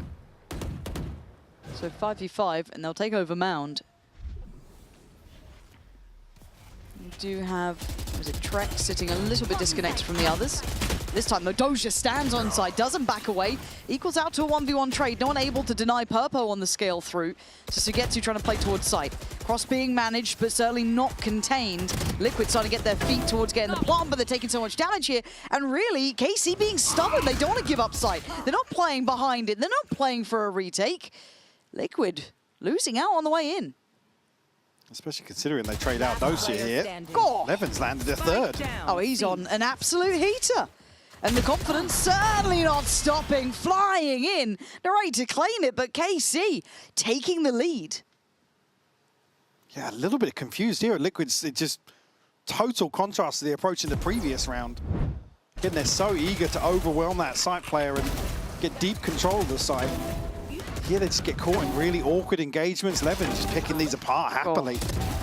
Pretty work. Third onto Nats. Come my side one more time. I mean, Dosia knows his job here, and he's doing it really well. Speak about conditioning, now they can place 4 players towards A, because surely now Liquid have to go back towards working. They've deterred them away from this C site here. Okay, good little start with the Cs. This is what you wanted to see, a bit more of a fight on it, a bit more of a commitment, and they've won out by rubble. That's the correct read from KC as well. They're here to greet Nats on the way into B. 2 players, actually, yeah. Wow. That's just caught on a glance upwards. KC have done really well to flip this back in their favor the last few rounds. Purpo will find the C site anchor, though. Sugetsu will fall. To get himself onto the site comfortably.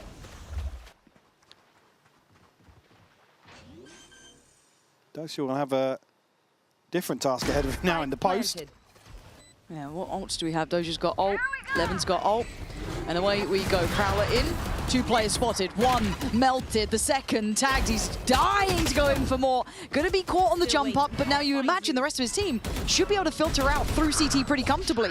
You got the flank coming in from Narrate as well. That should be shutting off the case here. Kicks and Trex. There's not much more to be done. Clean work. Beautiful headshot to Kicks to close this out as well. It'll be 7 on the half for KC, and like I said, credit to them for turning this one around in the last few rounds, especially to come out with an advantage here. Yeah, so far so good, but Nats's work is going to be really rather cut out for him going forward. Far more competitive than it maybe started to feel like at moments there. So in just a second's time, we will be actually hearing from the man himself, Nats. So don't go too far away. We'll be back just after this.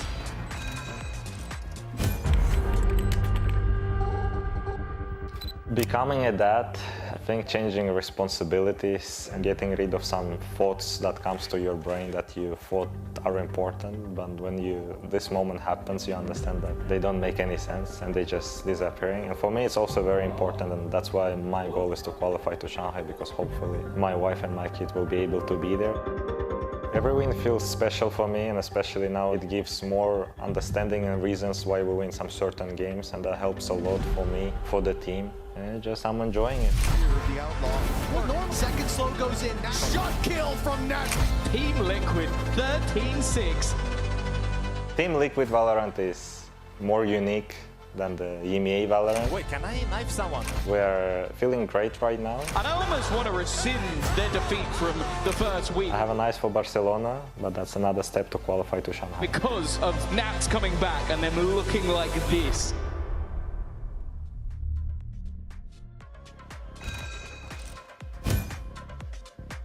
Okay, so you think the dad buff's real? You think we've run that one to death yet? Yeah. Okay. I think so. He's come back. He's looked like he's in historic form. Yeah, it is actually kind of wild. So for him, he is having a fantastic display as of late, but I think we've got resistance from KC, which I'm incredibly happy to see. A couple of the stars aligning. I think Doja with a fantastic over-delivery. Again, he made that C-site seem just unattainable. Now, do I think Nats can do the same thing? Yes, absolutely. So many interesting parallels between these two. But it will be now the choice of where does KC want to take this. Up in the lead, 7-5. Pistol round, always incredibly important, and some very stark contrast in pistol round win rate there between the two. Yes, yeah. They are worlds apart. Liquid actually starting as 4 over towards A. It's a triple stack towards stairs. No confirmation here after the first wall drop, and KC have actually already taken this space on B. And doors shut too, so they can sit here in the post pretty nicely. Spike planted. What's the plan for Liquid here? Must have something rehearsed here. They're happy to concede this space. Well, that was going to be picked up early enough on, but KC forced their hand. That's going to try and stress the back line a little bit by swinging open the door, but Doja can eat the paranoia, but positioned perfectly on the edge of the smoke. We're seeing that more and more, but it's Kicks and Purpo turning the tides for Team Liquid, leaving to get to Narrate, who are now down just to Narrate in a 1v3. Tap on the spike will draw the attention. Hello, where were we looking, Kicks? I guess fully just unsure where he was off to, but still with enough numbers there, Liquid against the numerical odds, gonna get the pistol. Yes, Purpo to open this up. Curious to see that from his POV. Kills coming through so quickly for him. Okay. Oh, sorry, no, Kicks, sorry, my mistake, yeah. Purpo, I think, was the one to dash on, yeah, find the kill onto Dosia. Yeah, there was a chance for the rate to be the unknown factor, but very quickly handled. Dosia here, maybe try and make use of a scope in round 2. The chance for Purpo to farm.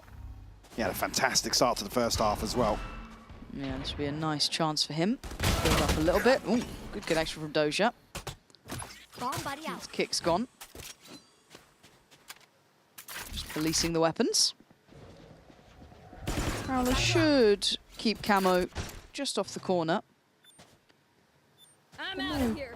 Massive threat yet to Liquid. It's both Camo and Kicks that have struggled to find value so far. Tested initially here. Oh, no connection from Arvez though, and Trek's good for the counter swing here. Oh, lovely Right, refight. Trex just keeps going Trex! forwards. You've only got a ghost man. All right, Narrate.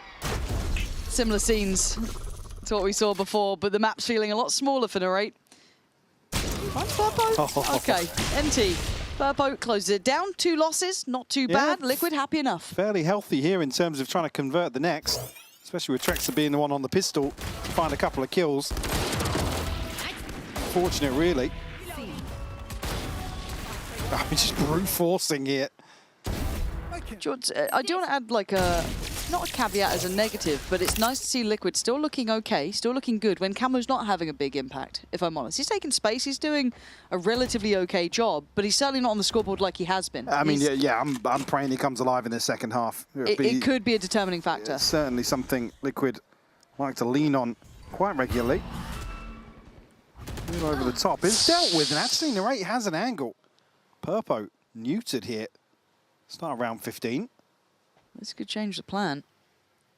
Early success, creating plenty of chances.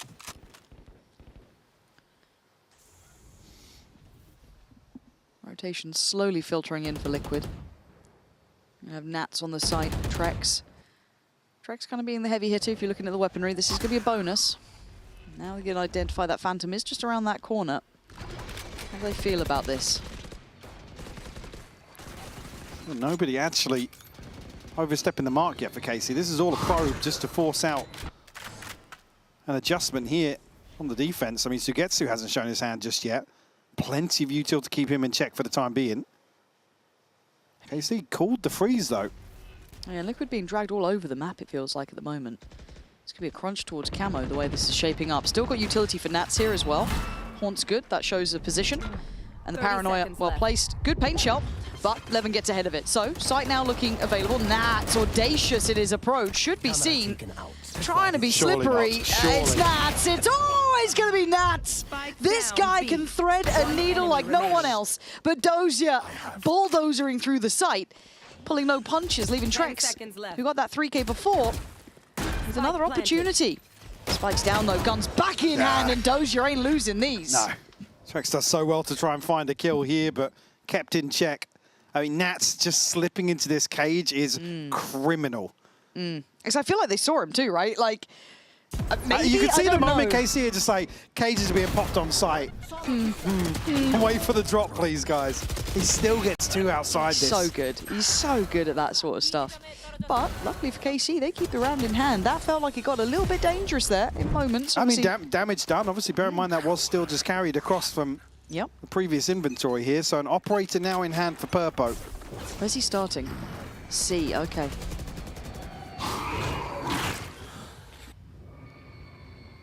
Like, quite happy to probably leave him anchoring on that side of the map. It's only Sugetsu here. He's not going to be terribly active early on.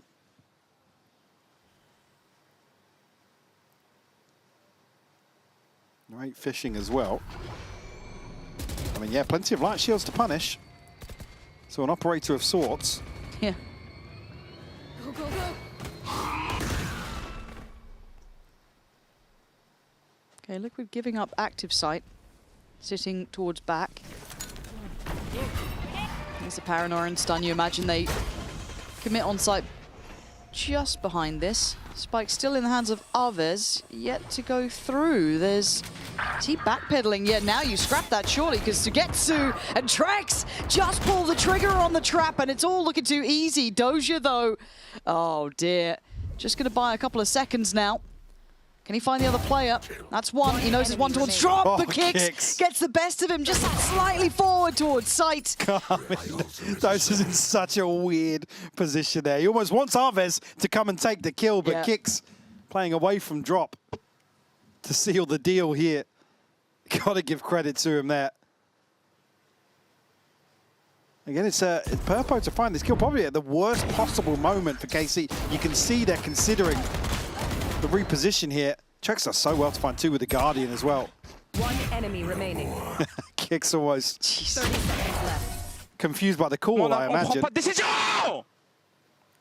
Now, not much of a French speaker, but make a decision. You think so? Yeah.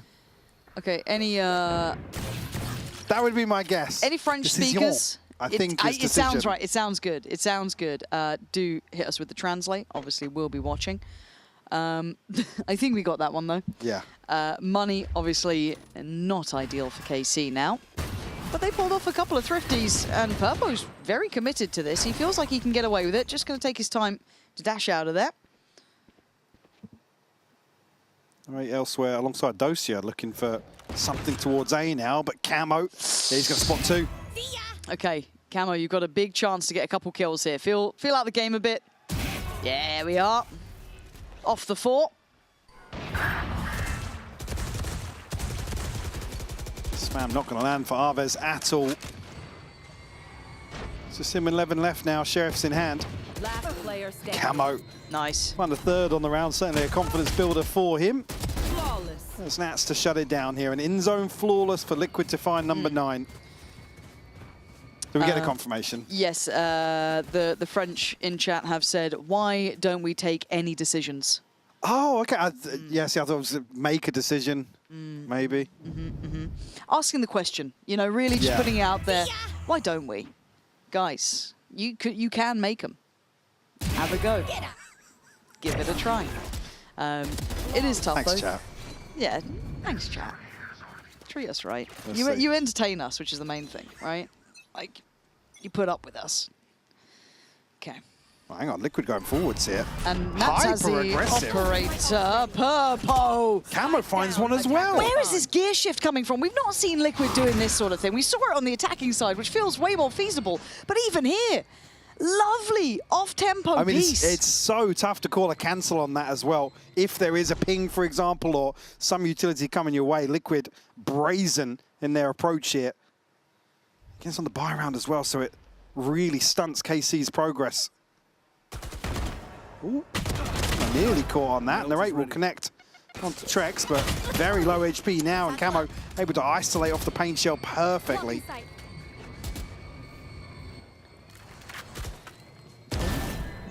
Okay. That's costing... Oh! I was going to say costing a pretty penny. It's fine. It's Camo fine. certainly riding the wave of those confidence kills previously.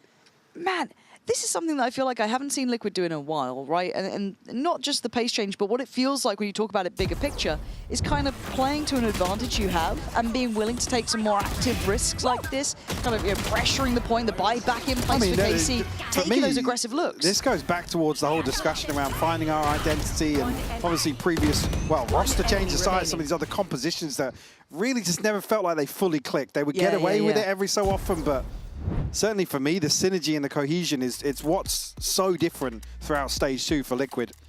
When they do decide to go forwards and you have Purpo and Camo both landing in succession, that's when they look best. Oh, they certainly do. And to add into that, you know, when Trex is on any sort of scan agent, any sort of reveals coming in from him, he always looks solid as a rock. He's having a very good performance too, quietly building away, doing the job he needs to. But as you said, that frontline punch is looking lovely. And this is without Camo having one of his bigger performances too. This is probably the better look, even in a close game, that I've seen from Liquid in a minute. I'm really happy with what we're seeing from them in just those moments, in those sort of rounds. For KC, I think a couple of big conversations need to come in now from the coaching staff, from the IGL, get on the same page, be decisive, kind of start executing those plans that they have in mind. Easier said than done when Liquid are taking advantage though. They certainly want to explore that further, considering, well, some ults here that maybe change that. I mean, Levin's just missing one as well, but there is a tour de force available and some investment. You want to play? Some rifles to offset that, but again, Purpo going to go forwards here. Rinse and repeat of the same thing once more, but Narrate will find Camo. I like it once, I think back to back, you don't get the same sort of validity, but you know what, I'm happy to be wrong. They get a lot of map control for it now, but at the casualty of Camo. Oh, I was going to say, so gets her a chance to run away with that, but shut down now. Spike not planted. KC's still happy to greet some of these engagements. Purpo will fall now. It's big positioning from Narrate to play this forward. Now, how's their understanding of I mean, with the back sight plant. Wow! What is that from Nats? What a shot. it looked like he was completely unaware. It didn't look like he was even considering it, so it's a reactive snap, and it's damn good. Now we're down to the bare bones of the buy from KC. A couple Guardians and a Sheriff. Outgunned in this and even numbers. Ult to be invested, and it doesn't really get the connection. I can imagine both being sent back and forth now. Here's the springboard forward from Mound. It's Nat still. Oh, No don't way. you dare. Calm it down, 2v2. Now we're gonna have a Phantom in the hands of Levin, but again, you're gonna look at the shield is not quite in place. Diffuse gonna start coming through, Kick's gonna try and draw the attention. In goes Levin, and out goes Liquid. KC keeping competitive. I mean, it takes Levin so long to find the one missing kill for his ult here, but certainly the difference maker for KC. A response found after 3 rounds in succession for Liquid. I mean, it's just ridiculous from Nats. God. The fact he nearly goes for the 360 hat toss here was, yeah, nah, I didn't want to see that. Because you know with the Sheriff as well, skinny head. Yeah. That's a hard engagement to take. That's true. That's true. Oh, Pinhead running around.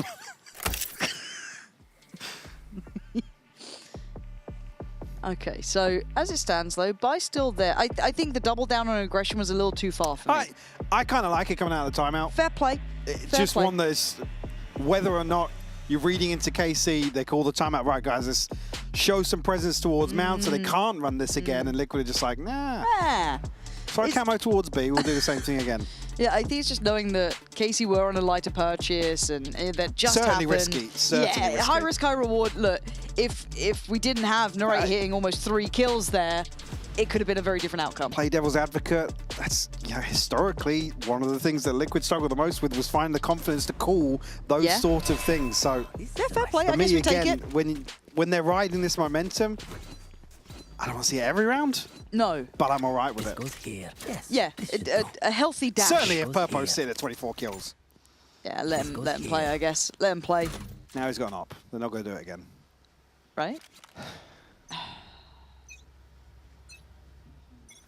We are going to be listening in this round to give us a break, so you guys can hear from the players themselves as to how they want to approach this one from KC's side. Let's save. Can repick with Go take C right now. Let's go take C S3. Yeah. You're gonna TP left side. Yeah, wait, listen. Put Prowler off of Par on A. Right. I will stand left side. They resmoke I don't see on A any Okay. They're most likely fighting here. Yeah, Raze and Omen should be here. Go, Prowler. Reveal the name. Do it. Let's see. Omen TP out. TP inside. I open door, careful. I will do side, smoke. Guys, let's come back there. Just leave one guy to... Leave me here, I have ulti. Yeah. Borak, leave me. Toxin screen down. That up. Nice, we're gonna say come back there. I'm fine for now. It's fine, just go together. I will break UT on C and TP. You guys can NV if you need. Let's walk T. Okay, let's not open door. I think you need to leave this one. Come back to B. You need to smoke mid. Be careful right. Okay, smoking now. Can we leave? We're in B split. Could be inside like mini or something. Yeah. Inside when you go, guys. Guys, you break our T's. Go. Okay, police smoke that. Go break. You need to put this Dima. I'm policing. I will go with you. I will lose. Close up. Nice. Heaven, my ceiling coming. Raise. Side. Raise ceiling. I'm walking ceiling. He's gonna scale. 80 on the race. Omen C on I'm just switching. Down B. Last player standing. 10 seconds left. One enemy remaining.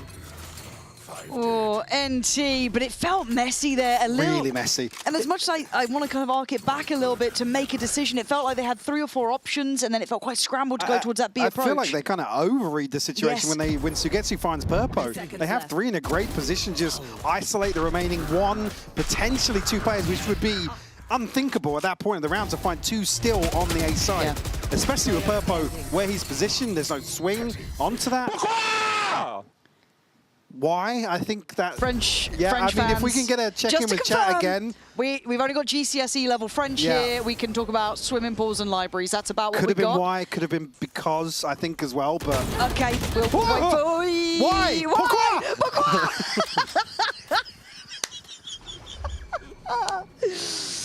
Hopefully that's the right word for it, because we'll certainly be left scratching our heads here. Trex now just feels like irrelevant to the round. He's swept aside. And Liquid gonna have to work this one back with 3. Spike planted. Tricky situation to navigate now. And Camo's only just making his way through spawn now. Nats, I think, thinking better of this. We'll try and hold on to what they've got. I mean, Trex at 800, Purpo 1950. They made a decision. The decision was made based on Purpo's dash. I think they were pretty quick to make that decision as well. I've got confirmation. It was why. Okay. It was why. It's a thin line between why and because. Hopefully there's a reaction to it. Maybe there's an answer, but we'll never know. Liquid, though, that's a little bit of a being put on notice there. It's tough for Purpo because I think he's in a position where he finds this. Yeah. Again, he can kind of stop this really spiraling out of control. Long time since we've seen an accidental dash forward, actually. It's been a minute. Yeah. What's your favorite French item? French item in general? Baguette? Yes, Croissant. Croissant. I enjoy a potato dauphinoise. I think that's French. It sounds French when I say it. So extra. Yeah, but it's delicious. Are you kidding me? I think I'm just hungry. This goes here. Okay. Focused. Make a decision. Keep it simple. Let's do this. Right place to be focusing here. Purpo coming forwards. Gonna challenge. Paranoia will land as well. Actually still tucked behind. Oh! Another dash out, though. We're all left asking why, but Kix is still holding his ground. It's getting sketchy, though, and Kix knows it. Oh, just on the back pedal. Sugetsu slipped the net. Now the Nats is down. See Camo with the awareness of the possibility. I think reading this pretty well, but the pit's going to cause some issues. If Camo can get ahead of it, though, Arves finds a crucial kill. And every coin flip, you normally feel Camo wins those, right? He's always so good for it, so that just feels maybe an off day. It can happen. The plant's in, and it looks like this could tie it all up. We've got Kix and Trex. Trex has almost full belt of utility, though. Just missing one of those prowlers. Could be helpful for navigating the pit, but he's got so many issues. I mean, they're all in it. Yeah. Close connection. Kix works forward. Actually got a bit of room to play here. Not much, but a little bit. The smoke almost hindering rather than helping. And KC sit with comfort in the pit. 11-11. Wow. All to tie up here. Again, Purpo unfortunately just caught off by another dash. To kick that, I mean, it's a great shot from the Ray. He's holding completely the wrong angle, but somebody slides into his POV. Whether or not he was hoping he was going to be able to get to safety there, back into the choke point. Well, it's unlucky as well for Kix, because I think just on a fadeaway here, a chance to catch a headshot. Yeah, just too much to handle inside the pit here on B site. As you said, I think as well, the smoke just to maybe cut the sightline to allow safe passage out to the left causes real issues to try and isolate, I believe, Narrate being the one to play closest. And Old Swire's not going to have anything off rip here as we come into round 23. But it is a shaky buy at best for Liquid. Yeah, it's not great. Tough time to hit this kind of bump in the road, right? Yes, yeah. I mean, relatively favoured for most of this half, and now in a position where they very likely will concede map point. This is going to be really put under a microscope here, but what does Casey do? Because I feel like it's been that, okay, let's be direct, let's be assertive, let's be confident in the way we're approaching this. And it takes one round, one thing going wrong. Trex does have the Phantom. We've got to judge with Camo. He's kind of toying with the idea of maybe going for the Bucky instead. There's no good choices there. And we're only speaking French. Christ. Je voudrais KC round. Je m'appelle Michael. Ooh. Same setup outside C here. Let's kick some Purpo. Let's try and posture up a little bit with this lesser bite. Narrate, though, going to be put to task just to clear some of these closer angles. What's in that corner? Camo went for a stinger in the end. I just haven't given it away. Great paranoia, though. Yeah, it's basically saved him. C's there. Lord, yeah, it's going to fall apart. Trex does help out, though. So it's certainly not without some casualty as Docia's gone, who's been instrumental in the success for KC. So Getsu has capitalized as well. Found Purpo. Bit of a delay on both sides what the there. hell? Patrex and Narrate. Oh. On that NA Challengers client.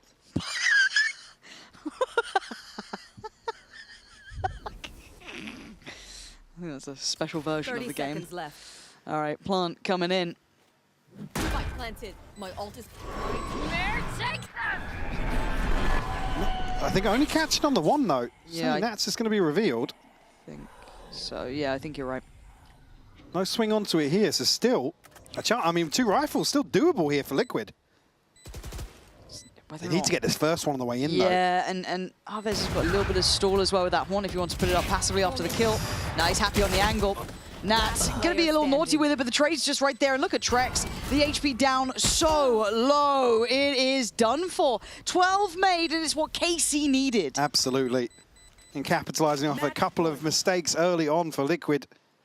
Put them on the brink now of closing things out, 13-11. Obviously, the buy going to be back in hand for Liquid here. Neural theft available. It's all it's on the cards for Liquid here.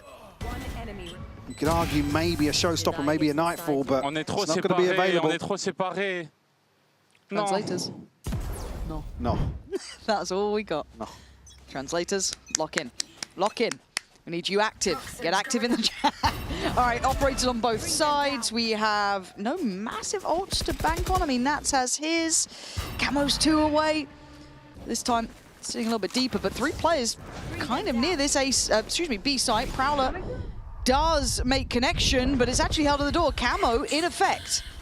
Yeah, Levin just completely isolated ahead of this play. Purpo, chance to find one, but does not connect. And Docia catches her off guard. Narrate's found a kill as well. KC have just flipped this. Yeah, they certainly have, but now kicks. Ooh, almost with the snap on Dosia. And that is a million miles away from this. And look, the complaint in between from the coach saying we were too separated was the translation. Hopefully KC can be on the same page now. Nats always comes with a warning label. You gotta stay pixel perfect in this. Spike planted. Plant's there. We get a chance to maybe isolate the first, but he's still got some ground to cover. Narrate does swap out to a rifle. On a much deeper angle, he's just slipped to the left. Where is everyone hiding? We'll wait for a peek off this first ping. Oh, just shut down Narrate. Sharper to the punch. A 13-11, Lauren. KC turning this one around. Oh, they certainly are. And again, I think we saw some really good looks from Liquid in this map. At least to kind of the pace changes, the gear shifts. But once there was a direct approach from KC, it felt like they didn't quite have a solve in mind yet. No, I definitely agree as well. I mean, Docia having a standout performance for me here for KC. Unfortunately for Purpo, just giving a couple away. I believe we will be going to a sideline interview with Narrate as soon as we've got that ready on the stage after this replay. Talk to me about that match. That one got a little close there at the end. Yeah, I mean, Liquid are a great team. It's honestly, Lotus is a good map for him, but it's a good map for us. And I think, you know, they had a lot of momentum going into the second half, and I think we did a good comeback. And we were previewing this match, talking about you both being sort of the really positive storylines of this stage. What's the battle in the server of sort of the IGLing by committee that you guys are doing versus the mastermind of Nats on the other side? How did it feel live in the server? I mean, obviously it's hard, obviously to play against them on attack, especially like they're playing very simply, to be honest, but it's hard to deal with, you know? Like you can say you know what they're gonna do, but how do you stop it? That's the real question. But yeah, it was definitely a difficult game, and I'm happy we pulled through. And we'll look forward to seeing more of it on Summit after this.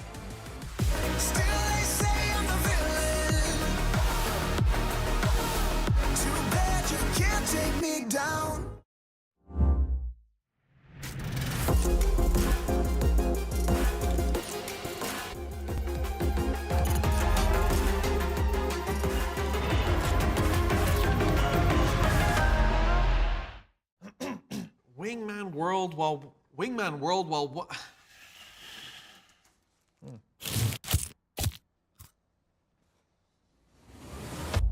Have a break. Have a Kit Kat. Wingman World while wanting a well-won break. Let's go! At Carmine Corp, we demand the best. This is what backs us up. The Razer Iskor V2 New Gen.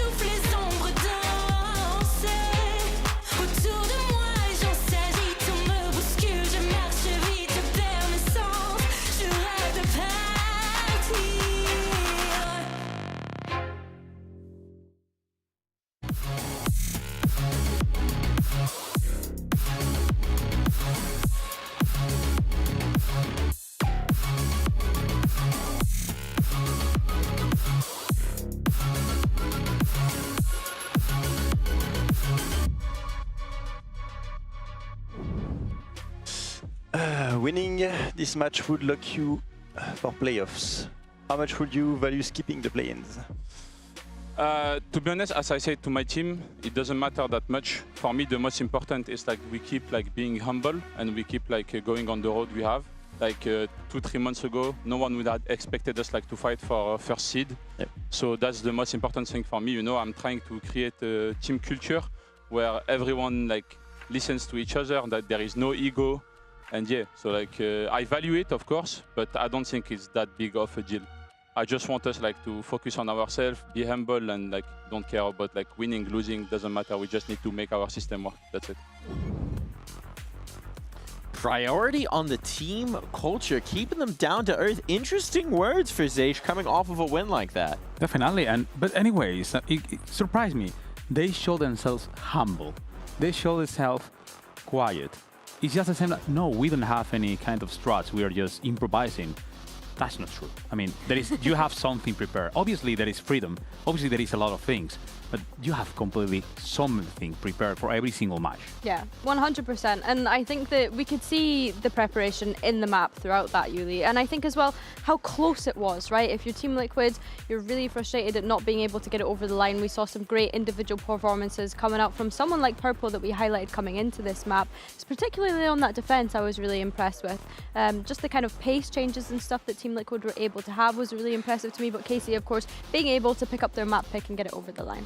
I think the consistency in those post plants has to be something to be admired as well, right? Because when we're talking about, and we heard it in the comms, right, that there's these moments where they're calling over each other, where there's maybe some confusion of the moments. Post plants are where those get most chaotic. So it's impressive to me that the KC system is holding up in those moments. Definitely, and also it's quite surprising that they are managing to get something extra from the entry kills. Because sometimes they were just getting an entry from 11 and it's okay, it's just a kill him, nothing else. Now, every single pressure Levan is putting into the map is converting into something of profit for them. Yeah, 100%. And it wasn't just Levin getting the entry kills. Completely. I think definitely on the attack, Narrate was being able to do that. We saw the value from his chamber on those lurks specifically. Sometimes the calls we were questioning, especially on that listening that we got to hear from KC, that could have just been an off round for them. But definitely on the chamber, on the sniper head-to-head as well that I'd kind of mentioned between himself and Purple, those were the two kind of main characters of this first map for me. It does feel like of late in this group, the Chambers started to rise back in prominence for a lot of teams, hasn't it? We're back in 2023, baby. But really, I mean, we started this just focused on the duelists, focused on the double duelists, and Chamber just keeps creeping back in. And based on what we've seen from some in our next map, I don't think that's going to change. From KC, no. Unless they decide to move away from that composition, we are probably expecting to see a chamber. Should we, as soon as we get to that map, I should say. But yeah, for me, these two guys on your screen, they were the ones that were finding a lot of value. Definitely, they did great. And also, I mean, before the match, I remember to say, I don't really understand this yet on Purple on a Lotus. Yeah. Okay. If he's playing like that, though. If he's playing, I shut up. I shut up. I'm sorry, Purple. It won't happen again. I promise you. I trust you yet forever. Hey, look, you didn't do anything wrong. You just said, I don't understand. Now you understand. No, definitely. I got it. It's important to stay learning. I think that's the thing as well, though. Like, you see some teams leaning into player comfort versus trying to optimize composition and theory on each maps, and definitely think Team Liquid have done a good job of being able to do that. However, looking ahead at Summit now, this is the question where we have in our minds of, are KC going to stick with that same composition, or are they going to switch up? Because I feel like you had a feeling they might, Uli. I don't think that, I mean, obviously they can just skip on it, but I didn't enjoy that much that Harbor. Maybe they moving into an Omen or even Astra could be great for them, and also it's going to release all the potential that Doshi is having into this team.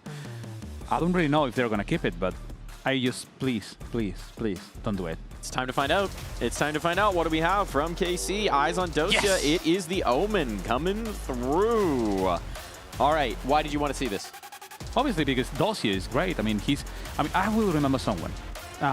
Many people on the chats around Twitter was saying, give a team to Dosia. Because he was the only one on stage 1 that was shining. Now he has a team, because every single one of him with him is shining with him. So give him the Omen. Yeah, Let him shine give again. him the comfort. Exactly, we speak about that. One thing I will say though is, especially starting on this defense, I need to see a switch up from KC's Viper Walls. Okay. I did a halftime piece with Zeish a little bit earlier throughout this week, which we showed them a PRX wall that they had done earlier that day, and it seemed to be, you know, a more improved wall in comparison. Zeish kind of broke down the strategy behind that and the layers behind it. So yeah, I need to see some different Viper walls starting on this defense, because some of the ones that they showed the first time they played this didn't make a lot of sense in my mind.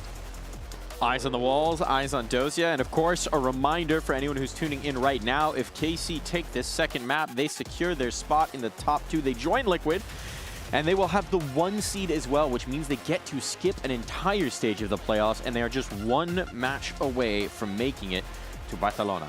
I like it. You said it perfectly. I got it? There we You go. got it. You got it. I'm proud of you. Only took 3 weeks. You said Barcelona. That's great. I also not say it perfectly. I will be happy to welcome them.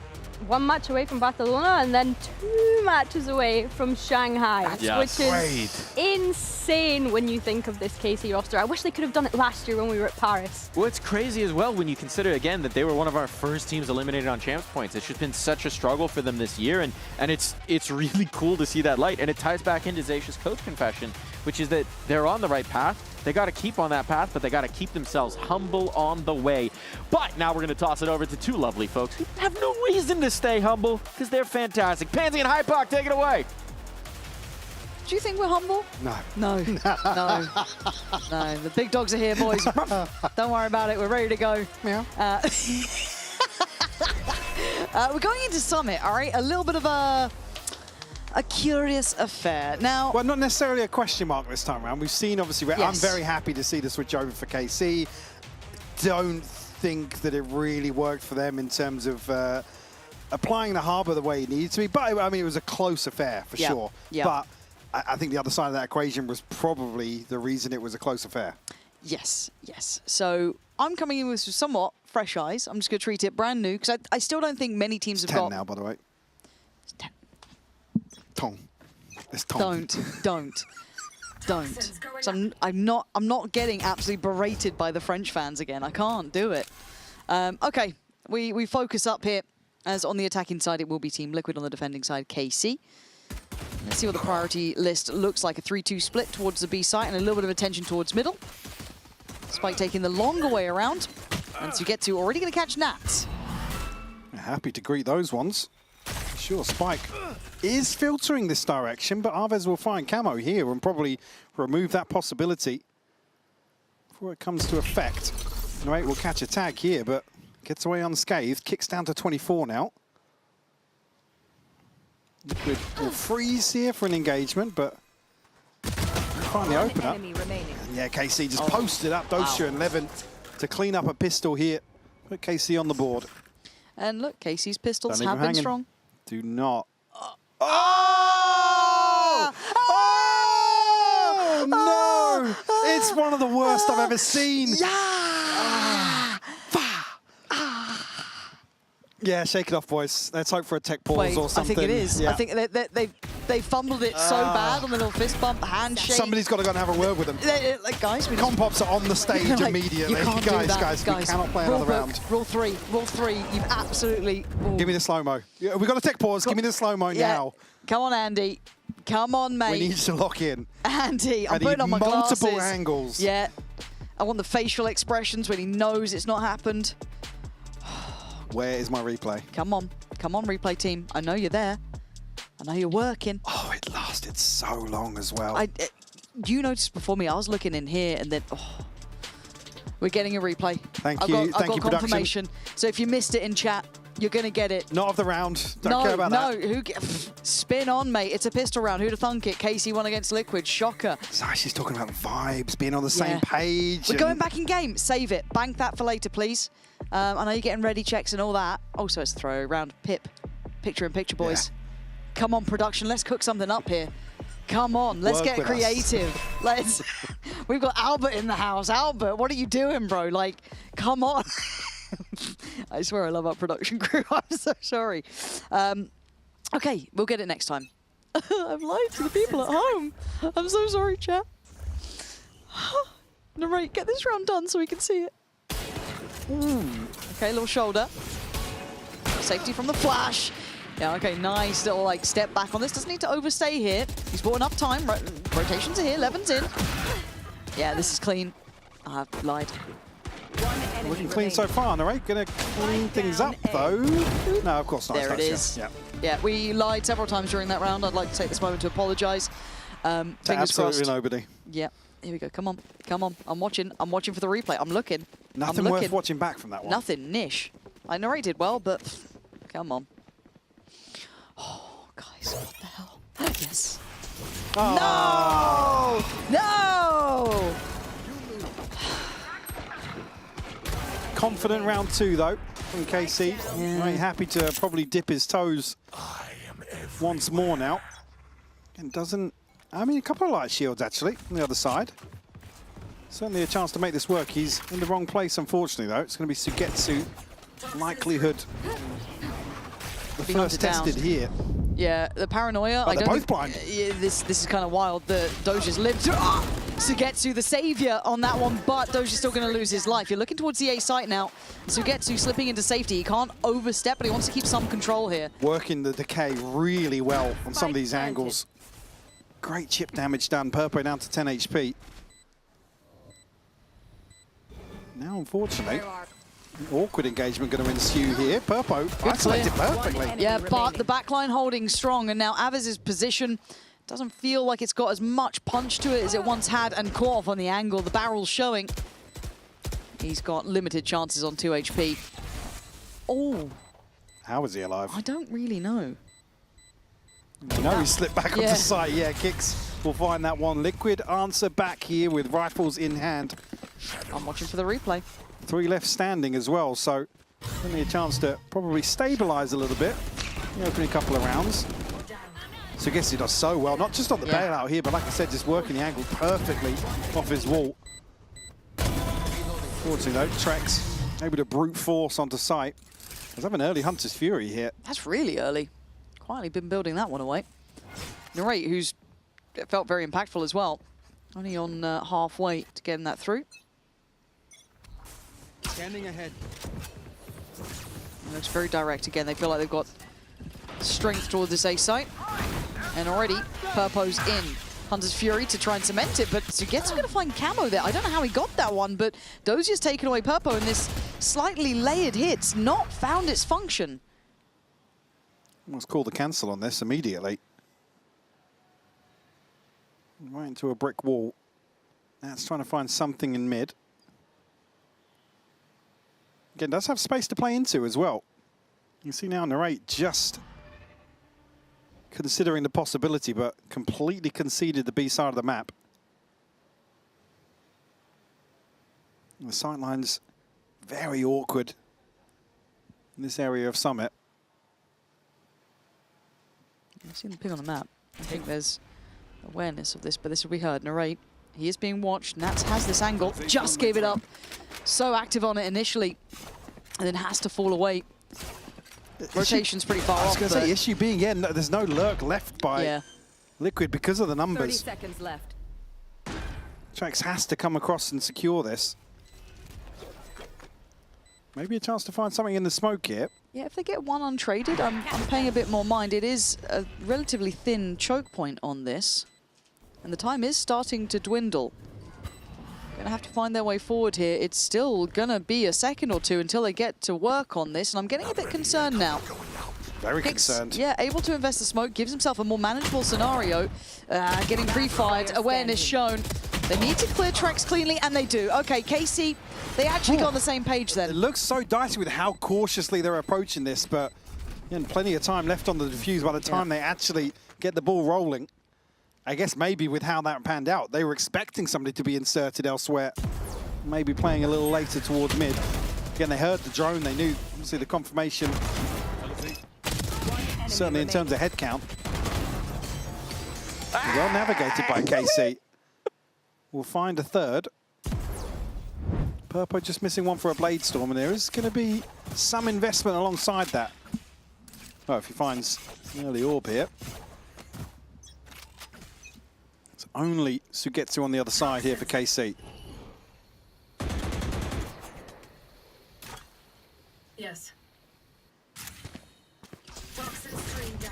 No, obviously, poison orb being invested. And Sugetsu can't tarry around here, has to filter back safely, but I think he's missed the TP. timing. Kicks, beats him to the punch. That's deep site control gathered. Huge amount of space, re-establishing the smoke as well. They're going to get a plant and a really good post-plant to work from. Really bold TP up from Kicks. And it pays off massively. And the drone actually going to open up the possibilities for Purpo here at the post. That felt a bit too far. What Dozier? How's Dozier gotten 3 out of that? 1, fair play. The second and third feels outrageous.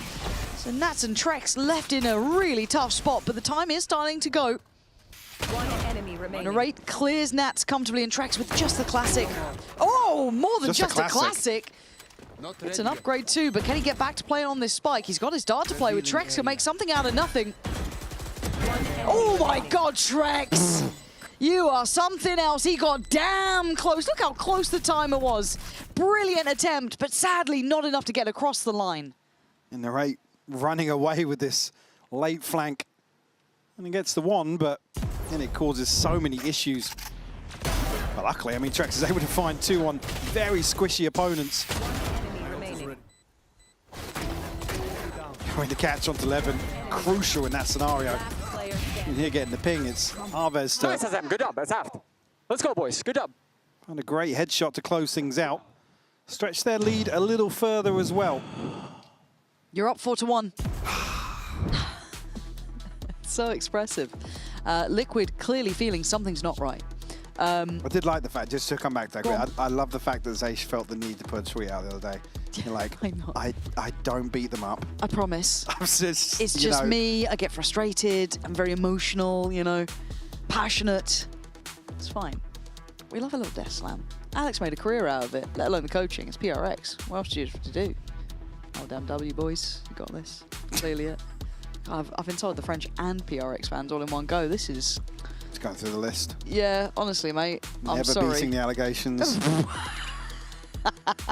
Hey, man. What the hell? I don't think PaperX fans will ever like us, to be fair.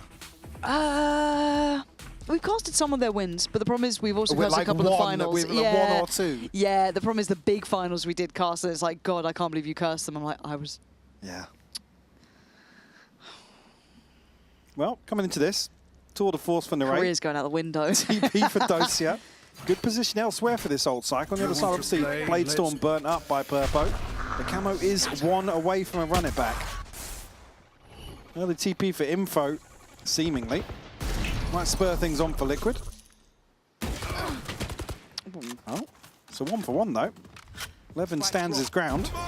Well, there's the run it back. Camo will get a health reset here at least. Yeah. And we'll spot out others, but he can reposition. No one's going to scale off the back of that. So, Info, yes, but to what win? I don't think our drone's going to press the corner. It doesn't, and they're going to catch kicks. Paranoia in hand. They're able to play this out quite well so far. It feels stressed. It feels strenuous. But they're being toyed with here. Yeah, Nats makes it there in time. Narrate on the bailout. Arvez. Nats, what? I don't know how he's still going. I don't know how he's still going. I mean, a couple of players on KC, they're just on a totally different page. Spike secured as well. But Nats with a chance to clutch up versus Arvez. Arvez, you've got to be feeling nervous now, right? He's got to come to you. He slipped all the way out. This is going to cause a lot of issues for Nats. But he does have the benefit of the clock to work with here. And I think Arvez is banking on that. Issue being, actually, off the plant, he'll get the pit. And Arvez is a little too far away from this to capitalize. It's just a tap to start with. That draws in Arvez. Here's the 10 plant. seconds left. Commitment on this one. Spike planted. No pit. Until now. Waited a second, just in case he got close. Horn goes up. Still a Prowler. They're going to meet each other! Nats! That is absolutely ridiculous for the Red Bull clutch. There's no one else. So close to finding a timing here onto the back of the pit. Truly special. But I've got to say, there's just a couple of times where, I mean, also, credit where credit's due. Nats is fully nearsighted here to get that kill onto Dosia. And then a really quick follow-up. Again, the timing on this. I think Arvez he had the advantage there on the first shot as well. How are you that just calm, man? absolutely snaps on him. Bring them down. And I'd say you can't do that every round, but Nats does seem to have an affinity for finding a couple more, but let's see if Liquid can use that as maybe a springboard to get back into this game. Dosia already going to be taking him out of the equation. A quick culling. And Purpo on the receiving end of some damage early too.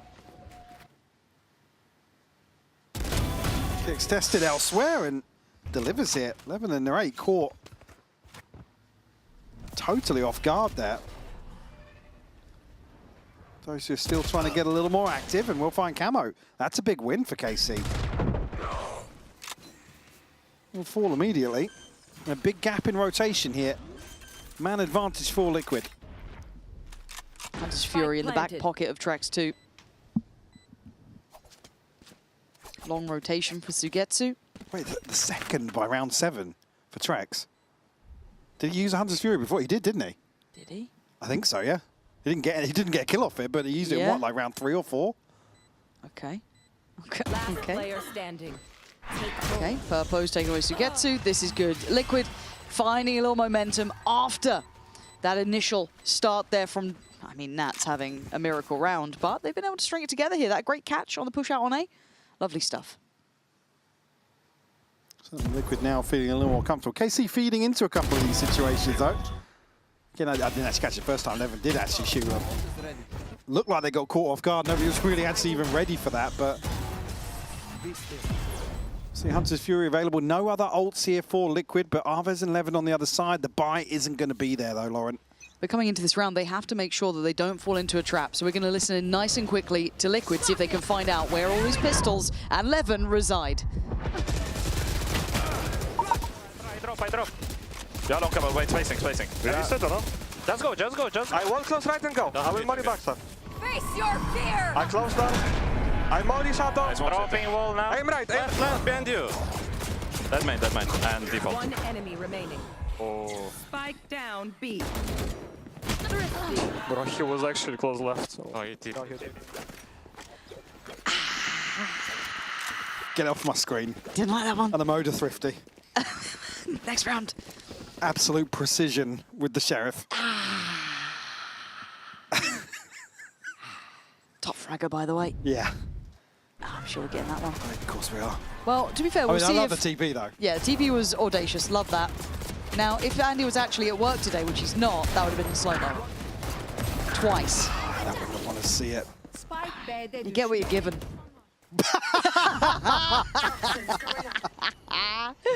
Oh, that's incredible. But it's flipped the script a bit here, right? This is a rough one for Liquid after Wars 2. Very nice rounds for them. An individual boost and then a nice team performance. Suddenly, back to the starting blocks. Take flight. We see gaps in this purchase here. And kicks down on the Sheriff, Nats on the Guardian, but still an operator in hand for Purpo. It's going to be put to task here. It's Narrate on the other side, but on a very passive angle. Certainly there will be question marks for Liquid on the approach.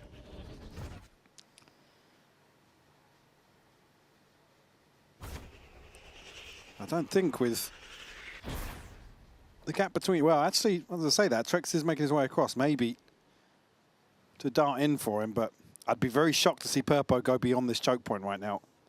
Yeah, it feels like, unless they get some pressure in middle, it would be ill-advised, but Sugetsu's already taken away camo, so do you just try and make it work as you can? A mistake made. Yeah, because Sugetsu shows. It's because Sugetsu shows, and he's typically the anchor that you'd expect over here.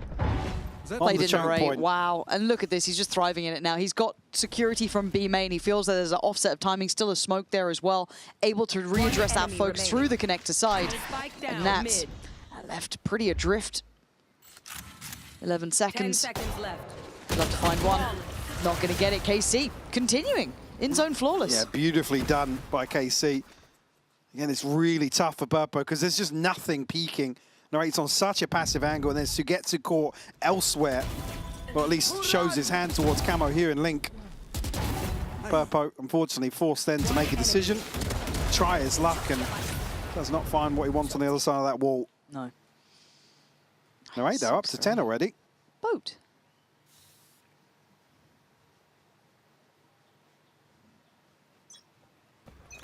Thought I'd just let it breathe for a minute. Thanks, man. That's really nice of you. Thank you. Boat. Headphones.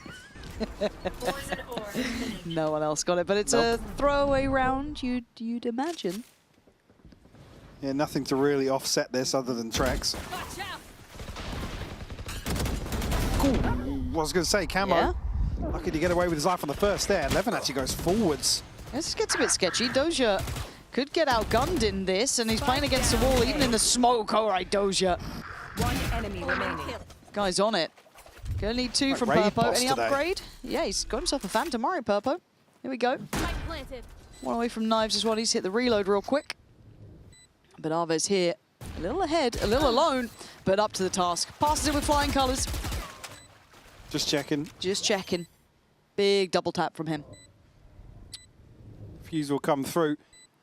Levin slides himself right into danger here, and it's actually Liquid to find a couple of kills on the back of that. They make it interesting, but at that point then it's just the weapons become such an issue. And just a little scoreboard check. I know that we don't normally talk about it, but I think seeing the difference in camo on an on day and camo in an off day is quite stark. He's currently set on 1 to 10. He's still going for the same sort of fights. He's still trying to be active in this, but he's just not getting what he needs. Is this an... Yay! We've got to really smooth that out. That's what I want to see Zysh tilted about. Yeah, get that in the little debrief afterwards. All right, Narrate going ahead. A little slice to work from. Oh! That is lovely work from Narrate. Beheads Purpo. He's got his number in this game, it feels like. Even with Purpo's brilliant performance, not equating necessarily. Getting Liquid across the line. He's certainly not seeing the same level of value from Purpo in this first half of Summit. Again, it kind of alludes into that discussion of comfort. Obviously, the map being the second layer to that. Chance here maybe to turn things around. Camo will have his ult. You can find a kill. A wide open B site right now. Nat's actually looking to maybe plant the seed of doubt.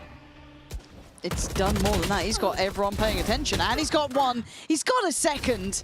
He's done more than enough here. He's evened the scoreboard and got them a free sight. Plenty of util to play back in here between Dosia and Sugetsu. 30 seconds left. But a ton of ground to cover. Narrate will be flanking once more, but this time has reinforcements in the form of Sugetsu. He's going to rely on Dosia, really playing the timing well towards back of sight. Actually opting to come through Link. See how this works out.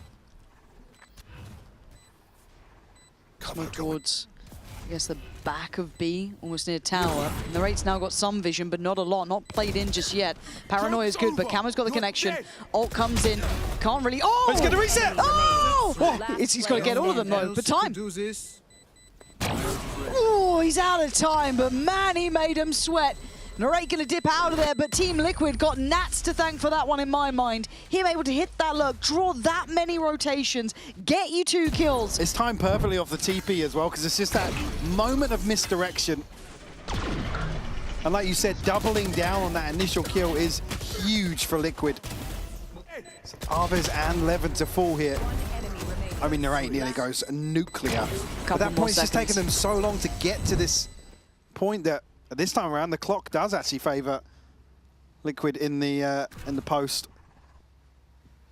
You can't turn it back. You can't. Purpo knives and I think a bulldog. Yeah, so direct towards A. Narrate operator there. Does have ult too. And he's been clean with it. Lovely flash though. Almost teased with the smoke, feeling like he had a chance. Purpo trying to hold some space. Keep in mind, Nats is disconnected from the others over towards middle, so could have late presence through elbow. No one filtering this way, information in itself. One more kill for Trex. We give him another Hunter's Fury. KC very, very cautious on the approach back to A here. Yeah, they've got to get that util right, got to get the scale up right. At the moment, they've made Purpo's life incredibly hard, but Levin couldn't pick his target and get his timing right. So Trex then joins in and Arves falls. Nats finally strikes, catching the player through elbow, and it's Narrate and Dosia a little too late to the party. Once again, time being a factor here. Narrate's clearing house, but it's down to just him again in a 1v3. Hunter's Fury to get him there. 7-5, as close as you like. As soon as Trex gets that kill, you can see him just barrel out back towards A main. Beautifully played here. KC will still have the advantage, I believe. We're going over to an interview with Levin, recorded earlier on today.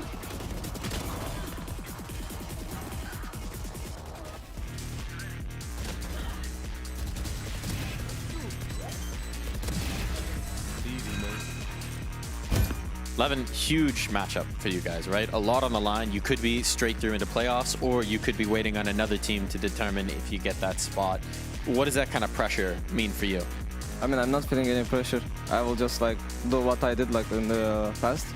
So I will just focus myself and try to do what I did in the CPMs, what I worked for. So yeah. Play as you know, right? Okay. You've been having some really strong form, right? In general. with the looser style that you guys have been practicing, that you guys have been implementing this season, does that make it easier for you to take space as a duelist, to take that ground?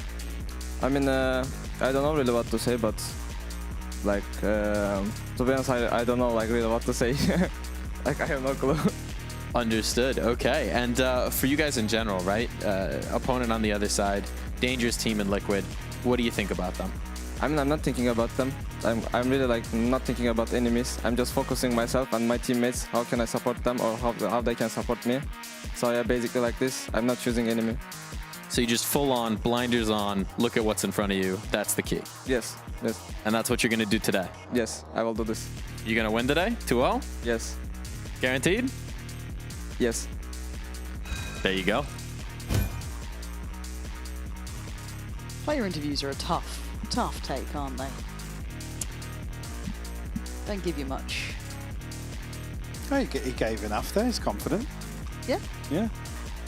Not necessarily the material, but the way he's conducting himself there. Very confident to close things out. Yeah. I mean, a close affair in this first half for sure. Liquid fighting tooth and nail to get themselves up to 5, it feels like.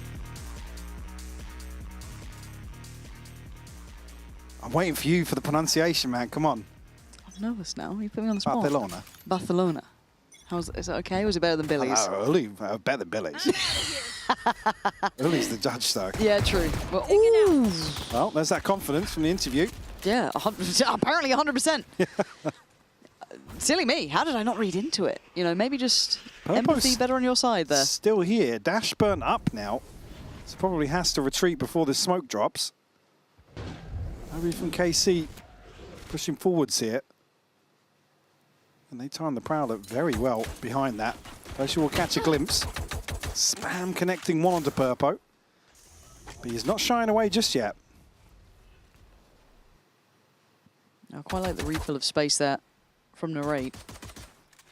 Just in the space, yeah. Yeah, just circling back around. And, whoa. And well, Trex has been taken offline, so KC fully in control. Plant will come through. KC comfortable here in the pistol. It's just Purpo and Nats left. Try and come up with some sort of answer. It's a full 2v5. I don't see a way in. Get the caution being displayed from Purpo just because Narrate was around somewhere, and you know there's so many bodies to get through. And Casey actually having that as well. Yeah, Casey actually having a really good win percent in their pistols is such a boon to their kind of run in these maps. Gets them to such a great start. Matt's trying to do what he can, and even in the outcome here, I think he's going to minimize the loss at least and just give it up to the spike. But Casey, got to give credit to the pistol rounds. We've seen a couple of these now. Yeah. Again, statistically, yes, we know they are objectively better. With no strats as well. None. Just feel it, just vibes. Yeah, just vibes-based team. I mean, if it works for you. If it works. If it works. As long as it works. Right, currently sitting 15-5 at a very, very comfortable performance here on Summit. We'll bring a scope in. Only Sugetsu to carry a pistol into this round 2. It's only the one upgrade for Purpo as well. Yeah, being so clean, they can go for a buy like this. They know there's minimal upgrades. Just need to be careful to not walk into a stack. It might be Sugetsu to bear the brunt of this off the back of the trap around the corner. It's there. I'm going to smoke it off, but... Well, he's outgunned, at least in this department. Good trade. Not a massive upgrade, sadly. No. Unfortunately, as that's happening, the plant is in. KC with a chance to probably capitalize on that lack of presence on the site. Now I've got Narrate inserted into cave. Go, go, go.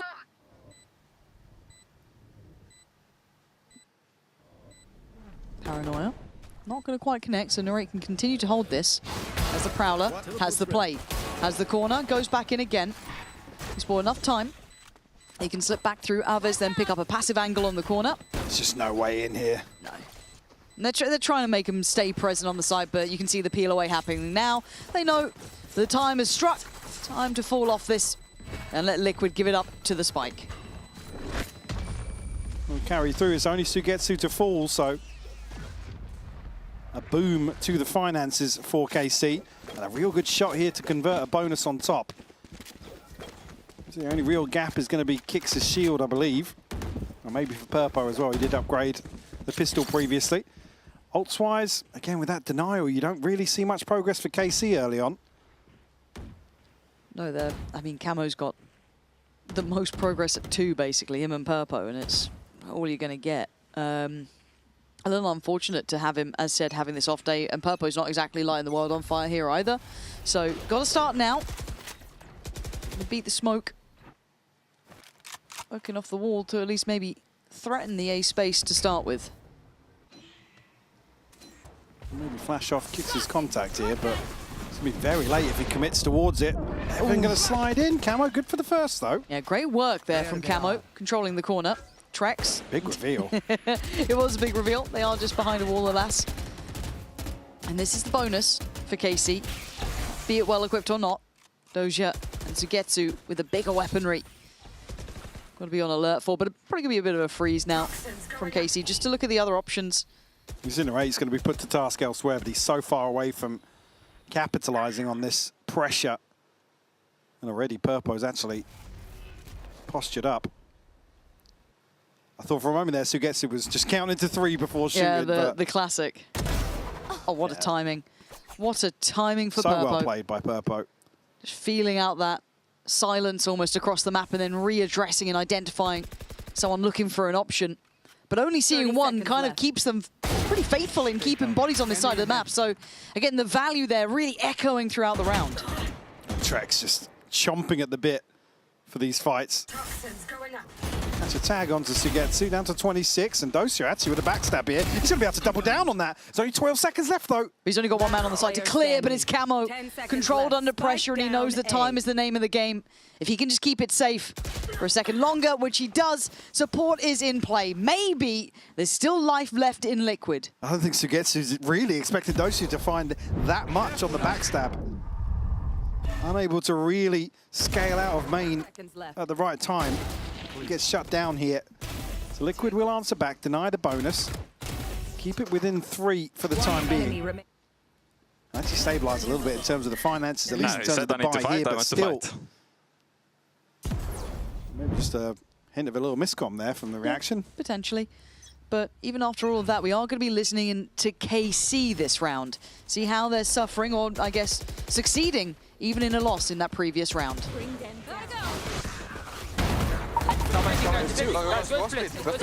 Just run, guys, run. We need to run. There's gonna be one link, okay? I'll take.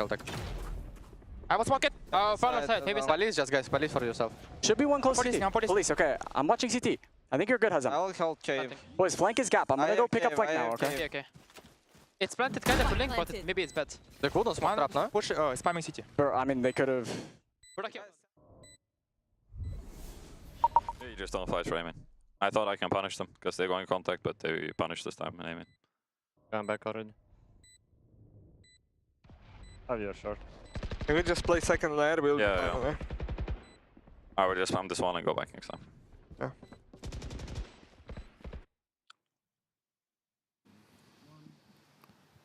I think probably a continuation of the conversation we were just talking about there, at least from the reaction from Kix. Maybe just not feeling themselves in terms of the game plan, some of the expected outcomes initially. I mean, Levin just absolutely runs away with the openers here. That was pretty. That was really pretty. The catch on the Omen and the snap towards the site, just expecting that counter swing off it. Really, really nice. And I'm sure we'll get a little look back at that. And if not, you could hear them kind of just diagnosing that afterwards, and it sounds like somebody wasn't expecting Kix to go forwards here, or maybe Kix had misplayed it ever so slightly, but I believe what he said, I was expecting to, from the previous round, I was expecting to fight, so I was fighting. So yeah, so something clearly not lining up in that. Maybe expecting someone else to be active on it. Yeah. Again, you've got to question reps and stuff. Obviously, we've already seen this map from Liquid, but that comfort may not be there as well, you know what I mean, where it feels just natural to them. But something slightly misaligned, so that'll be timed up, I can imagine, going forward, and Trex right back to business. Go. Bye-bye, Levin. I hope you had fun in the last round. You're not going to get much more, but Trex almost, get away with his life, yeah, almost going down on that. Scanning ahead. Lucky to get away with it for sure. 24 HP. KC trying to pressure a little further. Camo kept in check for the time being. Of course, gets to a great catch onto Kicks here.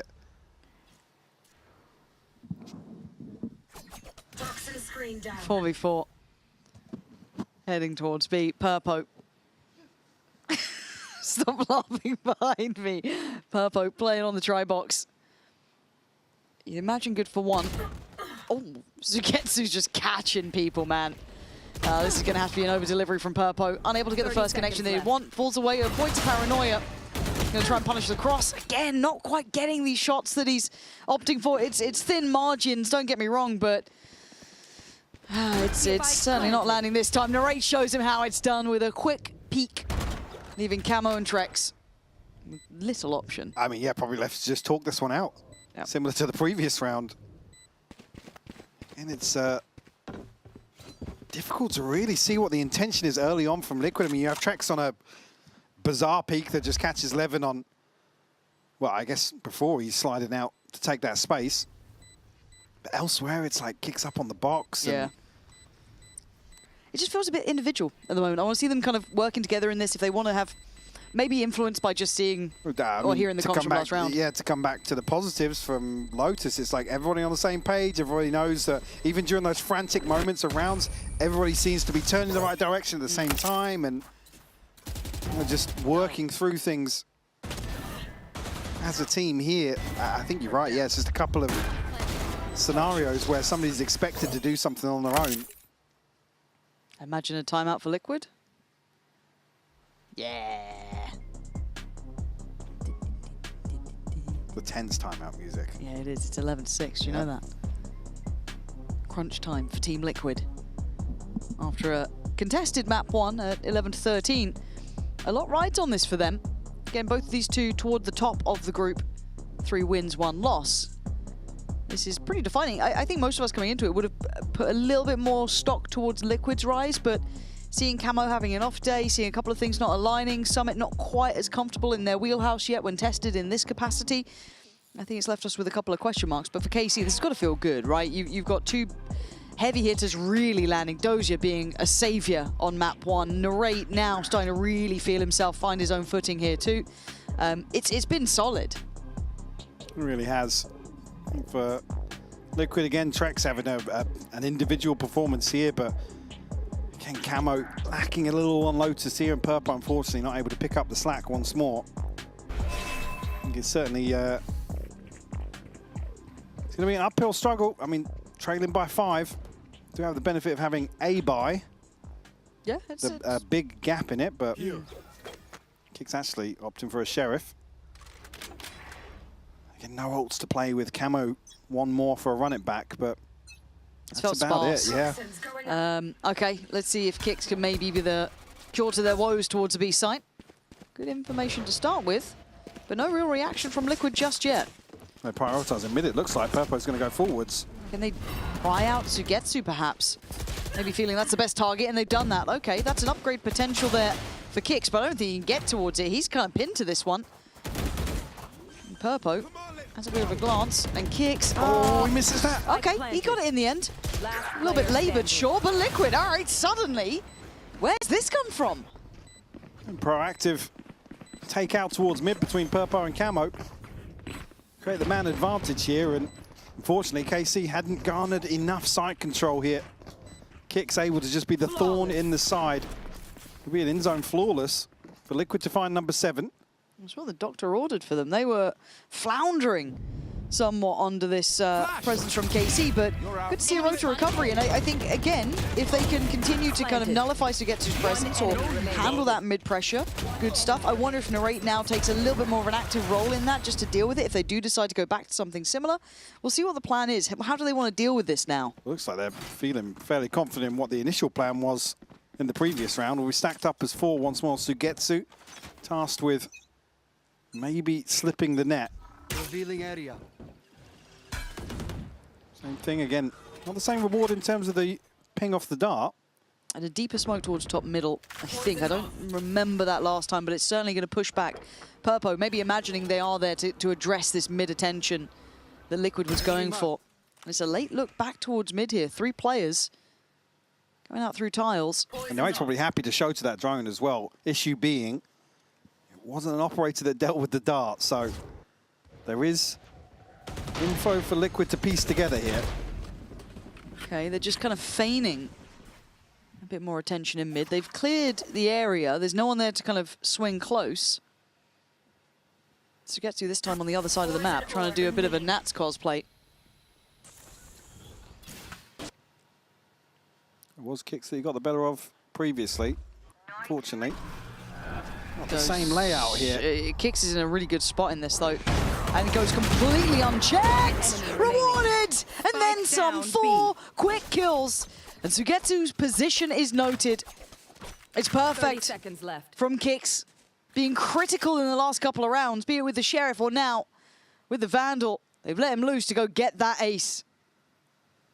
You'd certainly want to see him get it as well, considering what we've heard in the comms, but Sugetsu going to shut it down. And no time left, though, for him to work with. Have to hold on to what he's got. Left. Again, it's the investment here from Aves. That corner is open, and nobody's checking it.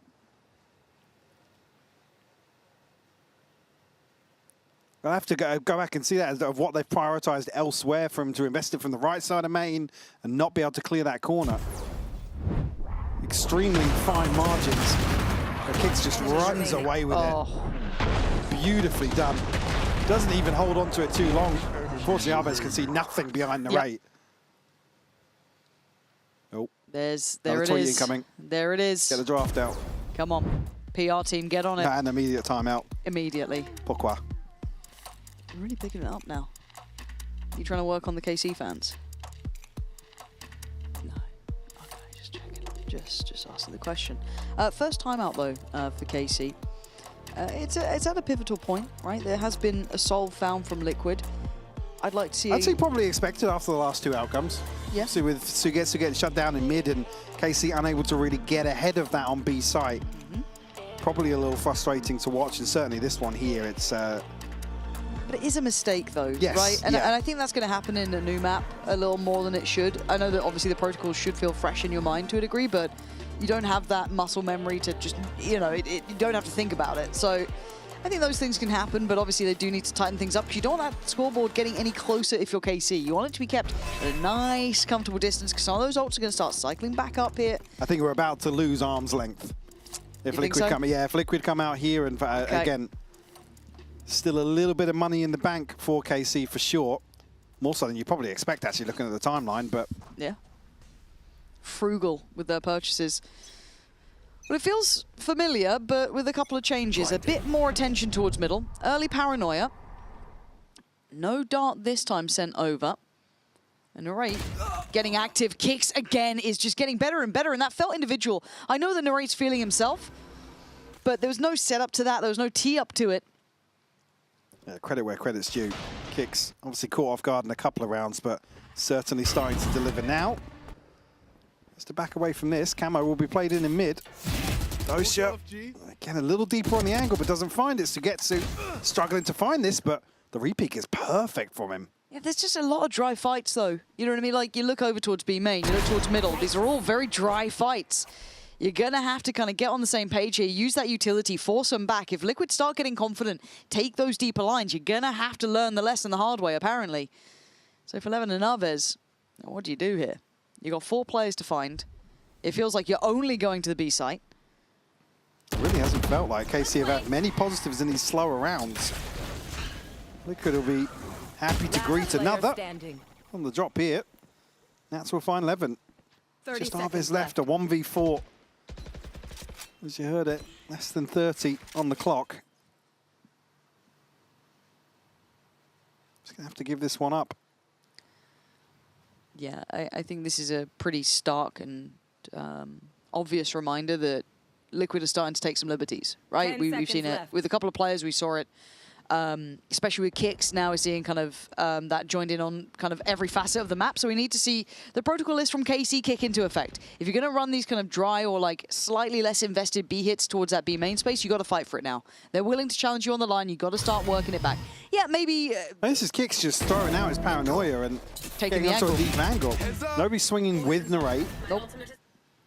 And then same towards middle. It's like they're trying to be almost too frugal with the utility to try and maybe hold it for the site hit, but again, if Liquid are starting to take those steps in front of you, you're going to have to find your way back in. And I don't want to just be like, well, maybe we just go A instead. I want to see those lessons learned here. I think they got the memo. At least it's only Narrate on the other side here. It looks like the focus will be shifted towards mid. The smoke. It's easy to punish over the top here, and Purpo. I don't know if there's awareness. For it. I just don't think they're so up on this yet. You saw even Narrate potentially dead to it as well. It depended who, but great work from Purpo to know his lines like this.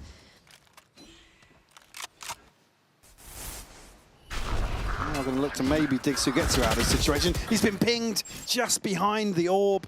Trex will find that kill. Oh, they're capitulating in real time. What are we doing? In zone flawless. This isn't a good another look to me. timeout. It wouldn't surprise me to see he's actually call another here. He's got the benefit of obviously having a second available. Narrate one away from a tour de force. Docious Sugetsu and Levin ults to utilize here, but they're going to have to ride out the finances. Nice! Nice reveal, Nikita. Purpo getting a little more active now. And why wouldn't you? You're getting confident. You're like, okay, we can actually play on these lines. Nice. All right, I can get a little bit more involved. And he's being mobile about it. Brilliant. Let's do it again. Purpo is farming you. You got to fight for this space. It's one of the ults removed as well. Certainly one that can be a game changer. Unless a buy like this. KC have very quickly scaled up mid though.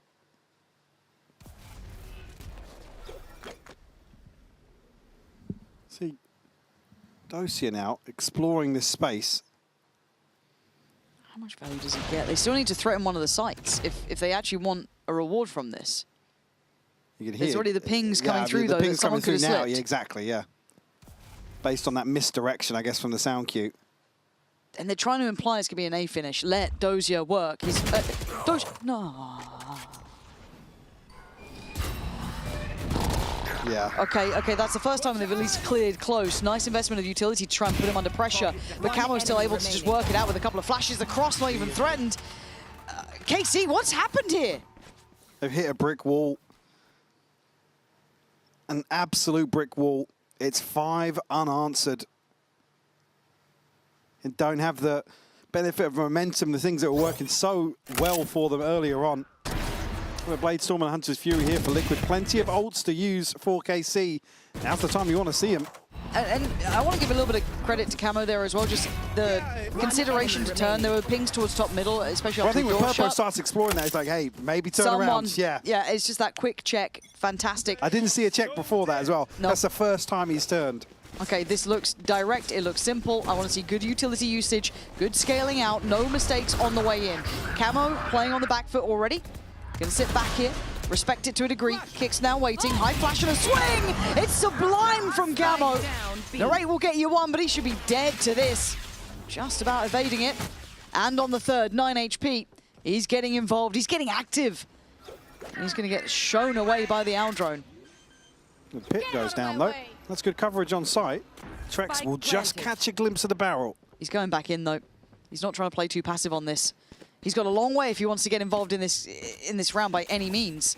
He's got to bank that his boys on the site can work with that pit, because Liquid are at the door. They are knocking at this one. Oh, he's gone close again. He's just slightly further away than where he'd want to be. Purpo waiting to pounce through the smoke. Dozier toyed with, dead. Buried Sugetsu now, left in the pit alone. Narrate on 9 HP. Oh! Nice work from Sugetsu, but down to a 1v2. Narrate, you got to get involved in this. You got to get past kicks, and you can't do it. Team Liquid in the final hour of things, taking the lead. Just another one to slip through KC's fingers. Narrate, you can see how eager he is to try and capitalize on this pressure, but Liquid do so well to mitigate the risk. It's fantastic work from Camo. He did brilliant. In the combination of Paranoia and the flash, absolutely beautiful. And that's the response onto Sugetsu. Nice! Big kill for Nats to find. Liquid now up to 12. OT or GG? I feel like GG. I feel Say like it's GG, but it's BG. But it's BG. All ults gone now for KC. That was the snowball. Oh, this is a horrible string of rounds if you're KC looking at it. It feels like a brick on the chest, the amount of weight on them now. And Liquid starting to feel alive. You got Camo starting to find his form a little bit nicer. Yeah. Flash through the smoke, gets involved. You got Trex having some beautiful impact. It's not even just the kind of Purpo Nacho, which we've been seeing, at least in the last map and a couple of rounds here. This has been a real upswing from a good couple of players. Kicks, who was silenced before, then so you saw the damage he done in that earlier round. We are having several players on a real swing up. AC, not happy with what I'm seeing so far, and I'm sure that sentiment's echoed through the fans and the coaching staff. Trex with an operator here. Purpo as well. Been looking to really capitalize on, as you said, some of these drier peaks early on in the round that have suited Liquid to a T. Finally, a bit more utility. Others having to invest heavier earlier to get that mid control going. The Haunt and the Prowler goes through. They've established mid. Do they want to pause on this, or do they want to pressure further? Dart dealt with. But they're going to get a little bit cautious, I'm sure, around this point. They don't know if potentially you've got Purpo up top middle. You don't know who's up there but waiting. Only one towards main. Do you brute force it into Link here? Oh, it feels like a horrible choke point to do that in. Well, it's 3 making it through, and Nats is prepared. Battening down the hatches if anyone dares to try and come through. Toxin screen down. Good stall, 45 seconds! Oh, it's just shooting fish in a barrel. KC looked lost without an answer. Again, the only viable option there is to just burst through. Maybe get past the first hurdle. Unfortunately now, Dosha's got the spike, so he has to play this slow. Oh, Trex. It's just not happening for him, is it? The ideas feel flat. Doja held back, spike gone. Sugetsu clean to send Camo away. But that's not good enough yet. Barely got any Toxin to play with. Caught. Team Liquid with resilience. Mike, we're going the distance. Map 3, and KC will be kicking themselves. That was a 2-0 in their hands every day of the week, and they could not get across the line. Yeah, I think this is just KC running out of ideas, maybe letting the foot off the gas a little bit. Fair play to Liquid, finding tooth and nail to get back into this one. And they absolutely deserve to take us to Haven here. I believe once we're done with this replay, we'll be going down to a sideline with Trex on the stage once that's ready. We will indeed. Trex, talk to me about that comeback. How do you make it happen? I think I had a good view how they play on attack side.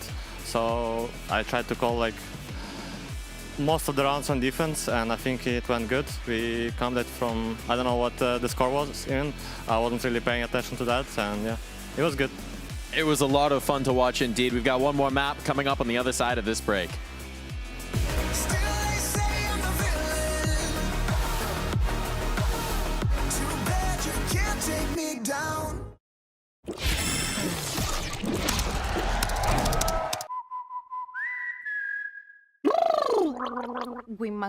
Women will what want.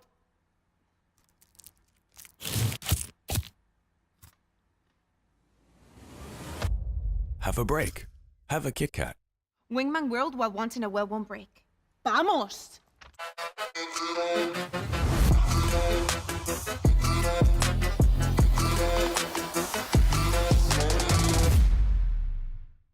Want to find your fastest server every time? Express like a pro and optimize your connection in one tap. Express and game without ISP throttling. Express and shield yourself from DDoS attacks. Express and choose the VPN trusted by gamers everywhere. Express VPN. Experience gaming the Express way. Fast, stable, competitive. Outplay the world. It's time to Express. Unlock free cosmetics, including Lightning Kicks Buddy, and more. Scan to subscribe.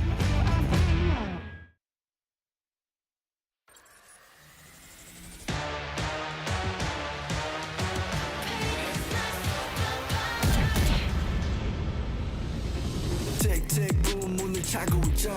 이건 데자부 이미 와본 걸까. 내 성공을 전부 담긴 그릇이 작아. I can't lose 점수 그건 의미 없는 숫자.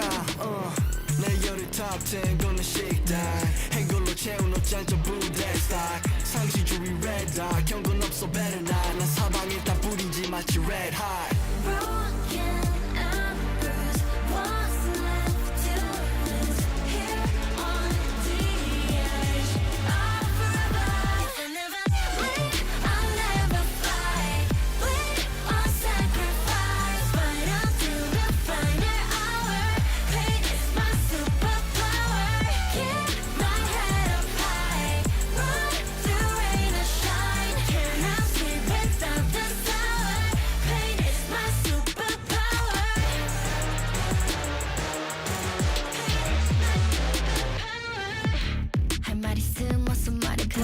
Tough guy 혀꼬여서 도망가 이제는 시시해 gunfight I brought a blade They forgot to shave that just a wall 맛보게 fade 빛이 보여 네 bandits 끝없는 내 rampage 이게 나니까 절대 can't change 내겐 없어 plan B 오직 plan A 바꿔 pain every champion into champagne Broken and bruised What's left to lose Here on the edge I'll forever If I never leave I'll never fly I'll sacrifice Fight until the final hour Pain is my superpower Keep my head up high Ride through rain or shine Can't have sleep without the sour Pain is my superpower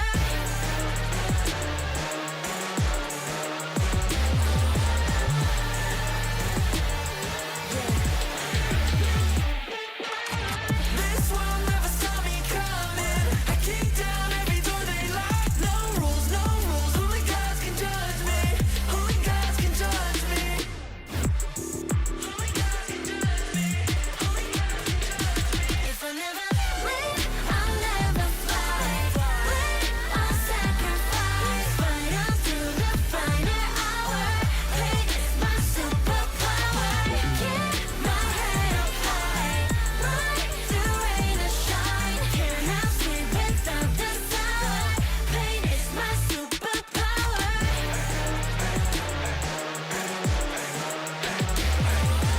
Fight until the final hour Pain is my superpower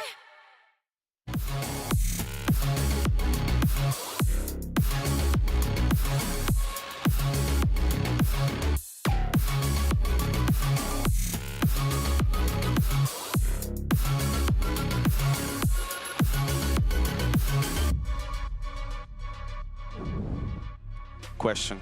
You have been EMEA's finest early on Summit. What is it that gives you an edge on the map? I'm not sure if we have an edge. There's a lot to learn on the map, to be honest. I think everyone is quite early into the map. I mean, obviously we had a bit more time than other teams, but we're experimenting out of different things and trying to understand the optimal way of playing the map.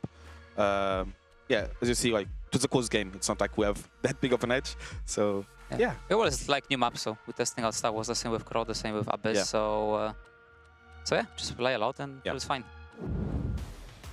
Just a few extra reps in the lab there for Liquid. Maybe, as Trex was saying, some of his reads on that second half working out for them to get them back into that game. Looked like it to me. Seems so. I think that was definitely a part of it, but I think another part of it was just individuals being able to, you know, come out of their shell and close out some of those rounds. I think we have one from Kicks that we're able to look at where he was getting a 4K, and then even Camo was starting to kind of warm up to the series. I feel like he was having a quieter day today, if anything. But yeah, as you can see there, the momentum that Team Liquid were able to kind of build up towards the end to finally close that one out was kind of impressive to watch, actually, really. Definitely. I was just thinking about it. I mean, obviously the map is defensive. We've been seeing it on different regions. But anyways, Team Liquid managed to come back from a match that was completely hard. And even the read from KC wasn't bad at all. Just look at those plays. I mean, even Kicks was hitting everything here to just make the comeback. When you're coming from a side where you will mostly doing nothing, they didn't allow you. Yeah, we do have to look at that and say that these were these huge individual moments, right, that kept Liquid alive long enough for maybe the macro picture to come together. And maybe that's a credit to KC, but maybe we also need to be asking some questions about the resilience when you're trying to go deeper into the playbook, when maybe Liquid are starting to figure you out. Either way, I know it was blockbuster. It was a barn burner. I was literally chomping on popcorn while I watched that game, and I'm expecting to get more out of that in this next map. One thing we've been talking about a lot in general on this map, right, is the use of the walls. In particular from the Viper, we've talked about it from the Harbor as well. The different philosophies about how we deploy them. Do we want to dive into this a little bit more? Yeah, we love a Viper wall on Summit, don't we, Ili? We love a Viper wall on Summit. I have to say, this Viper wall we're going to talk about looks like a harbor wall instead, because I've been seeing this used, but in the Pacific, on hands of a harbor. Just take a look on this wall. I'm gonna refer to these defensive walls they were using. Okay, so first of all, on this wall, we've been seeing them using for retake, but I have some doubts. I think the KC could be getting profit of it, because at the moment that his wall is being active, they can try to lurk in, and if the wall of defensive is open, they have like 1, 2, 3, 4 angles where they can use crossing and trying to get profit of the layers. But they were playing it so smart. Every single time Nats was getting this wall is just for retake, annoying for them because they don't have any flash on the team. They don't have anything. They are not playing with Phoenix. The decision is to play without it. It was hard to get through it. And to be clear, this defensive wall that we're saying was the one of Team Liquid's that we're talking about. Kind of similar to how you would see maybe like a Viper wall played on the Breeze on A site, where you would want to kind of control main, but then also have that retake potential like you're talking about. So did you say you saw this wall in Pacific as well, right? Yeah, but we've seen it We're differently. taking inspiration from Pacific. Because this one, okay, I'm gonna try to move this. Hold on. Let's get it off. Clear. Delete everything. So the wall we've been seeing is a bit different because they were using a harbor wall that was going through this and going something like this. Yeah. But also Paper Rex was using this one.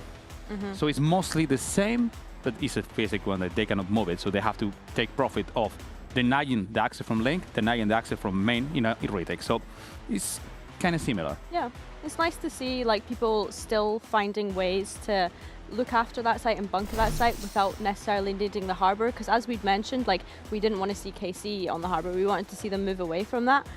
So yeah, just seeing people's thought process behind trying out new walls, seeing what fits. We just heard from the coaches as well about the things that they're trying on this new map. I think that's what's exciting about new maps coming into the pool. It certainly is. And as we get more reps, we'll get more knowledge, and so will the teams. But we turn our mind towards a map that we've seen a lot of reps on over the years. We turn towards Haven. This is the decider. It all comes to a rest here. One of these teams will be locking in the #1 seed of their group.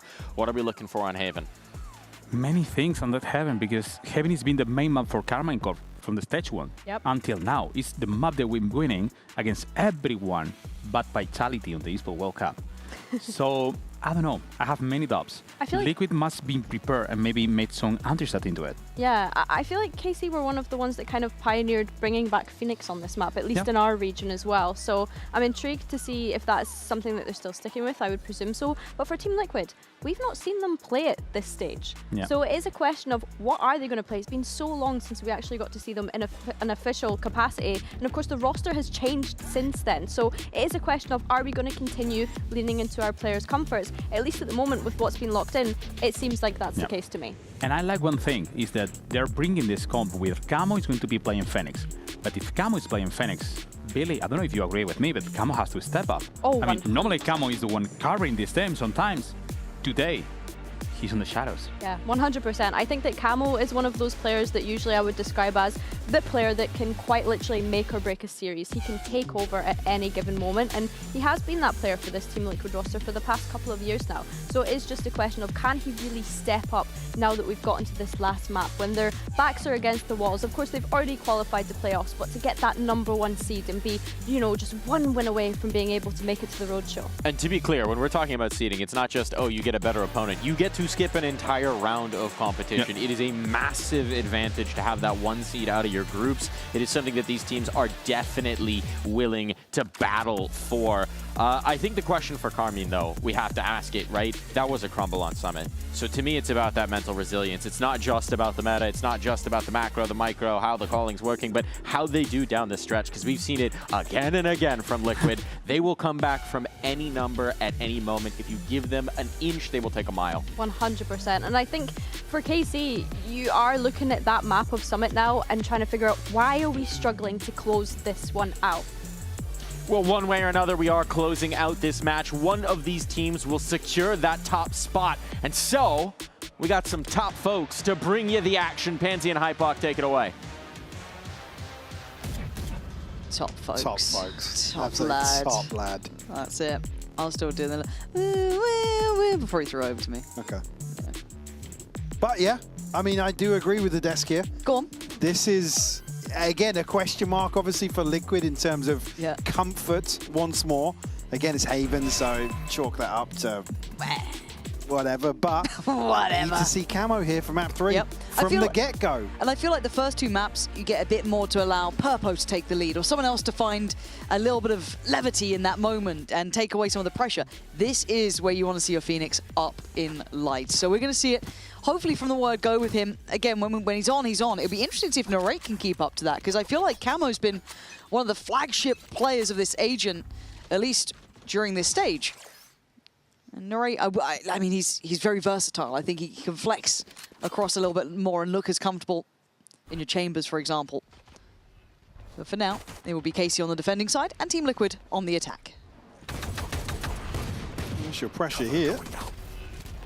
So yeah, Kix has got extremely deep onto the side here. Dosia seemingly aware of the possibility, but Kix still finds it. Yeah, I thought Dosia had him dead to rights on that, but ooh, okay, Narrate. Kix got him. A little bit of a bloodbath, wasn't it? A little exciting. All just kind of came out of nowhere on the B site. Dosia, unfortunately, gets shut down here. You can see he's just waiting for somebody to come into a complementary position. It just never came to be. Oh, you ain't Pezza? One enemy remaining. So now, again, no upgraded pistols here on the side of KC.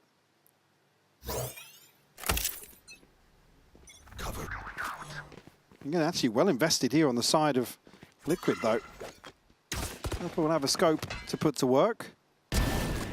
Rewarded here, Narrate. So an exploration punished. Yeah, one away is from his ult, though. So Narrate, I think, I don't want to say happy with the outcome, but again, you're building towards getting that ult going. And Nats sends him scattering. I can't talk, man. Do you want to just take the round? Stop it. Why is it always his name? It's lucky we're not casting a BBL. Purpo still on the hunt. Actually, a spot onto 11 here. It's only going to be a negative, though, for KC, because elsewhere, they could have found a ton of space to play into. We're going to have any resistance at all here, and a chance for Purpo to farm even further. We'll find Arvez. I think now, actually, the penny has dropped. Hey, the timing on that. I don't know if he's in any sort of trouble.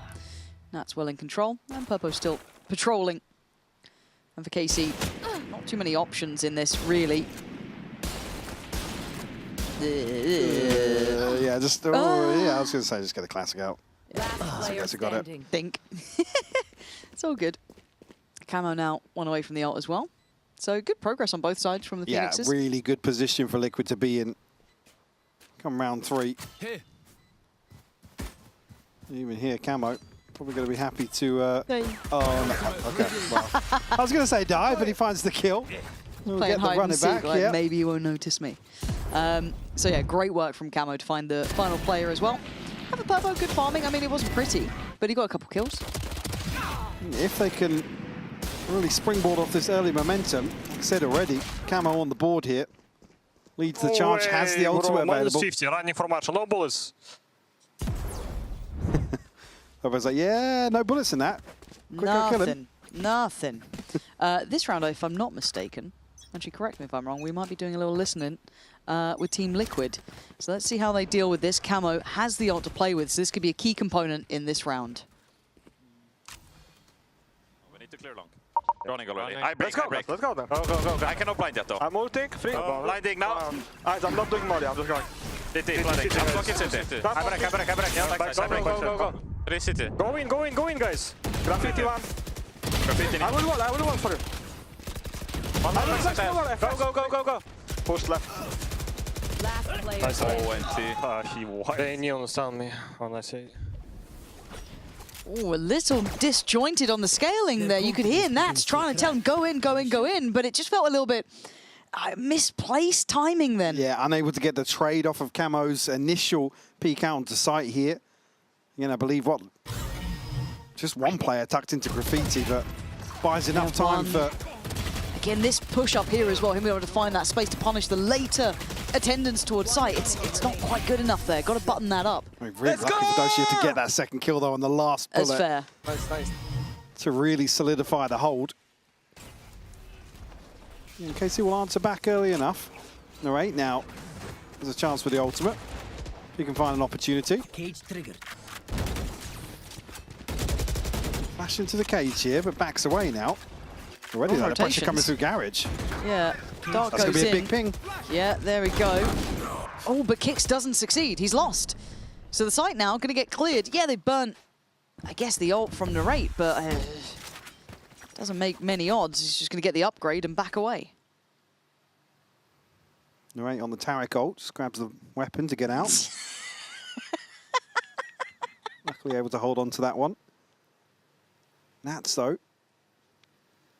It's really awkward for him to now go any further forward because nothing else has happened on the map. No, it's been a bit silent, hasn't it?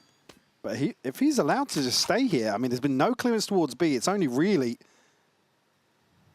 Dosia kind of shouldering towards backside. It's hard, though, for Arvez, I mean, right? Yeah, but this puts Arvez in a really, really awkward position because Nats can be ahead of this retake. Yeah, and he knows before it even gets started. Yeah, there's not going to be that death funnel this time going in towards A. See, certainly awareness of it. Going to hear this little bit of pre-fire. But the problems are going to be now trying to make it through to site. Didn't get the bounce right on that one.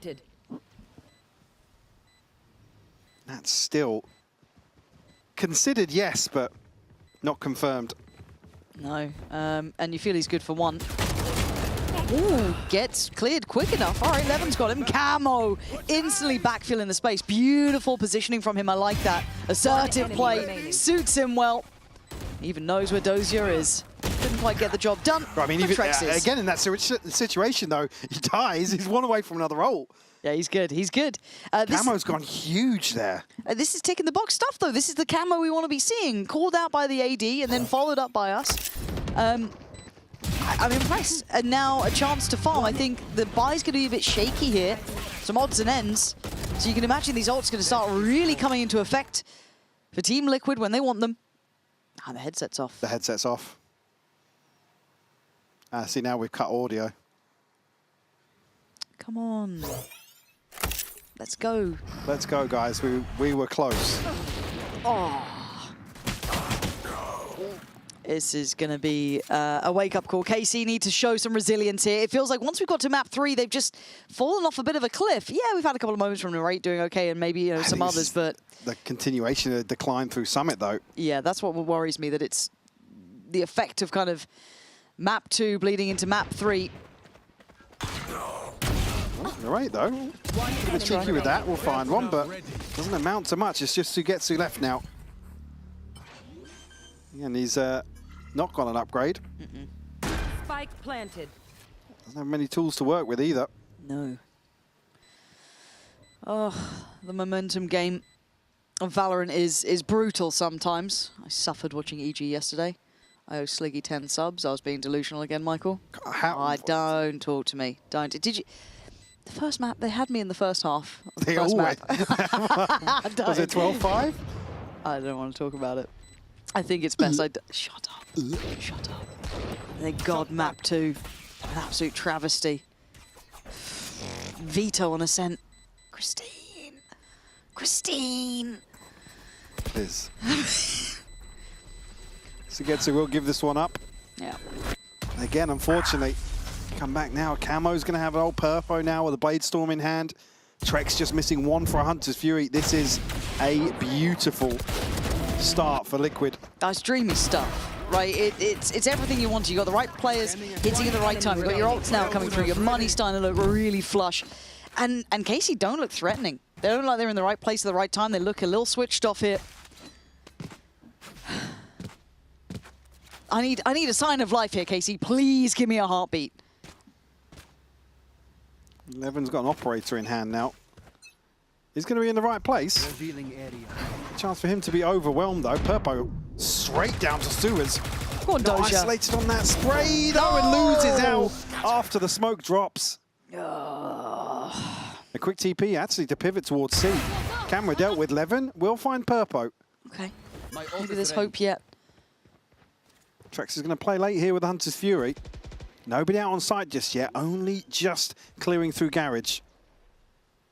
Spike planted. Okay, let's get on the same page here. Need to wait for the other two to make it through from CT. Right here. Alves only has the Owl drone, still 30 seconds away from that dart being back on board, so not going to have that key tool to work with. Doesn't really get much info either. Molly sent towards the back of Plat. They've just left Nats on site. Camo sent away, tees up Nats, takes a lot of damage, but a flying Narrate will at least keep things maybe looking likely for KC until now. You're going to hear that voice line, you know what's coming. But going to buy some precious seconds. Narrate is desperately trying to do it. And with enough time on the defuse, the heartbeat found in the hands of Narrate. Right down to the wire here. In the Hunter's Fury initially creates enough pressure, but the kills go in favor of KC. Able to pick their way through very comfortably, actually, by the end of it. It looks like it's very uncomfortable for KC on the way in. Yeah. Levin just charging down. Provides enough pressure here to at least force Liquid to reconsider their position. Nice! Let's go! Purpo operator in hand now. Levin still one on the other side as well. An attempt is made now, down into Sewers. They've been really trying to fight for that sewer control as well, and it didn't go well for Dozier, we noted, but still, it's high pro for them. Oh, the barrel. Levin on for it. Beheads Purpo, just a little off on his lineup. And Sugetsu has to respect this. Needs to back away. Camo kicking it up a gear, but Alves, pinpoint precision. And actually finding another tag on Nats too. Boot. That's beautiful from Alves. Cross-map support. Now just 3 left for Liquid. Nats, Kicks, and Trex. Chance to maybe find something towards B, but not just one. There's a few Dozier, here. Yeah, Dozier here alongside Narrate. Liquid just don't have options here. No, and there's discipline on display. On the other side, KC sitting deep, obviously excluding Narrate sitting on the corner a little bit closer on B. Needs to be careful not to get caught in the drop of that smoke. 30 I think seconds he's left. safe for now. I don't think Nat's caught a glimpse of him just jumping up on the box, but to get checked now. Can't quite string it together. And you're looking at Alves playing incredibly deep on A. He still has his dart. That can be late for the retake if needed. Maybe looking to burn the Owl drone just for info here. Not sure if he'll see Kicks. Not sure if he'll quite reach over. It does. Okay. Spike planted. Tag on 1. I was going to say, issue being that Trex is held on to the operator. So unless he gets, 1 or 2 before KC can really find sight lines onto Kicks. I guess Kicks has paranoia. And it is still a 2v5, by the way. Yeah. Oh, the paranoia just ate it. Yeah. Levin's destroyed him. Trex, a 1v5 in this position. Not going to happen. Sugetsu Swift on the dispatching of Trex. And suddenly, KC looking much better in control, Mike. A great answer back from them here. There's a real chance for Liquid, that early ult situation to completely blow them out of the water, but an in-zone flawless to find number 3. Certainly going to be a boom to the confidence that KC are desperately lacking coming out of Summit. Yeah, a couple reminders here. A couple of confidence builders. Purpo going to have knives. 6-7! Am I missing where 6 and Don't want to 7 know. reside? Even if I'm missing it, I don't want to know. You ever have that thing where you now just think, or you hear it all the time, you know what I mean? It becomes like really present in your mind. I didn't explain that well. No. No. I We've got actually someone don't walking know. mid. Levin's walking mid. Levin's walking mid. And he's got a kill. This confidence has come out of nowhere, and it's suiting KC perfectly. Alves needs to be careful not to get overwhelmed here. He was a key tool in the retake, looking clean in case it did come to blows. And the dart, he's going to springboard off. Purpo wants the site control, but they're disrespecting this, which was a mistake. An error made. Trying to get ahead of themselves. Purpo can filter back some of these weapons. I know exactly where you are. Neural Theft to go in here, give them the info. Sugetsu's still a little disconnected here, but on the flank, he is held by Kix right now. Kix needs to get back to the boys, make him work for his dinner. Narrate, trying to do some damage, but it's Dozier to find Kix over towards quad. And now they've got to start building towards site, though. Sugetsu is going to be considered on these back lines. Liquid putting the focus towards CT. Sugetsu cleared on the corner. Control maintained. Dozier and Narrate not getting the shots they want until now. But can they find Purpo and Trex? They're looking everywhere, but it's all in CT. They put themselves away from the spike here. Dozier trying to at least get half the operator. Not what he wanted. And Trex a safe pair of hands at the end of the day. Potentially, yes, able to get away with the operator. It felt close. Yeah. Felt a little close. Able to hold on to it here for Purpo. Again, even here where the site gets flipped, it gets really awkward for Liquid. Purpo does so well with the Blade Storm to open up here. As you said, just disrespecting the side of Liquid is their downfall initially. Had a bloody good go with things, though. It got very close. I just wish they'd been on the same page a little bit more. I get it, but still, you don't want to leave those windows of chances for Team Liquid. We need to get that mic back from the coach. Need a tech pause. Get that fixed. Yep. Get on it, folks. Now a little off kilter in terms of the ults. I mean, Camo's 2 away from another run it back, but not many playmakers on the cards here for Liquid. It's just the TP for Dozier on the other side as well. Trex to clear out here. Won't catch sight of anybody, though. This is just to get Purpo inserted on a deeper angle.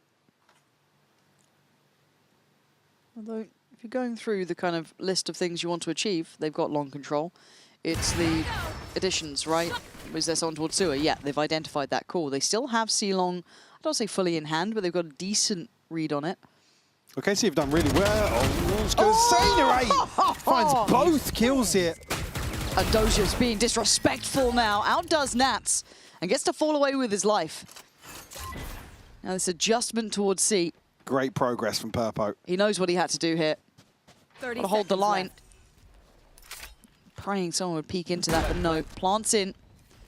Dart is there for Trex, but Purpo's got to deliver. He needs one at bare minimum. Here we go. Paranoia, player sent. It's going to be a quick trade. Alves does well. Now Trex needs to find 2, and the spacing solid. KC not taking any chances. Although I've got to say, Narrate, that double in middle was heaven sent. Yeah, the timing is perfect for him. I'm going to say, just as KC, there's a chance that they actually get caught in transition here. Because Nats is obviously the second layer to this play. It's just beautiful to find Kix and Camo. I think as well, Nats there, you have to make a move with the Neural Theft. First timeout called here, and it will be Liquid. Still holding on to this lead, but the funds certainly have dwindled. That early, what, 4-1 lead it was. Turning. Yes. So I'll be interested to see what the adaptation is, because at this point we've got Narrate now with ult. Levin's got the operator. There's stability being found with KC. And also probably a good chance for KC to get a little tune-up as well, right? Get a little check-in. Such clearly not fully happy with everything that's occurring, so good chance for him to have a conversation. But Liquid, as I said, if we put it into context, once we got away from just that pistol and the follow-up to it, it has started to look better and better for KC. I think as well, Liquid are going to be in a similar position again. Maybe not towards the end of this. I mean, what, Camo, one more for a run it back. Hunter's Fury now here, so there's certainly a chance to bank on their advantage. KC in that regard going to be trailing a little bit once Narrate invests. Seeing here actually a couple of stingers. Yeah, they will hold on to those. Purple a rifle as well, so maybe banking. Yeah, maybe banking on the fact that Camo can find a kill or an orb here. Where's he going for it though? Because they're not fighting on the extremities, right? He's not going for the C-long one. He's not going for A.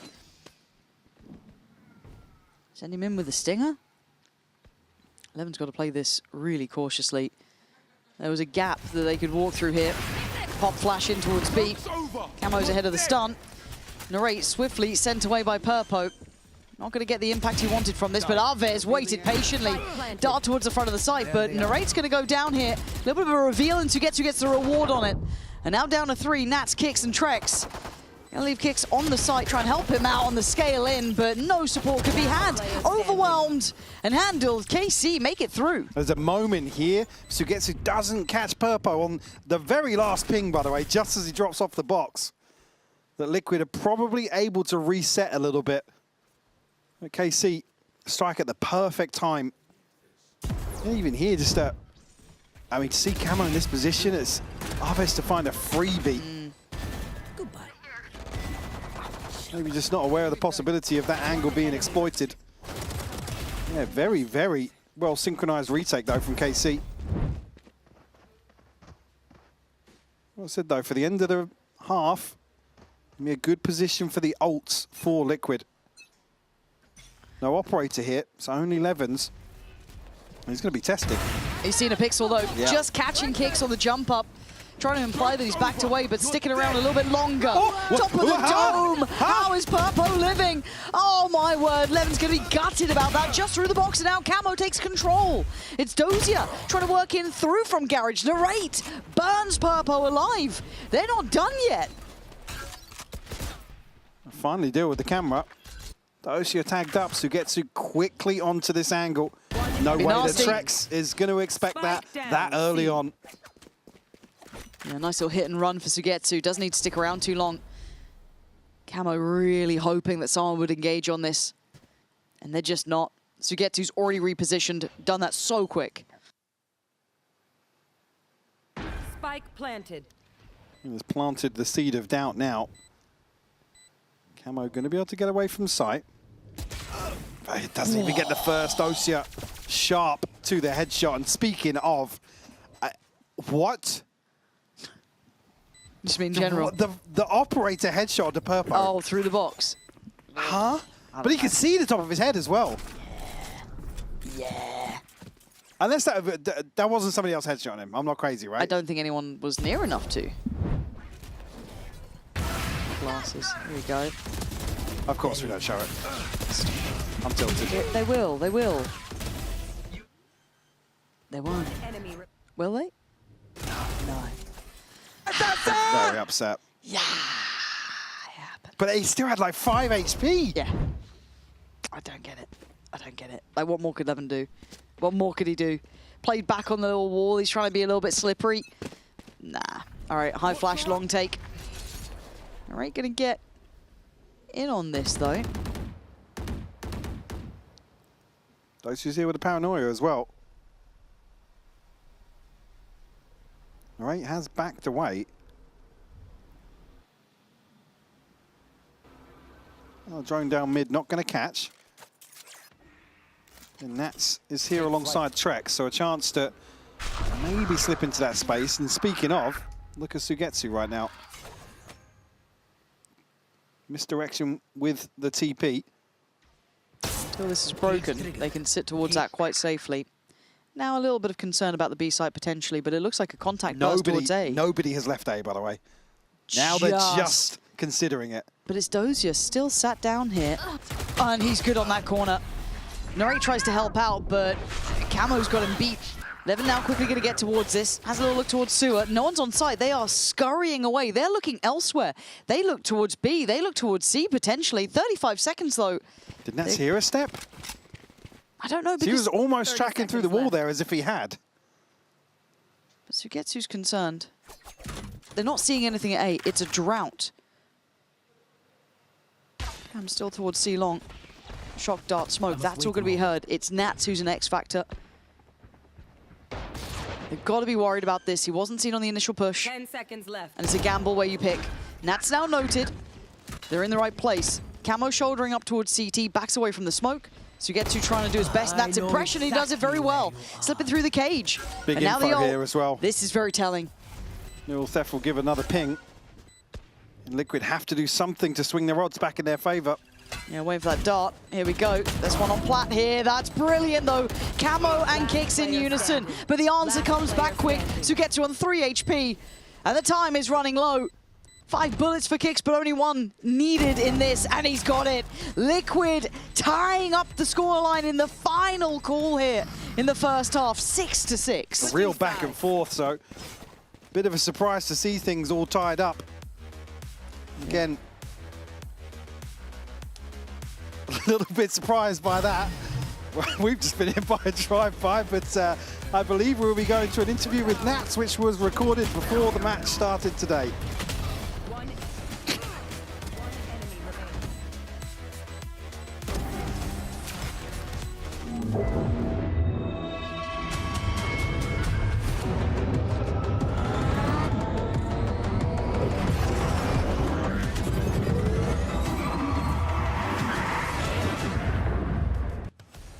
Nats, a little bit less skin in the game for you than perhaps the team on the other side, but how important is it to get that 1 seed to skip around to the playoffs? It would be very helpful for us to just start from the upper final, from the upper semi-final, yeah. So let's see, I'm actually curious to see to play against KC because for them it's a lot on the line. It's actually a qualification game for us, just to practice something. And if you've been watching this season, you've been prepping for this game, right? KC's been messing around with how they've been doing the leadership, how they've been calling, getting a little looser. What do you think about it? I kind of like the way they play the game. I think we have similarities in the play style, so I think it's going to be a cool game. I think both teams are just going to run around the map and have a deathmatch, so I think it's going to be cool. Is there going to be a lot of pressure on your shoulders to maybe do the reading in the mid-round and adjust to some of the things they're throwing at you? I'm actually excited for this game because I think the rest of the games it was quite more easier to read because teams are doing the same things, but with KC they do something more unique, and that's a learning experience for me. So a bit of a chess match on the server, perhaps? We can say that, yeah. Are you going to get in Aviz's head? I hope so. We'll have to find out. Good luck today. Thank you so much. Perfect. That was fantastic. Thank you. All right, 6-6. I think the chess match so far is certainly on. Nats would be one of the few people I wouldn't want to play a chess I don't match, want to go man. near him in chess at all. No. And I'm rubbish at chess as well, so like it's not going to go well for me. But Aves, look, he's keeping up in this. There's certainly been some real highlights in this one. He's kicked off here. Actually, a big chunk of damage done by that shock dart. Unconfirmed as of yet, but Purpo going to have his hands full. Deals 11 so quickly, though. Look at this. The follow-up from Trex is beautiful. Right there, shoulder to shoulder, not letting it just be one player. Great synergy from the word go. And Liquid could have done with a couple of pistols, felt lacking prior to this point. But now, very much there. Where you meant to go now, Doja. To your death. So you get to 1v5. Trex going to be the easiest target, but certainly not the most accessible. Kicks now just toying with expectations. Spike not currently held by Liquid, but it's certainly not safe to retrieve. No. I love seeing Trex in those sort of situations as well. He's so happy, even in buy rounds. Somebody will take contact somewhere. He just wants to get involved time and time again. Oh, Camo's checked him. Yeah. I thought he might have had a little window of chance, but an in-zone flawless started off. And you're right, Trex, especially with that frenzy as well, he's so good at just kind of cleaning up those chipped up players. So well done. And again, the timing and the spacing with Purpo taking that first little bit of contact. You thought, oh, he could be screwed here. Nah, sprays down, perfect. 7-6, Liquid in the lead. Fairly frugal in terms of the purchase here. Trex happy to stick with a Ghost. No upgrade on the side of KC. Cover going Have to run this one with classics.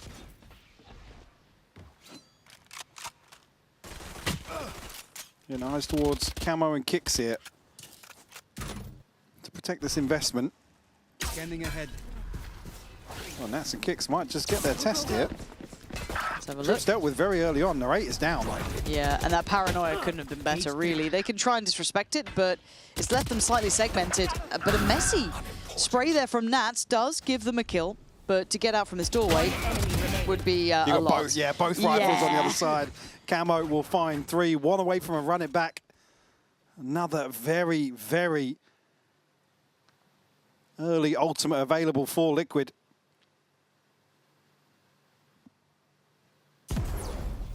And unfortunately, a lack of progress on the other side for KC. That's pretty nice, but yeah, it's at this point you got the rifles just waiting for the chance. So the bonus becomes a bit of a big boy to get over, right? I mean, yeah, it definitely is. Look at the rifles that are available here for Liquid. Yeah, that's a tough spot to be in. Trek's going to be flashed off the corner, allowing a quick scale up towards A long. But it's not like Liquid aren't getting active elsewhere on the map. That is going to put a lot of pressure on Sugetsu if they do start making their way further. Trex is going to puff his chest here. Looked like he was very happy to continue, but tucked in now. But look at the mid control from Liquid. Here we go, Purpo. Oh, he can't turn the flash. And, ooh, nice little follow-up for him, but it's Alves to take down Kicks, which opens up a lot of space through Garage if they want to explore that way. C-site's completely open. They could have passed in there. And the patience of some Saints being shown towards Sewer. You're going to catch Camo on the cross. They're still here. Yeah, this is never-ending. Trex wins it. Nah, Doja. You don't believe the shot he hits on this. Yeah? Yeah. There he is. Shadows traveling. 30 Trex, seconds don't you left. dare move now. Cover going out. Well, KC have got themselves on to beat. Trek's got to go soon. When's the timing? Oh. Nats has found a kill as well. Just spotted out. The paranoia, the paranoia. Close enough here for the near side to have no impact at all. Trex wins those. I backed the wrong horse, to say the least. Bloody hell. Sugetsu adjusting the trip because of that, but we can see where Liquid are going to come back from. All the way through connector, Alves trying to be a little bit of a late round influence, which he could be now. He's played in nicely off of this. Totally unexpected position. As long as the other two can keep the attention turned. Maybe a little checkmate moment for Alves himself. 4 kills, and KC stay in the fight. Beautiful stuff from Alves. Just half a second too late. Or too early, sorry, for Liquid to draw their eyes back towards the site. Early Hunter's Fury. Okay, it's really unfortunate for Kicks. Just caught with a spam and the shock dart connects as well. How dare you. Right decision though from Trex. Very patient round between him and Dosia. Let's go! And that was very, very well invested though from Liquid, and they lose out on the bonus. I believe we'll be going over to a Team Liquid listening right about now. Camera taken out. Smoke I have. They can picking that one down. They have no up though. Oh, they have no up. Are you ready? Are we gonna drone or are we gonna contact? Yeah, no, we contact. Just go pick together. I will shock. I'll pick first. Pick from goal. 3, 2. Just go a little bit faster, guys. They probably took him for. Check right. Flat, yeah. They have that one. Peeking in the wall. Get it. Let's go beat it. Next city. Cypher city. Off city? Yeah, someone was there too. He darted. Maybe from A. Go by A. Someone Could be A-Link. Wait, I have Tava covering Phoenix ult. Last Nice player try. standing. But she was for I them. need to kill you. Bit. Just walk to you alone. Yeah, they seemed a little confused as to where they died from, where the darts came from. They felt a little bit flustered in that, even in the comms once the site hit came in. Very, very comfortable from Liquid to find number 9. A chance here to stabilize now with KC lacking a buy, but again, could argue there's a chance for Narrate to get involved here with an ultimate, but and Purpo does really well to get ahead of this, and again peek back in onto Dosia. Eleven unfortunately unable to maybe prioritize the right side of that wall. And it feels like a really needed round here. KC, look, they've had a couple of nice goes, right? That round 15 was pretty pleasant, but that was off the back of Arvez hitting, was it 3, 4 potentially? That was solid work from him. But to repeat that, you're not going to. You've got to get those fundamentals right and get on the same page. It feels like some of those, I want to say, spacing problems, or the scaling into sight, the trades coming out, the information game even not quite being there. They're struggling a little bit. And Camo, as I said, finding his footing in this map has just truly helped out. Wow, like I said, I wanted to see him come alive here on Haven, and certainly delivering for Liquid. Top of the board here, sitting at 18 kills. Purpo alongside him. Things obviously coming together for Liquid at the culmination of this series. Once again, we're asking KC to find a response here. It'll be difficult in round 17 for sure. Narrate will try and make use of the running back.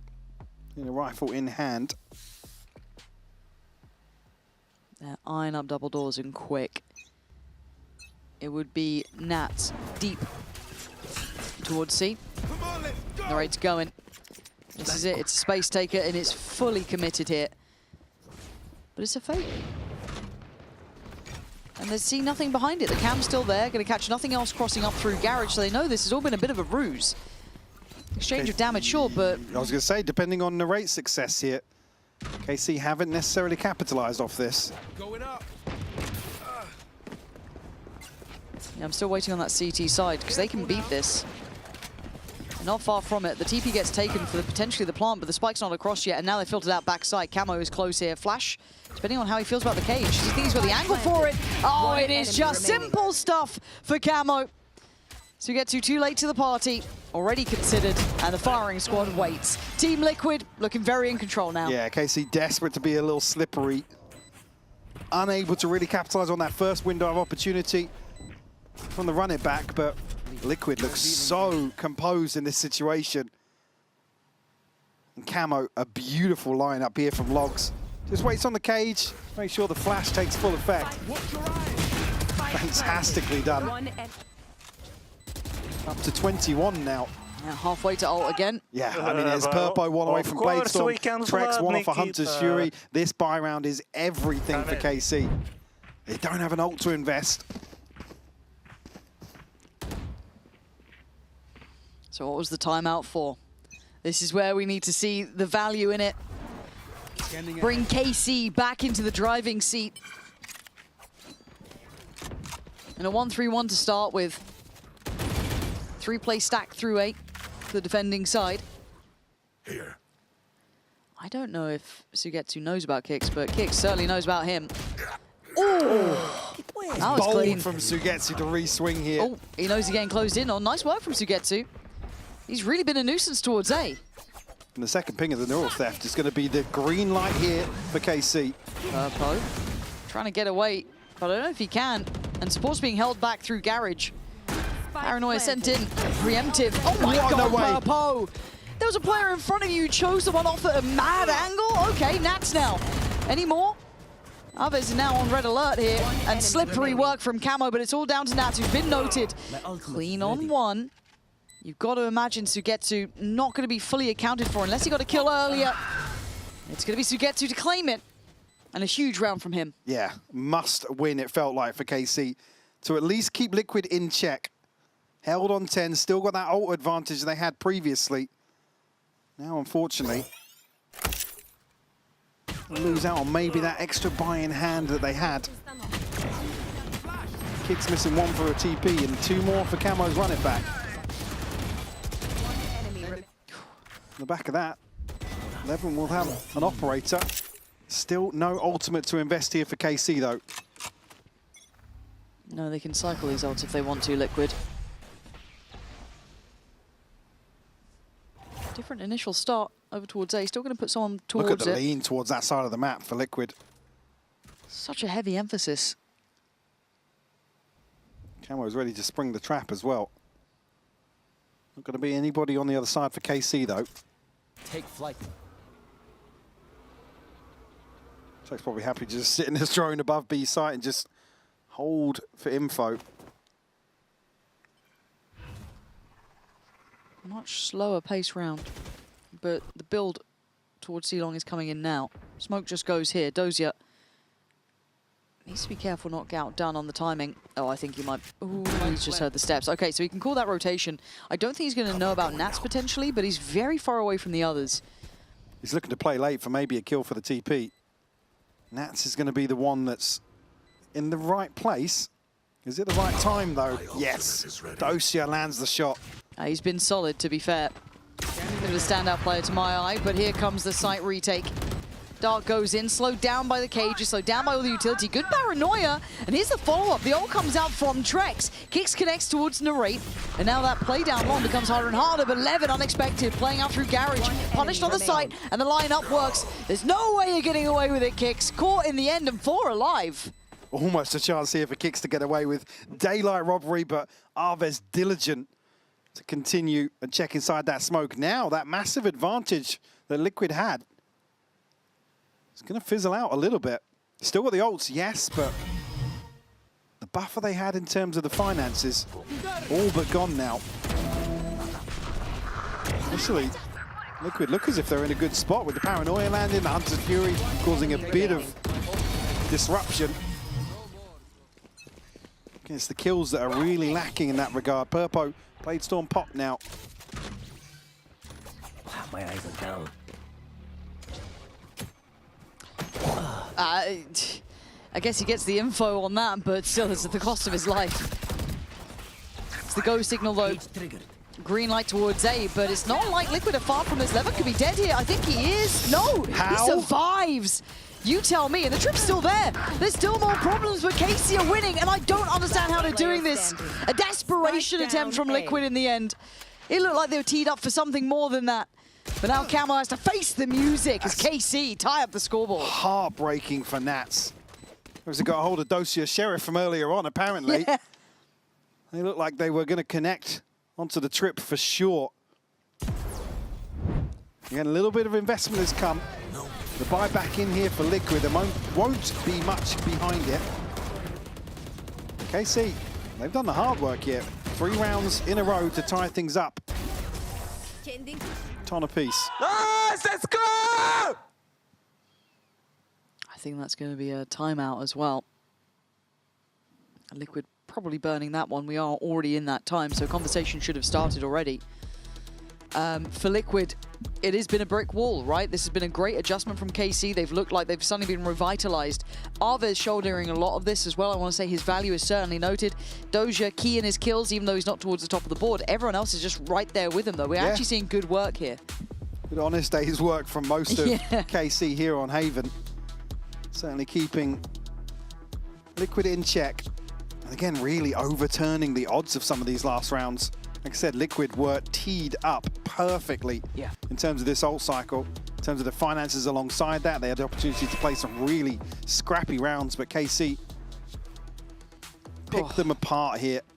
Now, Arvez, Narrate, Levin, all with ults to play with. Because it didn't even look like, I mean, if Liquid won that crucial round, we wouldn't even seen this ult cycle from KC. No. The question is, does Fury Envy end before this one does? Probably. Yeah, starting in about a minute, so... Cage trigger. It's been a long day at the office, but good quality game now coming out from KC at least. Liquid now posed with a position to come up with a solution. Let's see what that timeout has netted here. Sugetsu's been good at this. He's been a real thorn in the side. Oh, Purpo just missed. That picks her out of place.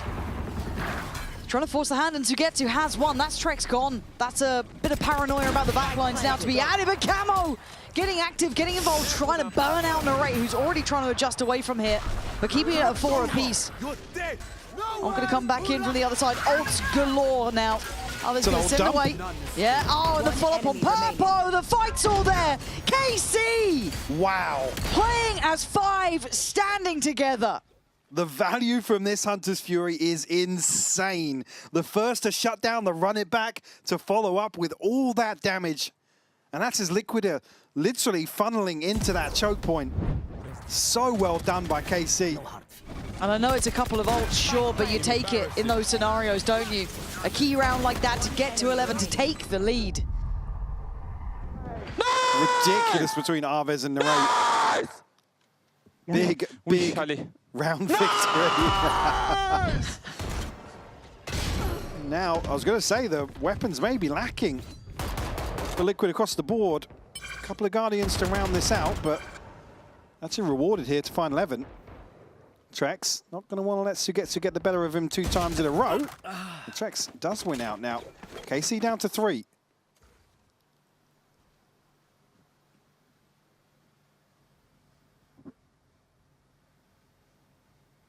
Walking middle. The right time to catch.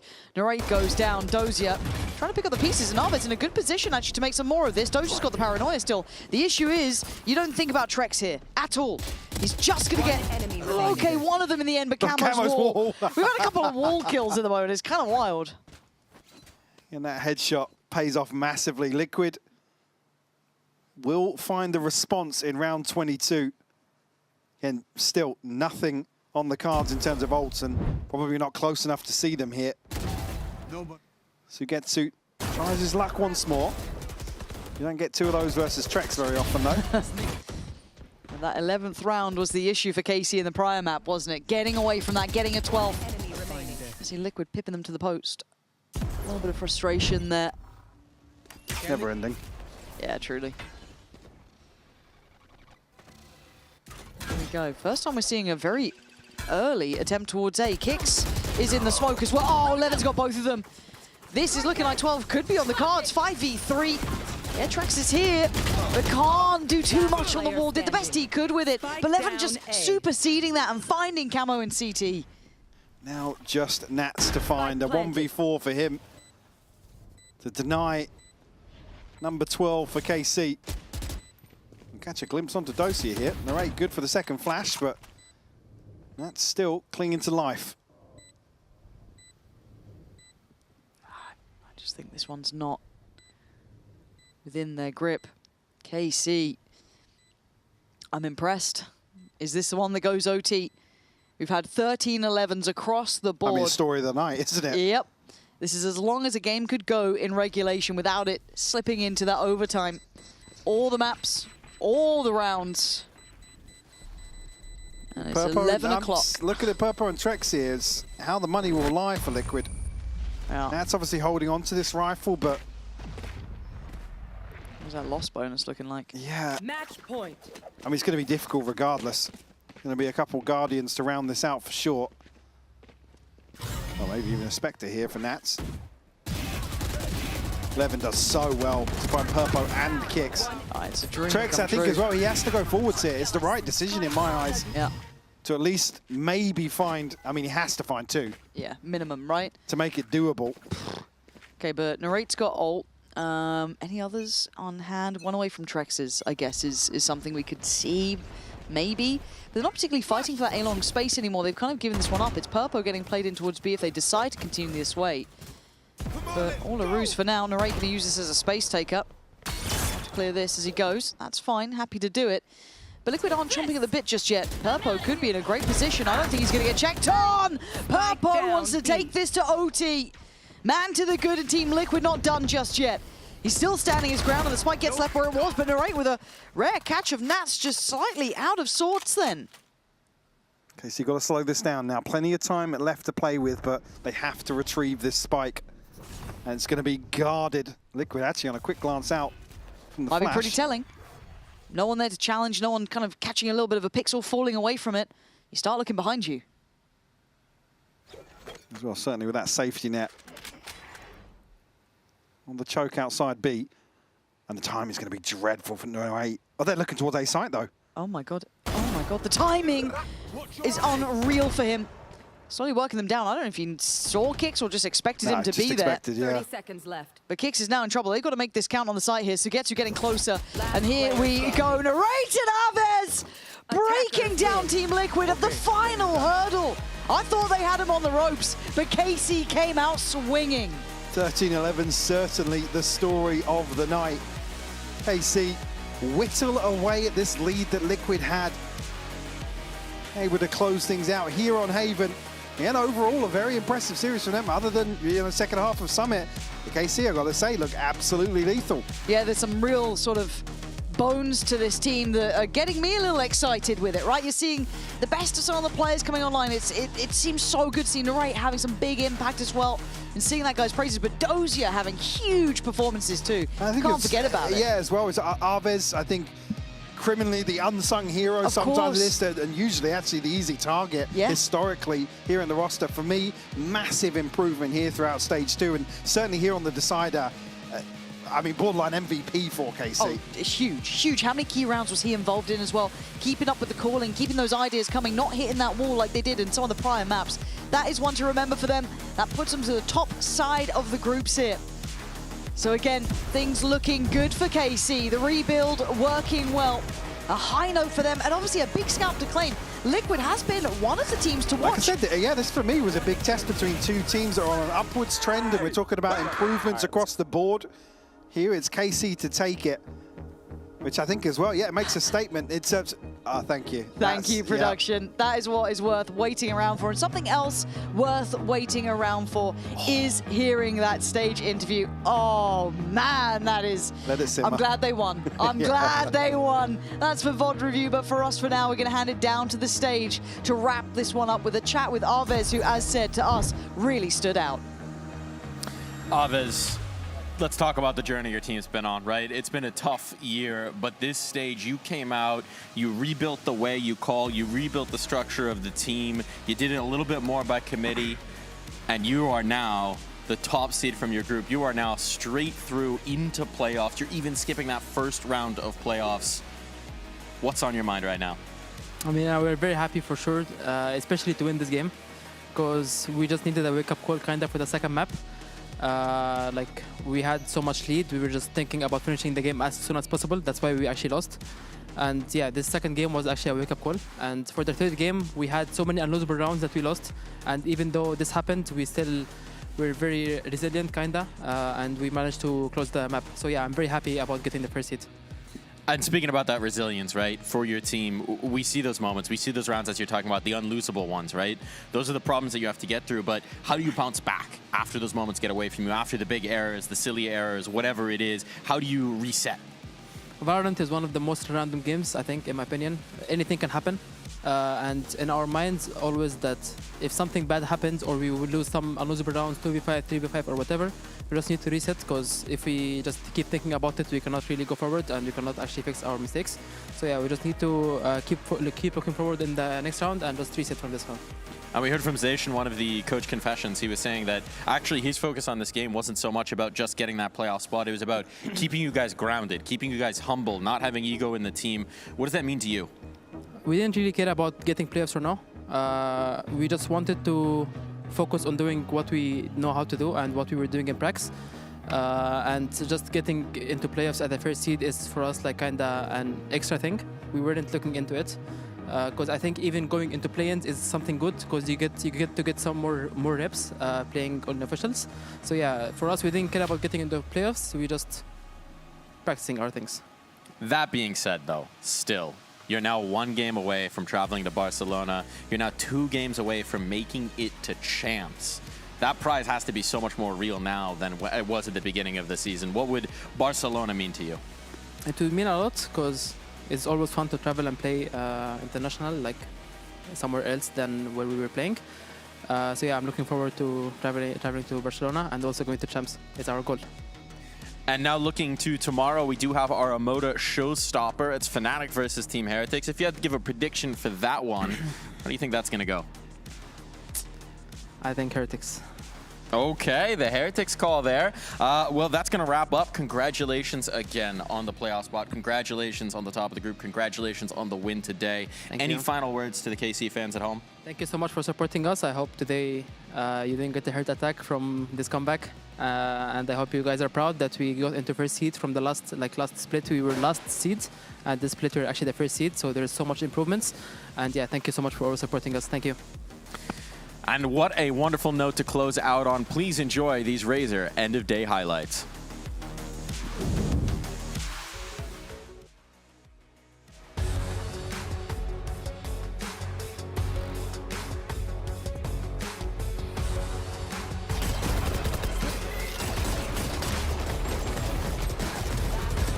So bear in mind there's 3 rifles, 1 more kill for Cristalli, and he's made this round costly. And he's made it exceptionally costly. Spoke about this man being clutch. Nice! Let's go! Only Flash to work with, but hold on. Chronicle's quicker on the shot. Nice!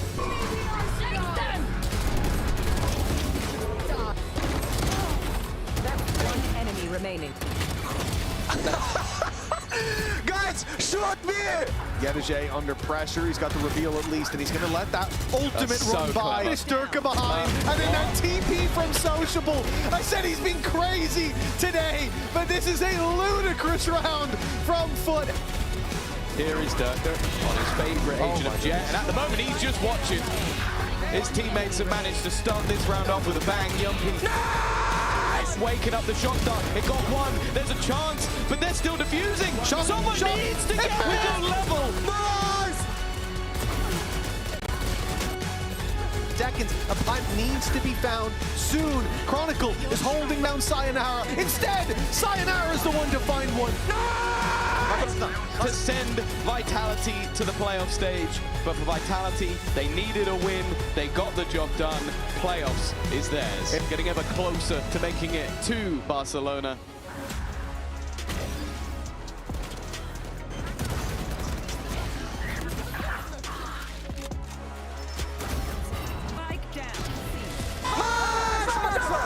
Let's go! Purpo's timing is just sublime. He's got help here.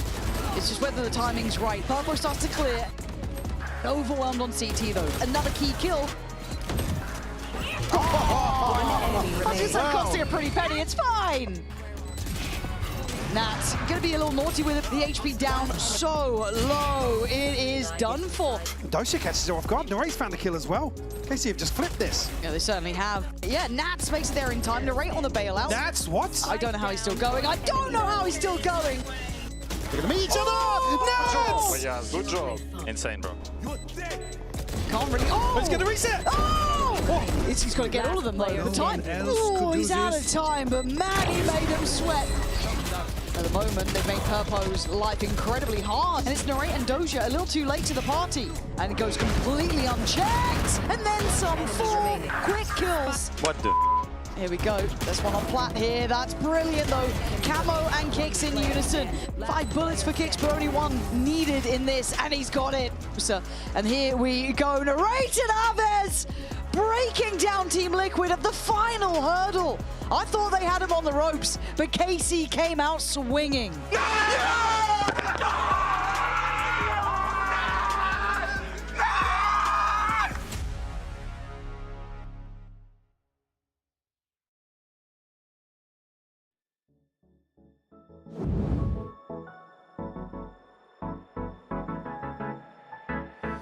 Let's do something crazy. Get a bit wild today. Cause we don't do this every day and we deserve it. Life is so amazing. Nothing is in our way. Baby, let's fly away. Do you feel it? Is your heart rushing the way my heart's rushing when you take it all in?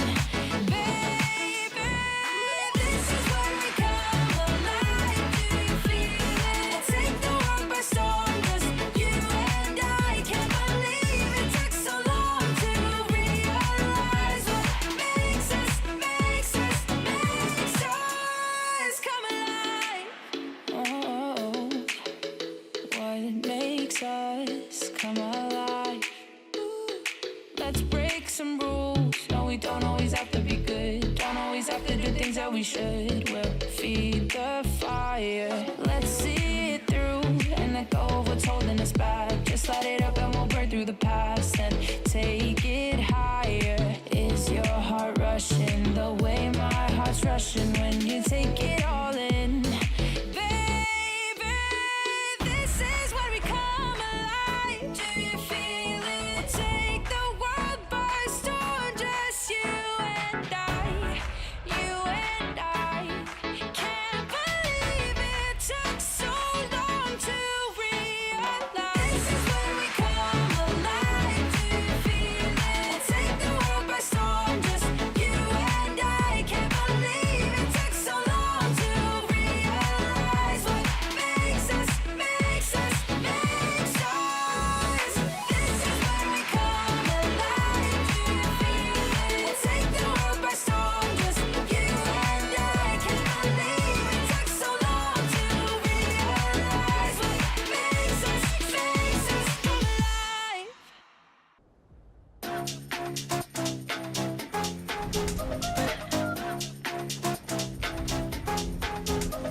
나의 속도가 돈이라면 fans on me 더 세게 괴롭혀봐 나를 rain on me 다가서면 bang bang 전부 걸어 game game처럼 너의 고개를 떨굴 때는 dance on it 모두 몸에 걸어 눈이 빛나는 걸로 전부 걸치고 난 이 노래는 것들일 거야